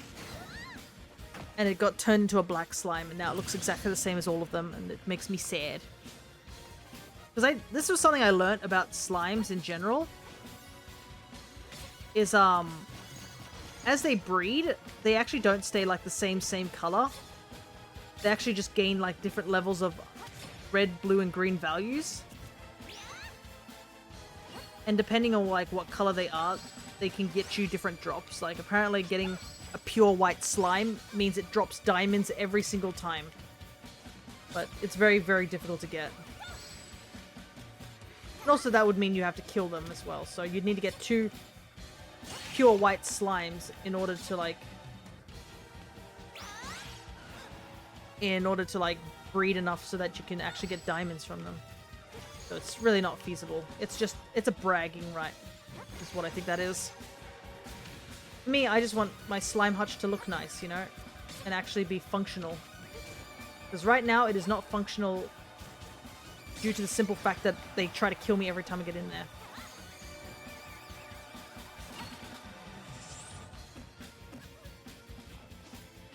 Ah, dang it. That's not what I wanted to do.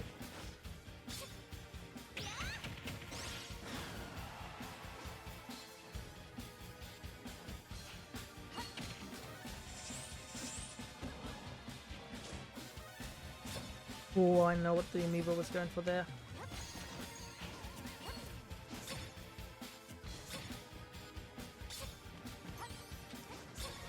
Ah.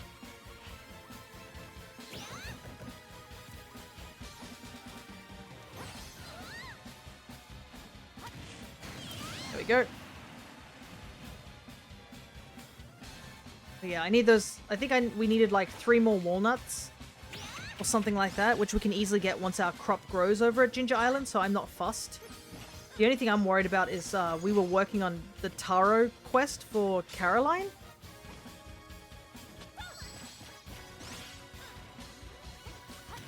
And obviously we still need to like... I'm pretty sure we still need to deliver like 40 taros, so I think the issue was that we just needed to wait for them to grow. And they will grow within the time limit. I think we got enough taro to do that, thankfully.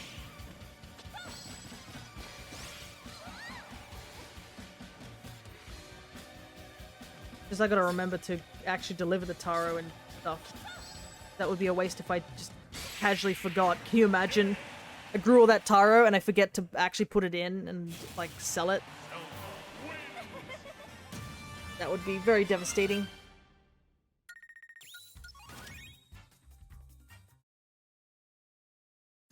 One of the other quests, bring it a day late and she gets upset, pretty much. Anyways, I think this Zelda Amiibo is finished. It's training.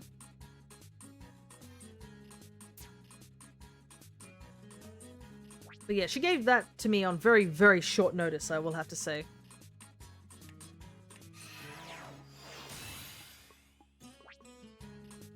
Like, what was I supposed to do? I just unlocked, like, the farm, cleaned it up a bit, and then she's just like, by the way, it's taro. Thankfully, because I guess taro is slightly easier, though. That's, like, the easiest one of the 3.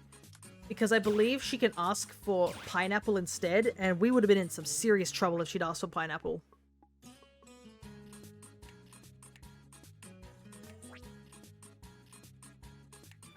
Because I'm pretty sure we do not have, like, much pineapple, like, at all. And we haven't even set up our farm properly, either.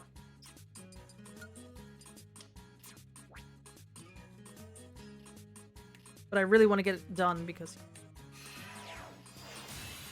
I just need to start, like, getting iridium stuff.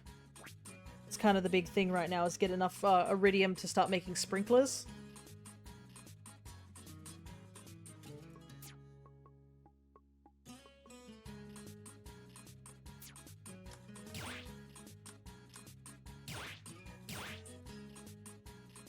Because I've got the farm layout all set up, it's just needing to get iridium sprinklers, because regular sprinklers don't cover much area, so you need to make more of them. That's why I really want to get these iridium sprinklers, so that I only need one each, but unfortunately we just don't have a good source of iridium yet, you know?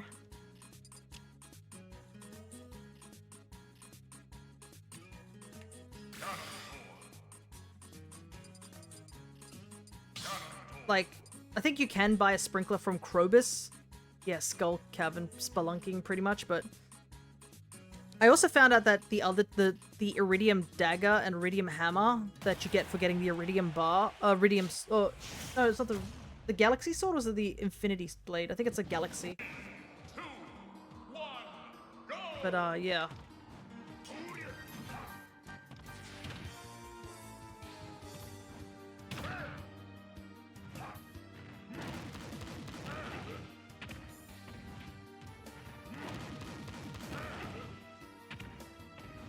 I've taken more damage for him trying to recover than I have, like, actually dealt damage to him. Yeah, I do want to do more, Skull Caverns at some point.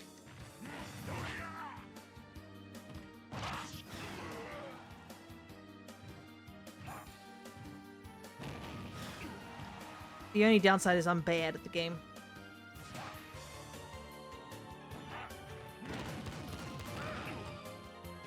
Oh, far out. I got caught underneath the platform. No! I hate playing Ganondorf already.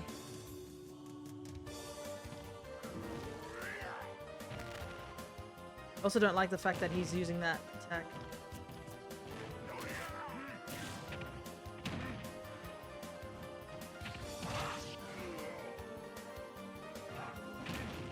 So trying to avoid getting hit by it.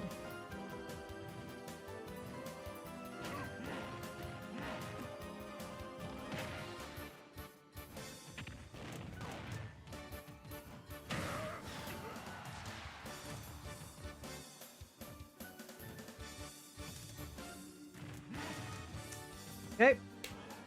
I'm not going to question the Amiibo on that one.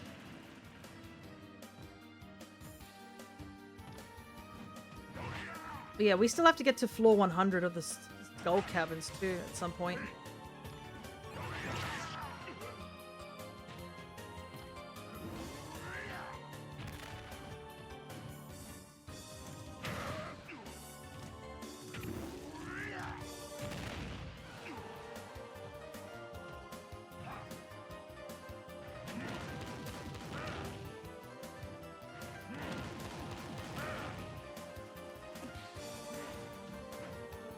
Alright. Yeah, just need a high luck day and hope for holes, pretty much. And also using bombs. I think that's something I need to do. So, I think what we need to do is get some rubies to make the spicy eel, because that gives us really good luck. Make a bunch of bombs. Not the like the little bombs that you use with the slingshot, because I tried to do that and I just sucked at it. I think the better option is to just bring regular bombs and a bunch of healing items and just go for that route sort of thing. 3, 2, 1, go! Because bombs can really, like, do some serious damage, so...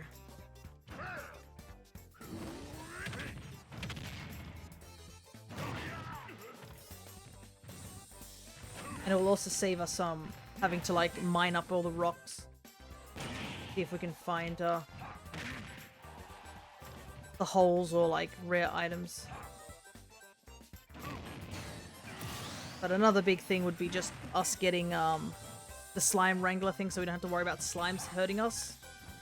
That way we can just focus on dealing with, like, things. The stupid serpents that suck. My goodness, those serpents do so much damage and it's so unpredictable.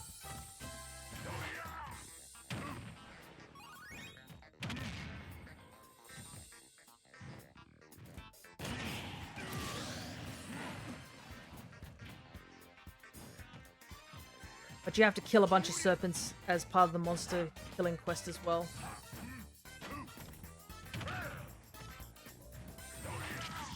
jump straight into that. I've got no excuse on that one.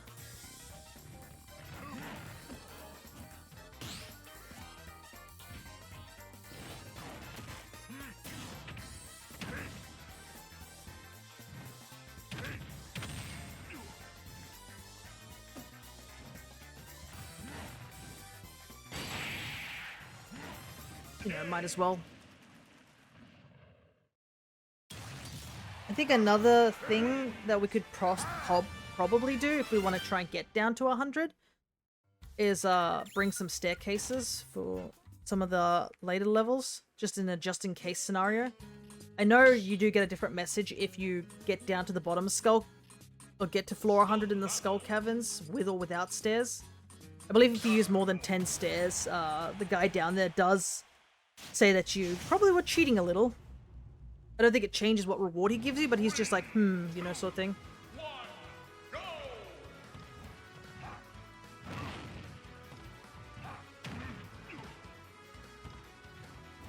Ah, this song, the one that traumatized me in Three Houses for a little while. Back when I first played the game.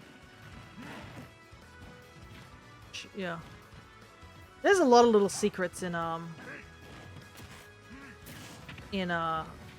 Stardew that you just don't know.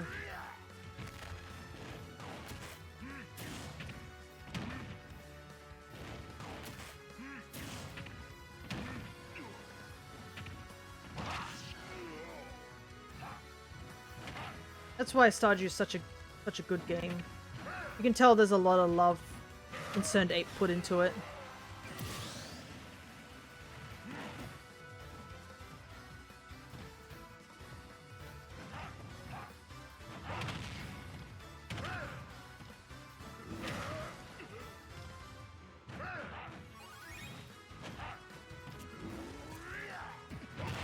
Oh!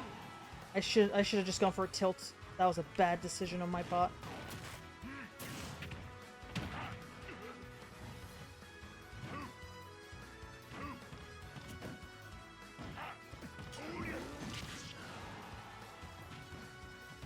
But another thing I guess would help would be us just getting 100 walnuts, because once we get 100 walnuts, we can actually get into the walnut room, and that will allow us to like actually start doing the special quests there.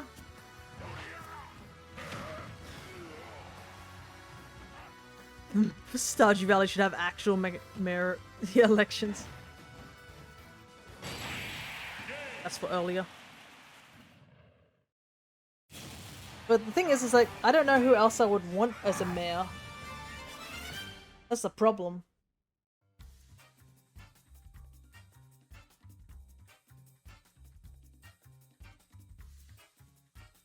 Linus? Well, the thing is that if you listen to Linus's story, he explains why he doesn't want to do that sort of stuff. Because, I mean, the issue I think Linus tells you is that he actually used to be super rich, and then he kind of lost his way in that world and decided to, you know, abandon it all and live free out in the wilderness, and a lot happier for it. 3, 2, So, 1, go! I just wish that Linus, we could... Maybe we can't make Linus like a house or anything like that, but I want people to be nice to Linus. That's all that matters. Linus deserves the world. I think him and Shane were the first two characters I got the max amount of hearts in my first playthrough.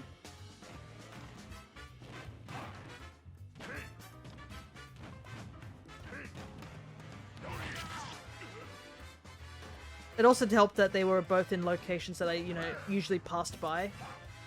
So I'm pretty sure the biggest thing was like I did like Shane as a character as well.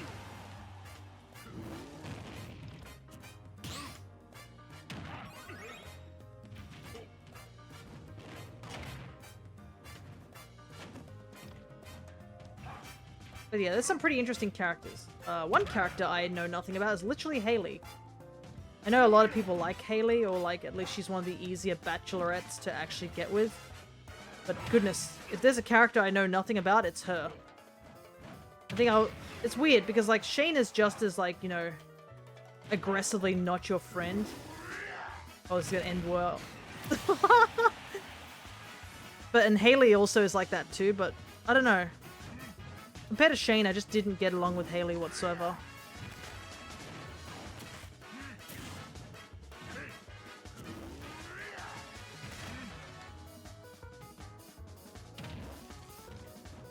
Character I got highest hearts with is Abigail because she like I don't think she eats quartzes, but like she probably likes them.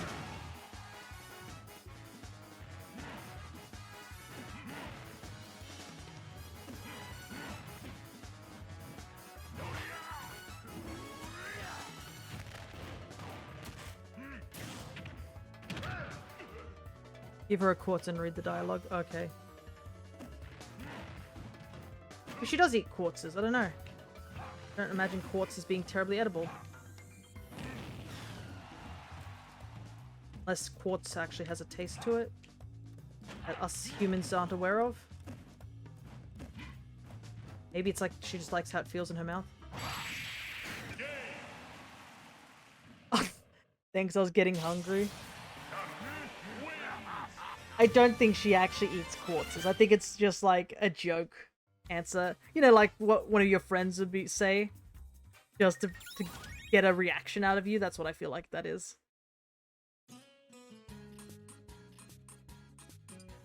Because I'm pretty sure there's a bunch of people over in the Alchemist Hollow that are like that, where they're like, thanks, I was hungry, as they try to eat the Polarite over there. Not out of the question. But it would be funny if she did do that, where it's like, you know that scene from that one gif from Monster House where the guy grabs the thing and eats it and runs away? That's the same. She just does that.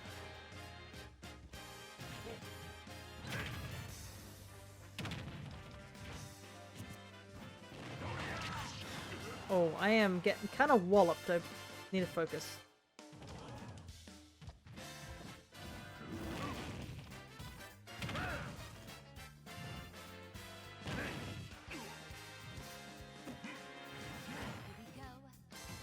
We'll be back in a bit. No worries, Awkward.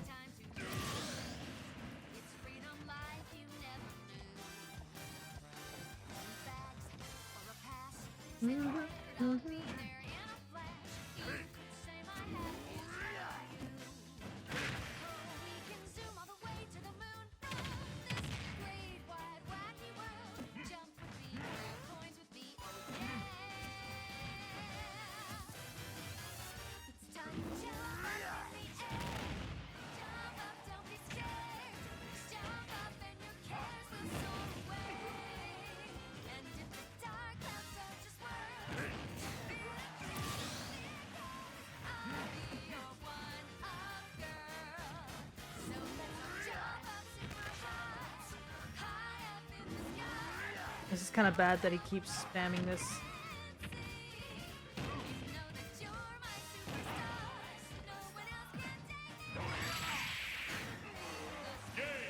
Don't like how he's spamming that up tilt because I actually did it once.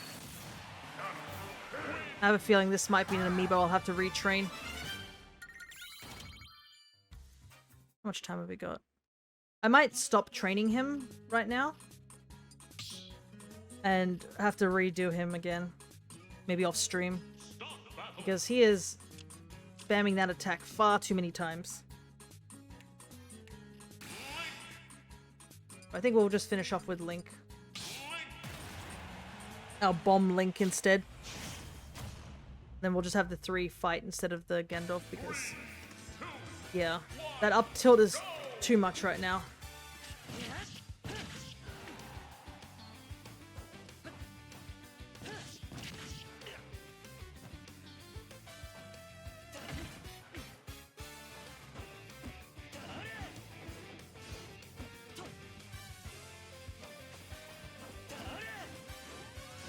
Oh, I made a mistake.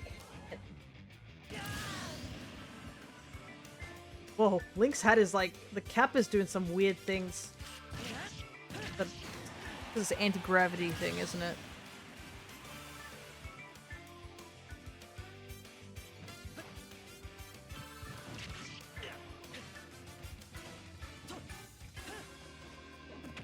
Yeah, it looks like the Links do a lot of backwards bowling.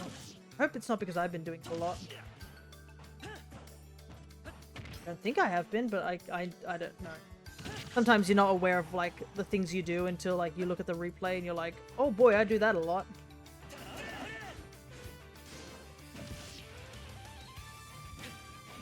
Kind of the benefit of like this doing the slow matches, because it allows you to see what mistakes you make more frequently.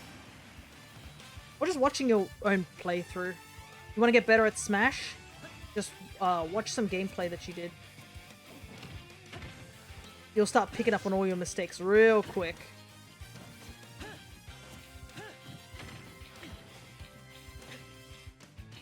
Because I'm pretty sure that was the case at one point where I decided to watch some footage back a bit. Just, you know, to record some replays, and I was like, wow, I tend to dodge quite a lot. That's what I remembered.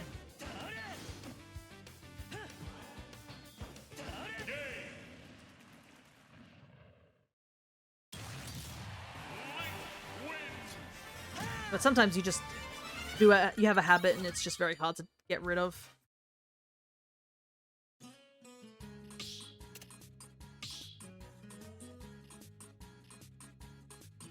Start the battle. Link.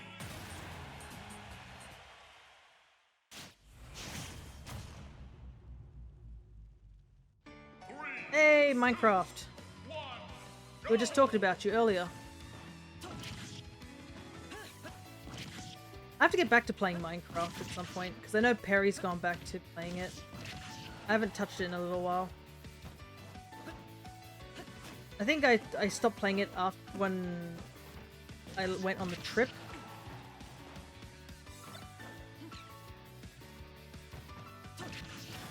And then I haven't been back to it since. And I also want to try out Cobblemon at some point.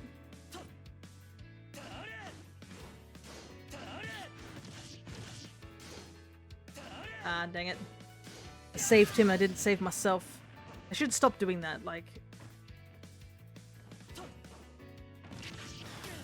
It doesn't get me the kills.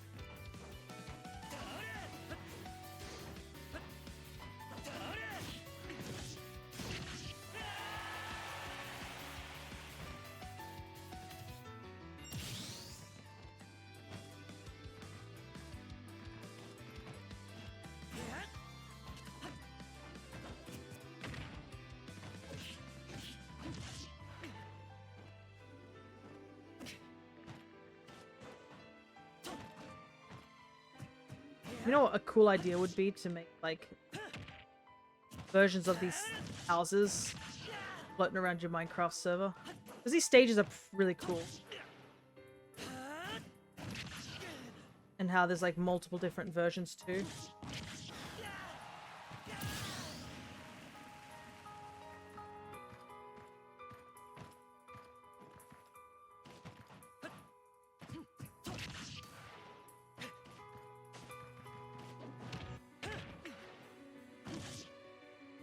Also, I still can't get over how a lot of people were worried that Minecraft wasn't going to get in the game because it has no music.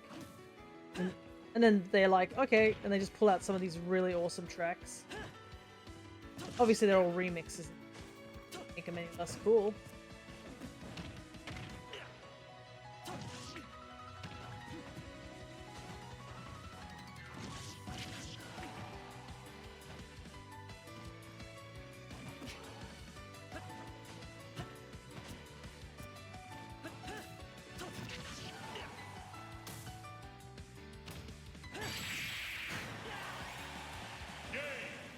Like how he just got KO'd and just leveled up at the same time as he flew away.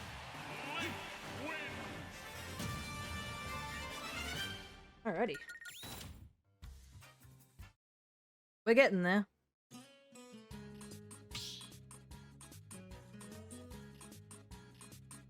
Start the battle. Played so much Link. That's the price I pay for having 2 Links. 3, 2, 1. Hey, nice. Go.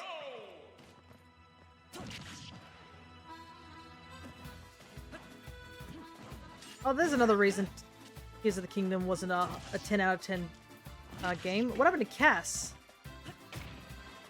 I know a lot of people liked Cass, and then Tears of the Kingdom comes out and he's just vanished and nowhere to be seen. We need to know if Cass is okay.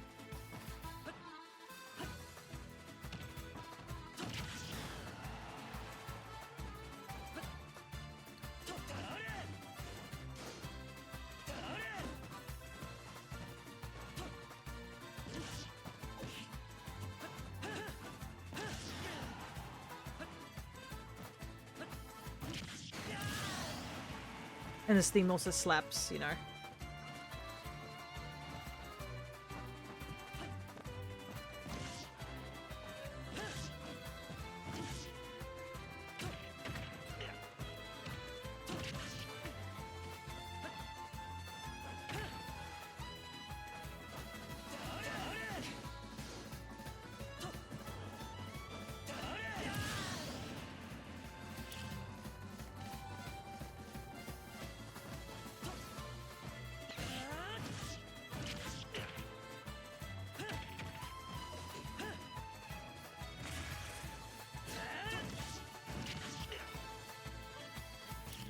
Bombs.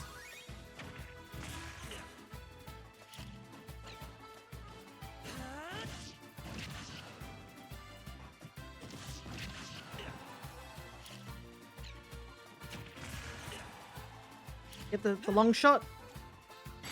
Yeah, let's go.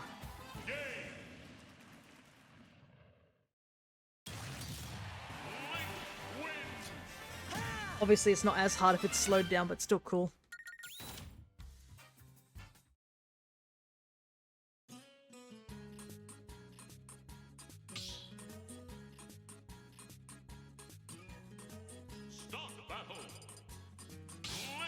I think we've only had like what, 2 stages be like repeats? I think we've been getting a lot of like new stages. 3, 2, 1, go! But there are a lot of stages that we haven't seen like at all. I would like to hear some music from them, you know.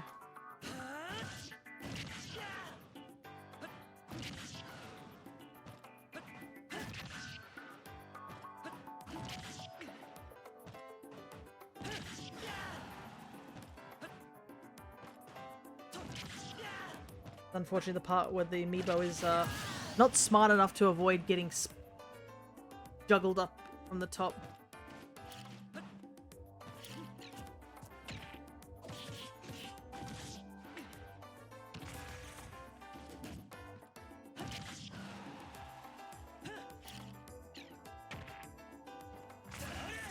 Too early.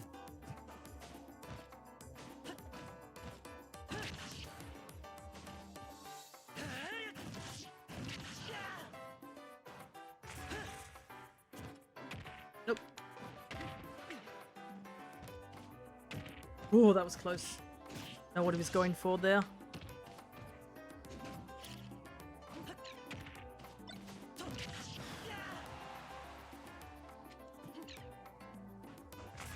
Jumped.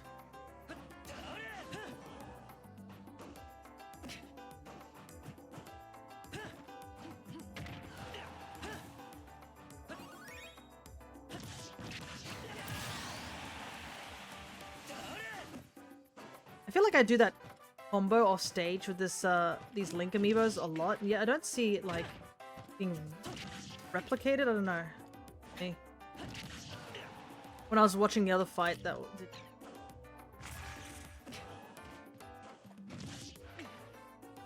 And he is level 20 still. Compared to the other Link amiibo where he's in the 40s.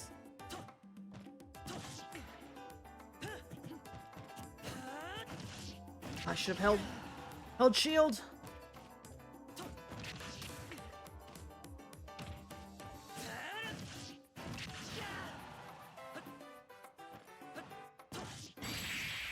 Know what you were going for. I was going for the same thing.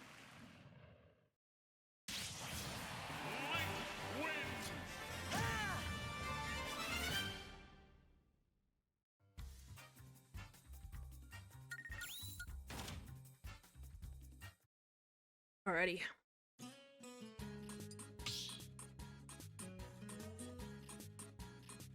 Start battle. Or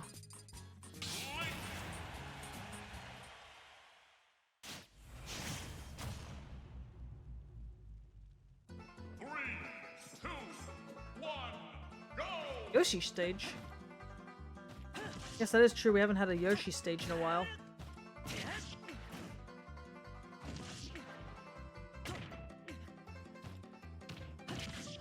I always forget this, like, this song is like a... Is this Yoshi or Mario? I'm pretty sure this is a Yoshi-based song. Unless I'm, like, thinking correctly. I might be just completely misinformed.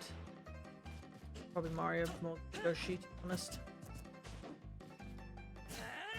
Yeah, this stage is like one of those stages where you're like, it could be Mario, it could be Yoshi. Works for both.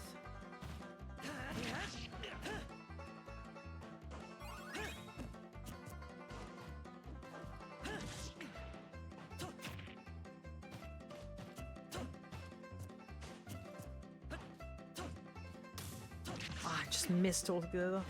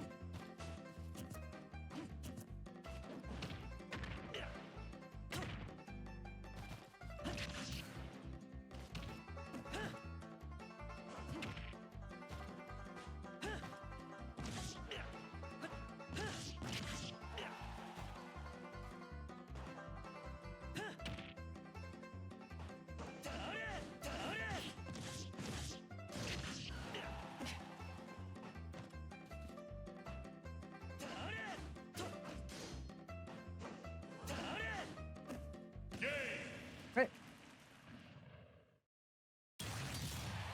Link wins!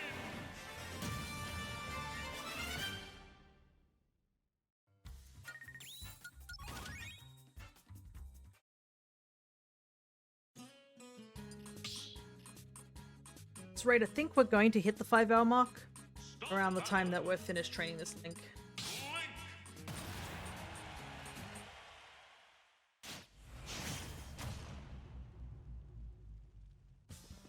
We'll see, we'll see. One, go!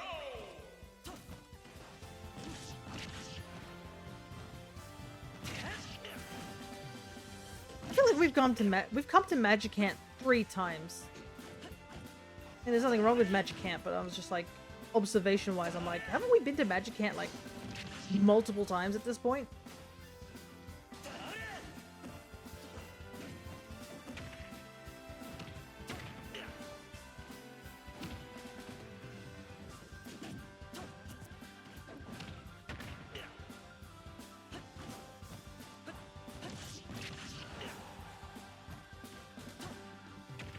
What the? Very lingering hitbox there. Lost him. He hadn't kicked me, he might have lived a bit longer.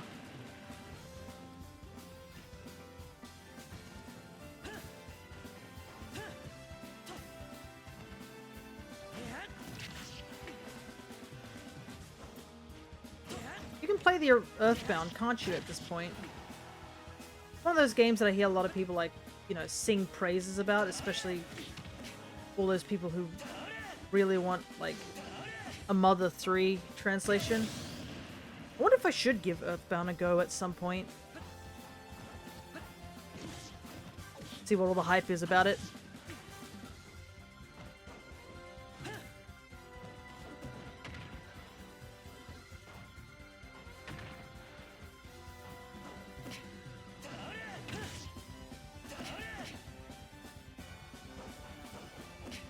Because I think of anything that I've looked up Earthbound related is literally the intro, and I never, like, committed to watching the rest of it. It's weird.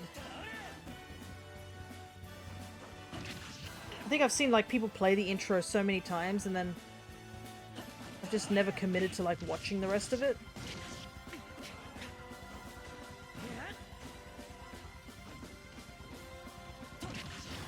It's weird.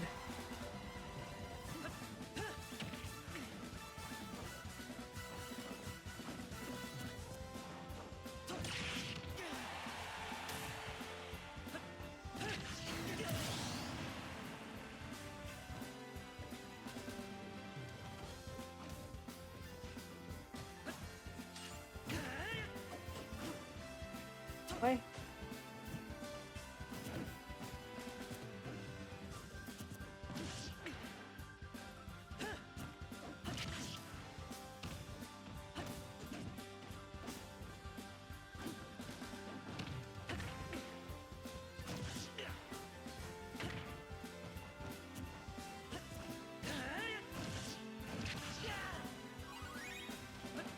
We got 2 levels here. It's getting a little bit harder to KO him. It might be just because I'm getting tired as well.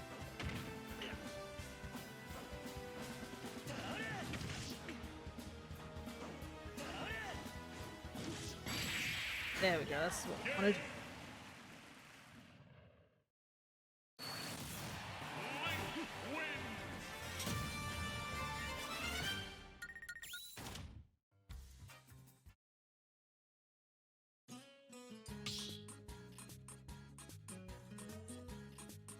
Start battle. Link.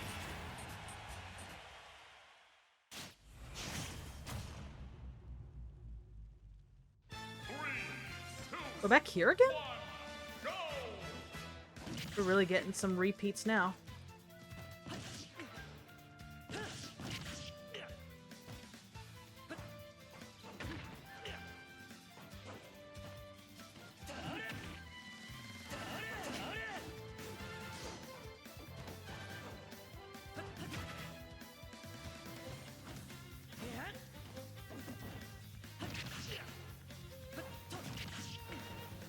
Juggle him.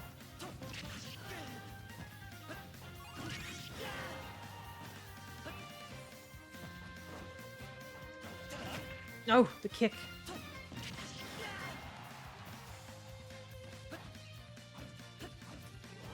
And I should have jumped.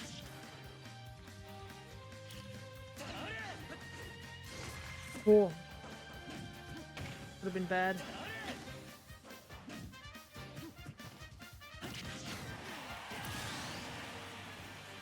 Good, we're good.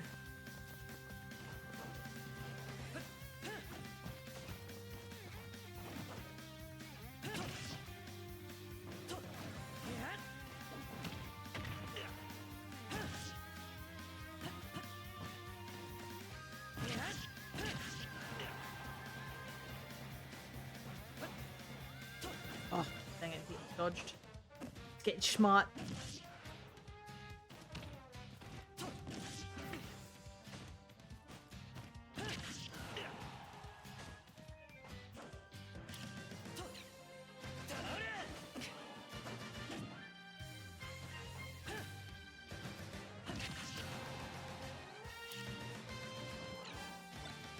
Oh, he grabbed my bomb! Dang it.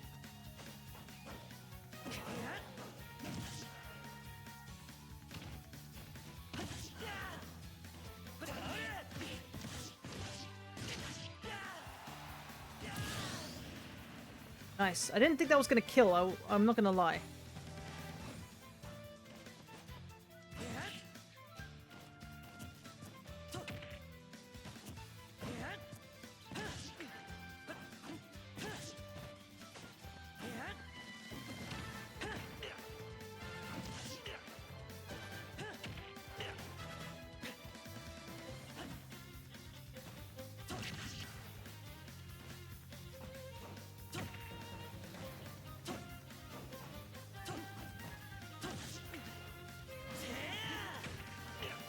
I'm gonna jump there, game. Why didn't you let me jump?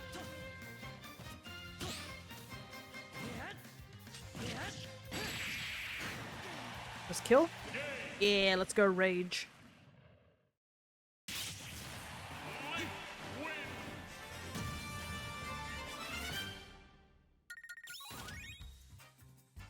couple more levels, and then I guess I'll put the 3 of them and see how they do in battle. But I'll have to make sure their learning is turned off on all 3 of them.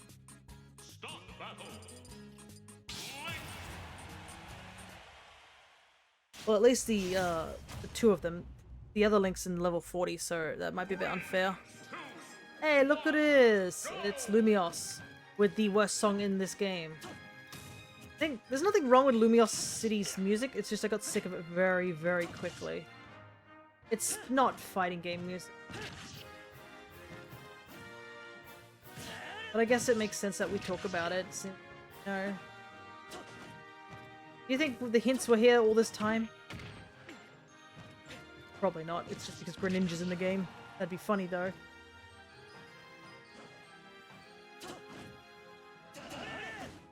Same brain. Yeah, I can't believe people, like, watched the Pokemon trailer, literally saw that giant tower in the middle and didn't put 2 and 2 together that it was Lumios. I was watching some reacts, and some people were, like, trying so dang hard to, like, make it black and white. But, like, a good chunk of people saw the tower and were like, wait a second, that's just X and Y. There were a shocking amount of people who totally just, you know, blew by the facts. I think for a couple of people, the biggest sign was that one area they showed off in the trailer where Furfrou and Tuflabebe were. But there were some people in some high denial because some people were like, oh look, it's your Novan Pokemon. And then they immediately like try to re-say what they were thinking, because I think they were trying to say the X and Y Pokemon, but because their brain was so hardwired into black and white being a thing, that they just, you know...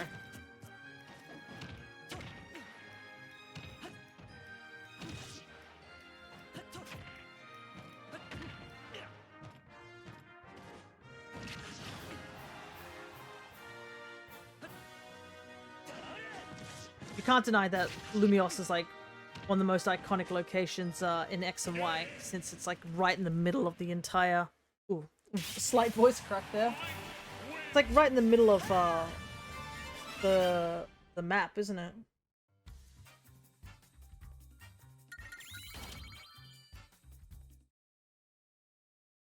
Get a bit of quick sip of water.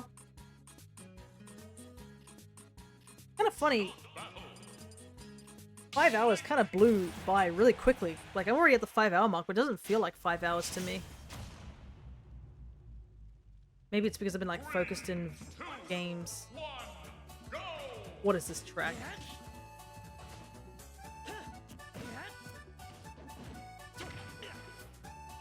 Yeah, this is the theme of 2 grown adults fighting each other.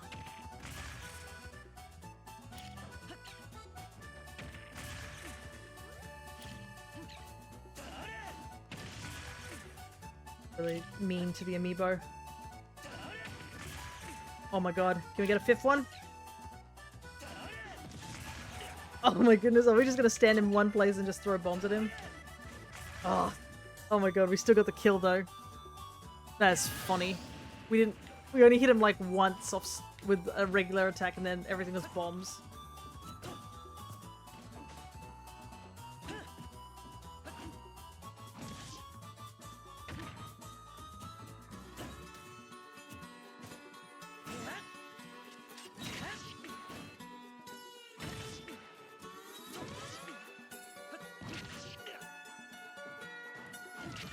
What is this theme? How do you take this seriously?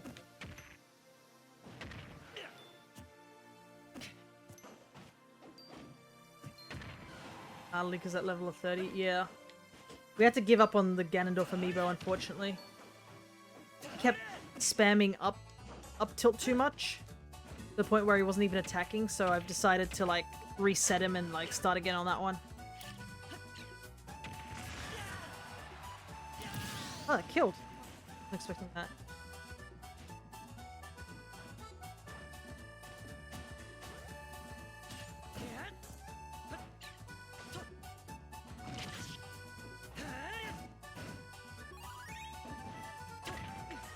Welcome back, Awkward.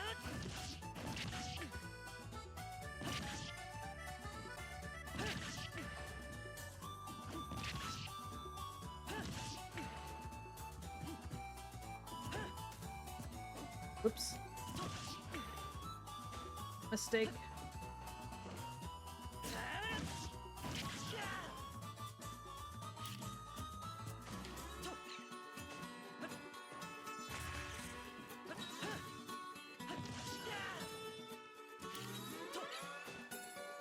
No, he teched it.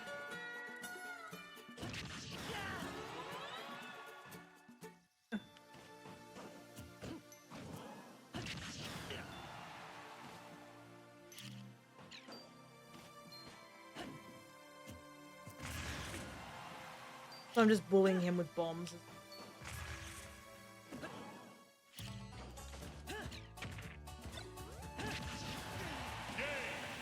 It's so funny how many times you can hit him while he's distracted by getting hit by a bomb.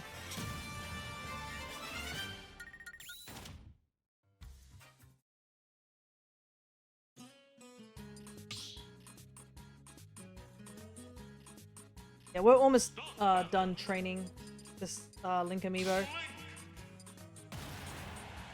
Just a couple more levels and then I will have him versus the Zelda Amiibo just to see how they are. Bombs would be a good strategy. I think it was AJ who suggested this.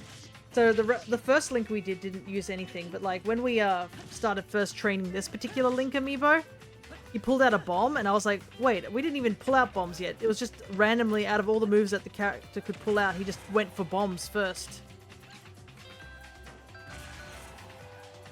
And AJ made a joke that we should teach him the ways of bombs. Which unfortunately he isn't totally picking up and it's just me bullying him. He is using bombs, but not as much. But more than the other one at least.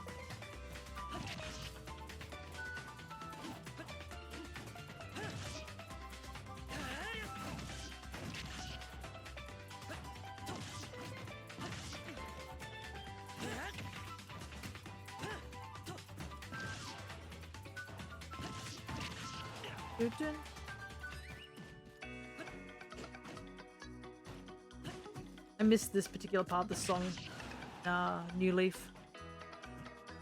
It's so silly, but it's quintessential Animal Crossing.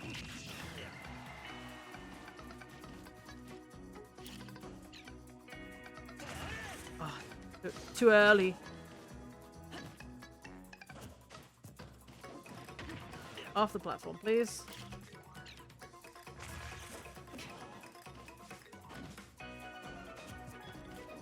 Nope, rolling in.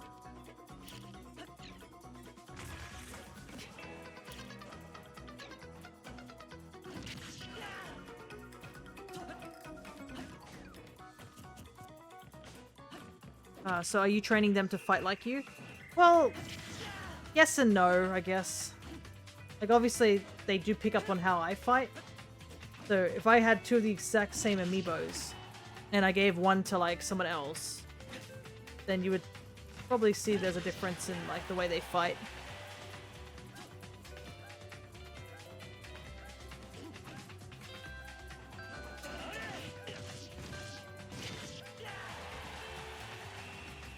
But I have trained a couple of amiibos just to fight in a certain way because I thought it was funny. Like, for example, I believe my Captain Falcon's a thrill seeker.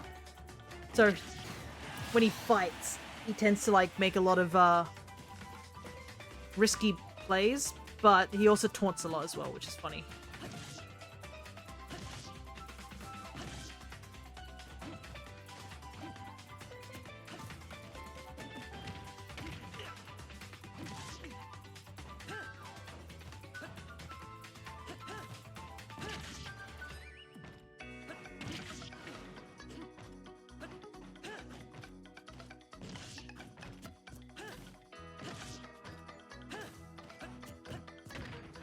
That... Oh no. Dang it.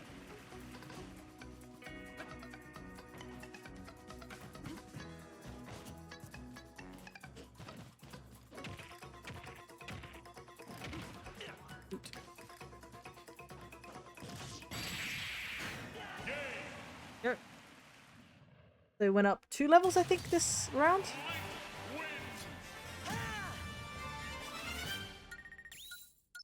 Oh no, he went up 3 levels. Nice.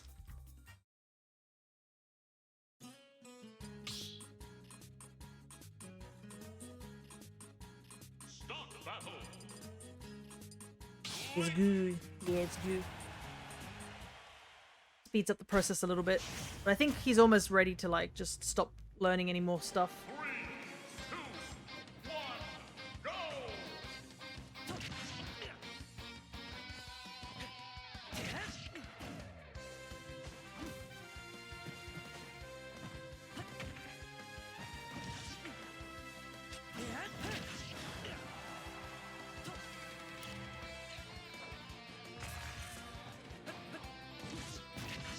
This is a good remix.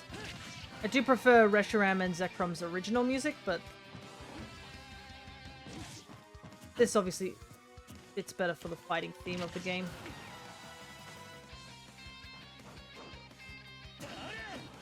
I think it's a mixture, it's not just their themes.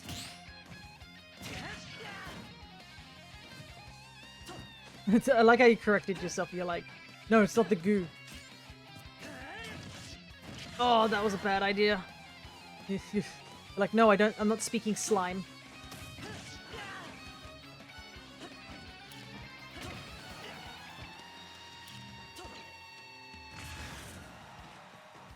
So there was something funny I saw that came out recently due to, obviously, Akira Toriyama's passing. It was like, I think one of the developers of, like, Dragon Quest, where he was, like, working on the enemy designs and stuff like that. And one of his enemy designs was just, like, this pile of slime that it looked like something you'd see on the ground sort of thing. And he asked Akira Toriyama, I think, to, like, just, you know, draw something, a character for a slime creature or something like that, or, like... And it's literally just a faceless pile of goo on the ground. And then, I guess out of everything, Toriyama was like, ah, I see. Yeah, let me just create one of the most iconic Dragon Quest enemies in the game. And just drew the slime that's from Dragon Quest. From literal pile of goo to actually iconic character. Truly, he was a master at his craft. He'll be missed very dearly. Nope.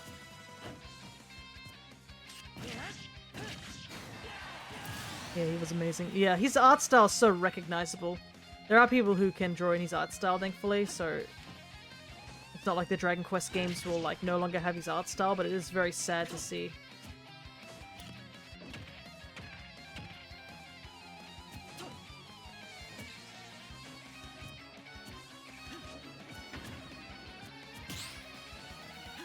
Ah!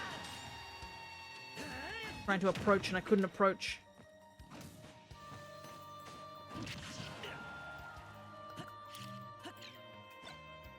Excuse me. Can't even detonate it because it's in his hands. Drop the bomb! Drop my bomb! I need it! Yeah, I think he was in the middle of, like, a panel at the time. So it's really, really unfortunate.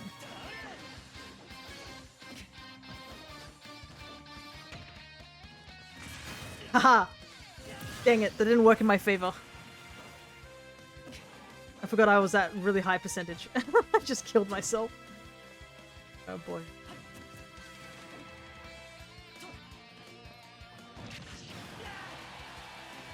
Alright, let me try that again. Ah, too early.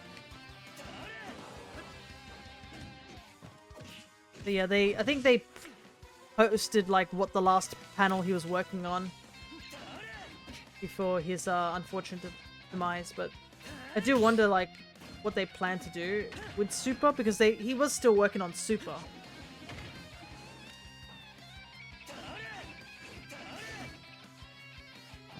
So I wonder, like, if he had, like, notes nearby. or any, like, you know, dot points of what he was planning to take the story, but I guess we won't know. I do think someone will take over, but yeah, it'll probably be a while before then.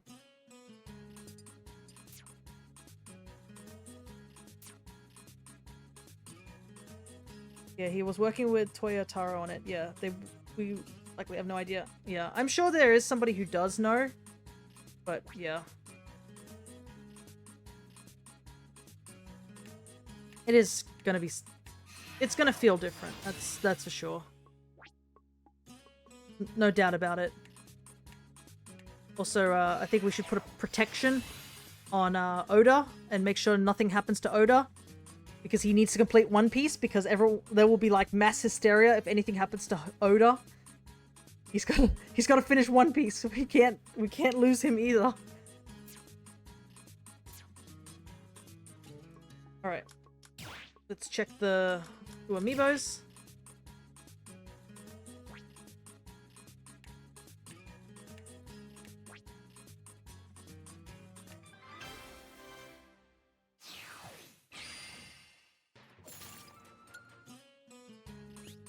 Okay.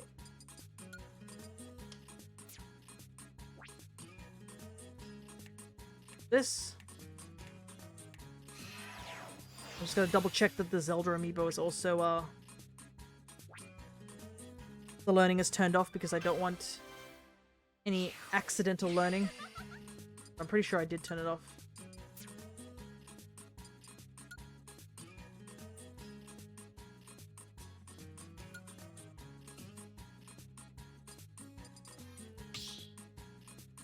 You don't want them learning off of each other. Yeah. Yeah, I mentioned, I think there was a time when I accidentally did that. It didn't end well. I had 8 amiibos all learning how to air dodge constantly. We'll just say that was not fun. Matches that used to go for like 10 minutes stretched onto like 30 minutes because they just weren't... They all started air dodging because, this is the AI loop. It was like a Kirby amiibo. And the Kirby amiibo was like, I'm going to air dodge this attack, because if the attack hits me, then clearly it does damage. And I don't want to take damage, so it air dodges. And then the other amiibo is like, oh, this AI air dodges a lot, because it's trying to dodge my attacks. Clearly that must mean that air dodging is a good thing, so I will air dodge too. And that just infected all of them. Very rough time, to say the least. Because I just had to, like, literally just get all of them, reset them from level 1, and then start again.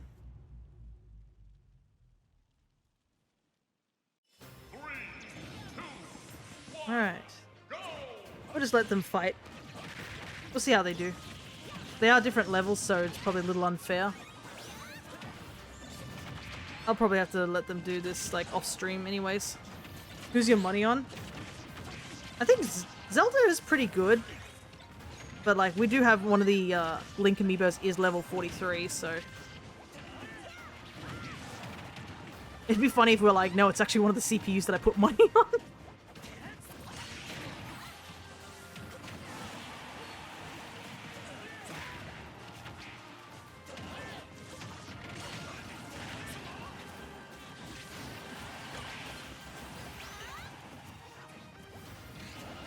Steve's got this. Took down the Ender Dragon. Steve is one stock down.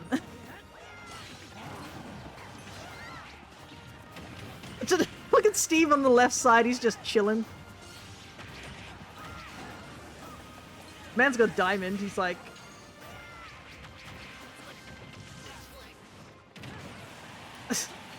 Toon Link's, like, alternate death animation, just like, ah! It's so funny. Oh wow, 2 of them are already down to like 1 stock left.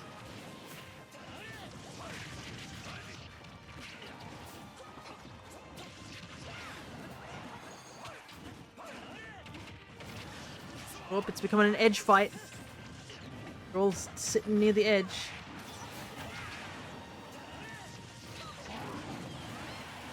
Alright. 2 of the amiibos, all the amiibos are down to 2 stocks, but one of them is at like 100 compared to 0. Up there he is.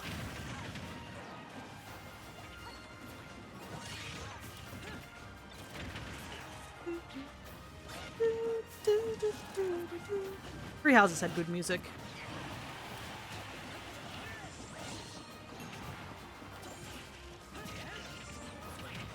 Oh, there's something really off-putting about seeing Steve pick up a round object and throw it. Because he picked up one of Link's bombs and it just round object in his hand that looks so cursed. Alright, Zero Suit's out.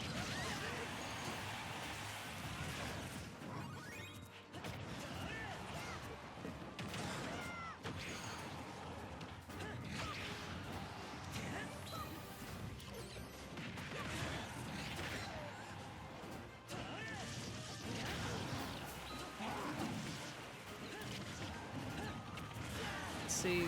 I'm trying to see who's sort of in the lead. I would say it seems to be yeah, one of the Link amiibos, the one we just trained. He seems to be in the lead right now.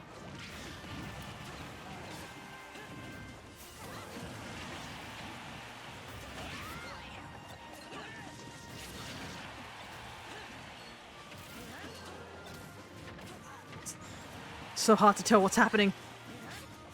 Your eyes are like just tracking everywhere, trying to figure out. Or the Link amiibos are fighting.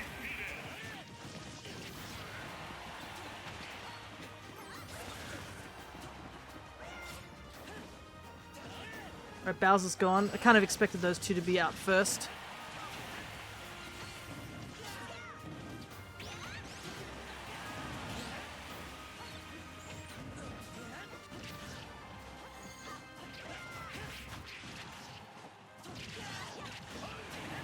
Pokemon Trainer is still in this, which is impressive. Oh, got out of that minecart just in time. He was going to take a serious hit there.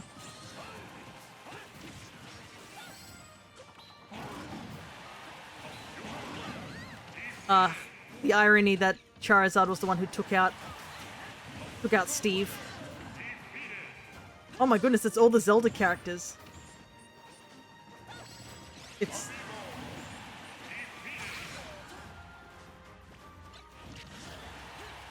Toon Link is still in this somehow. What the heck?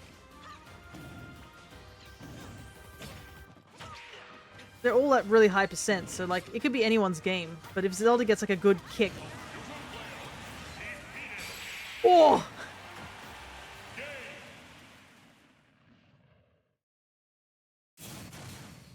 Just kick that man's.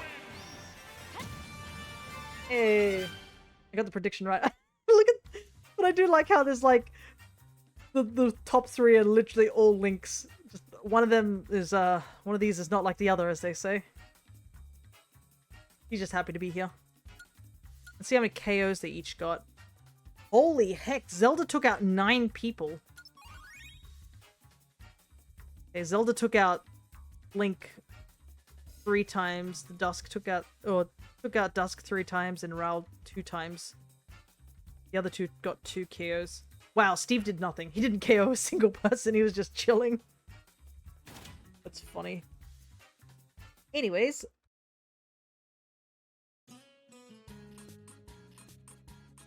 I think we will call it there.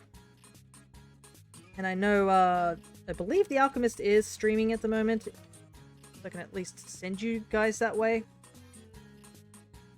Though I suspect some of you may already be there, but you know, might as well send everybody there just in case. But yeah, so we will be just doing some Stardew Valley on Wednesday. And maybe this weekend or sometime we will be doing some more Amiibo training. Still got 3 more Amiibos to train. At least they're all different, well, 2 of them are the same characters technically, but it'll be interesting because I haven't really used these characters as much as like the Link Amiibo. Goodness, I've trained so many Link Amiibos at this point. But yeah. So hopefully all the Amiibos will be fully trained and ready to go for when that day comes. So, I guess until next time, we'll see you very soon where we will be in Stardew Valley doing some big home improvement.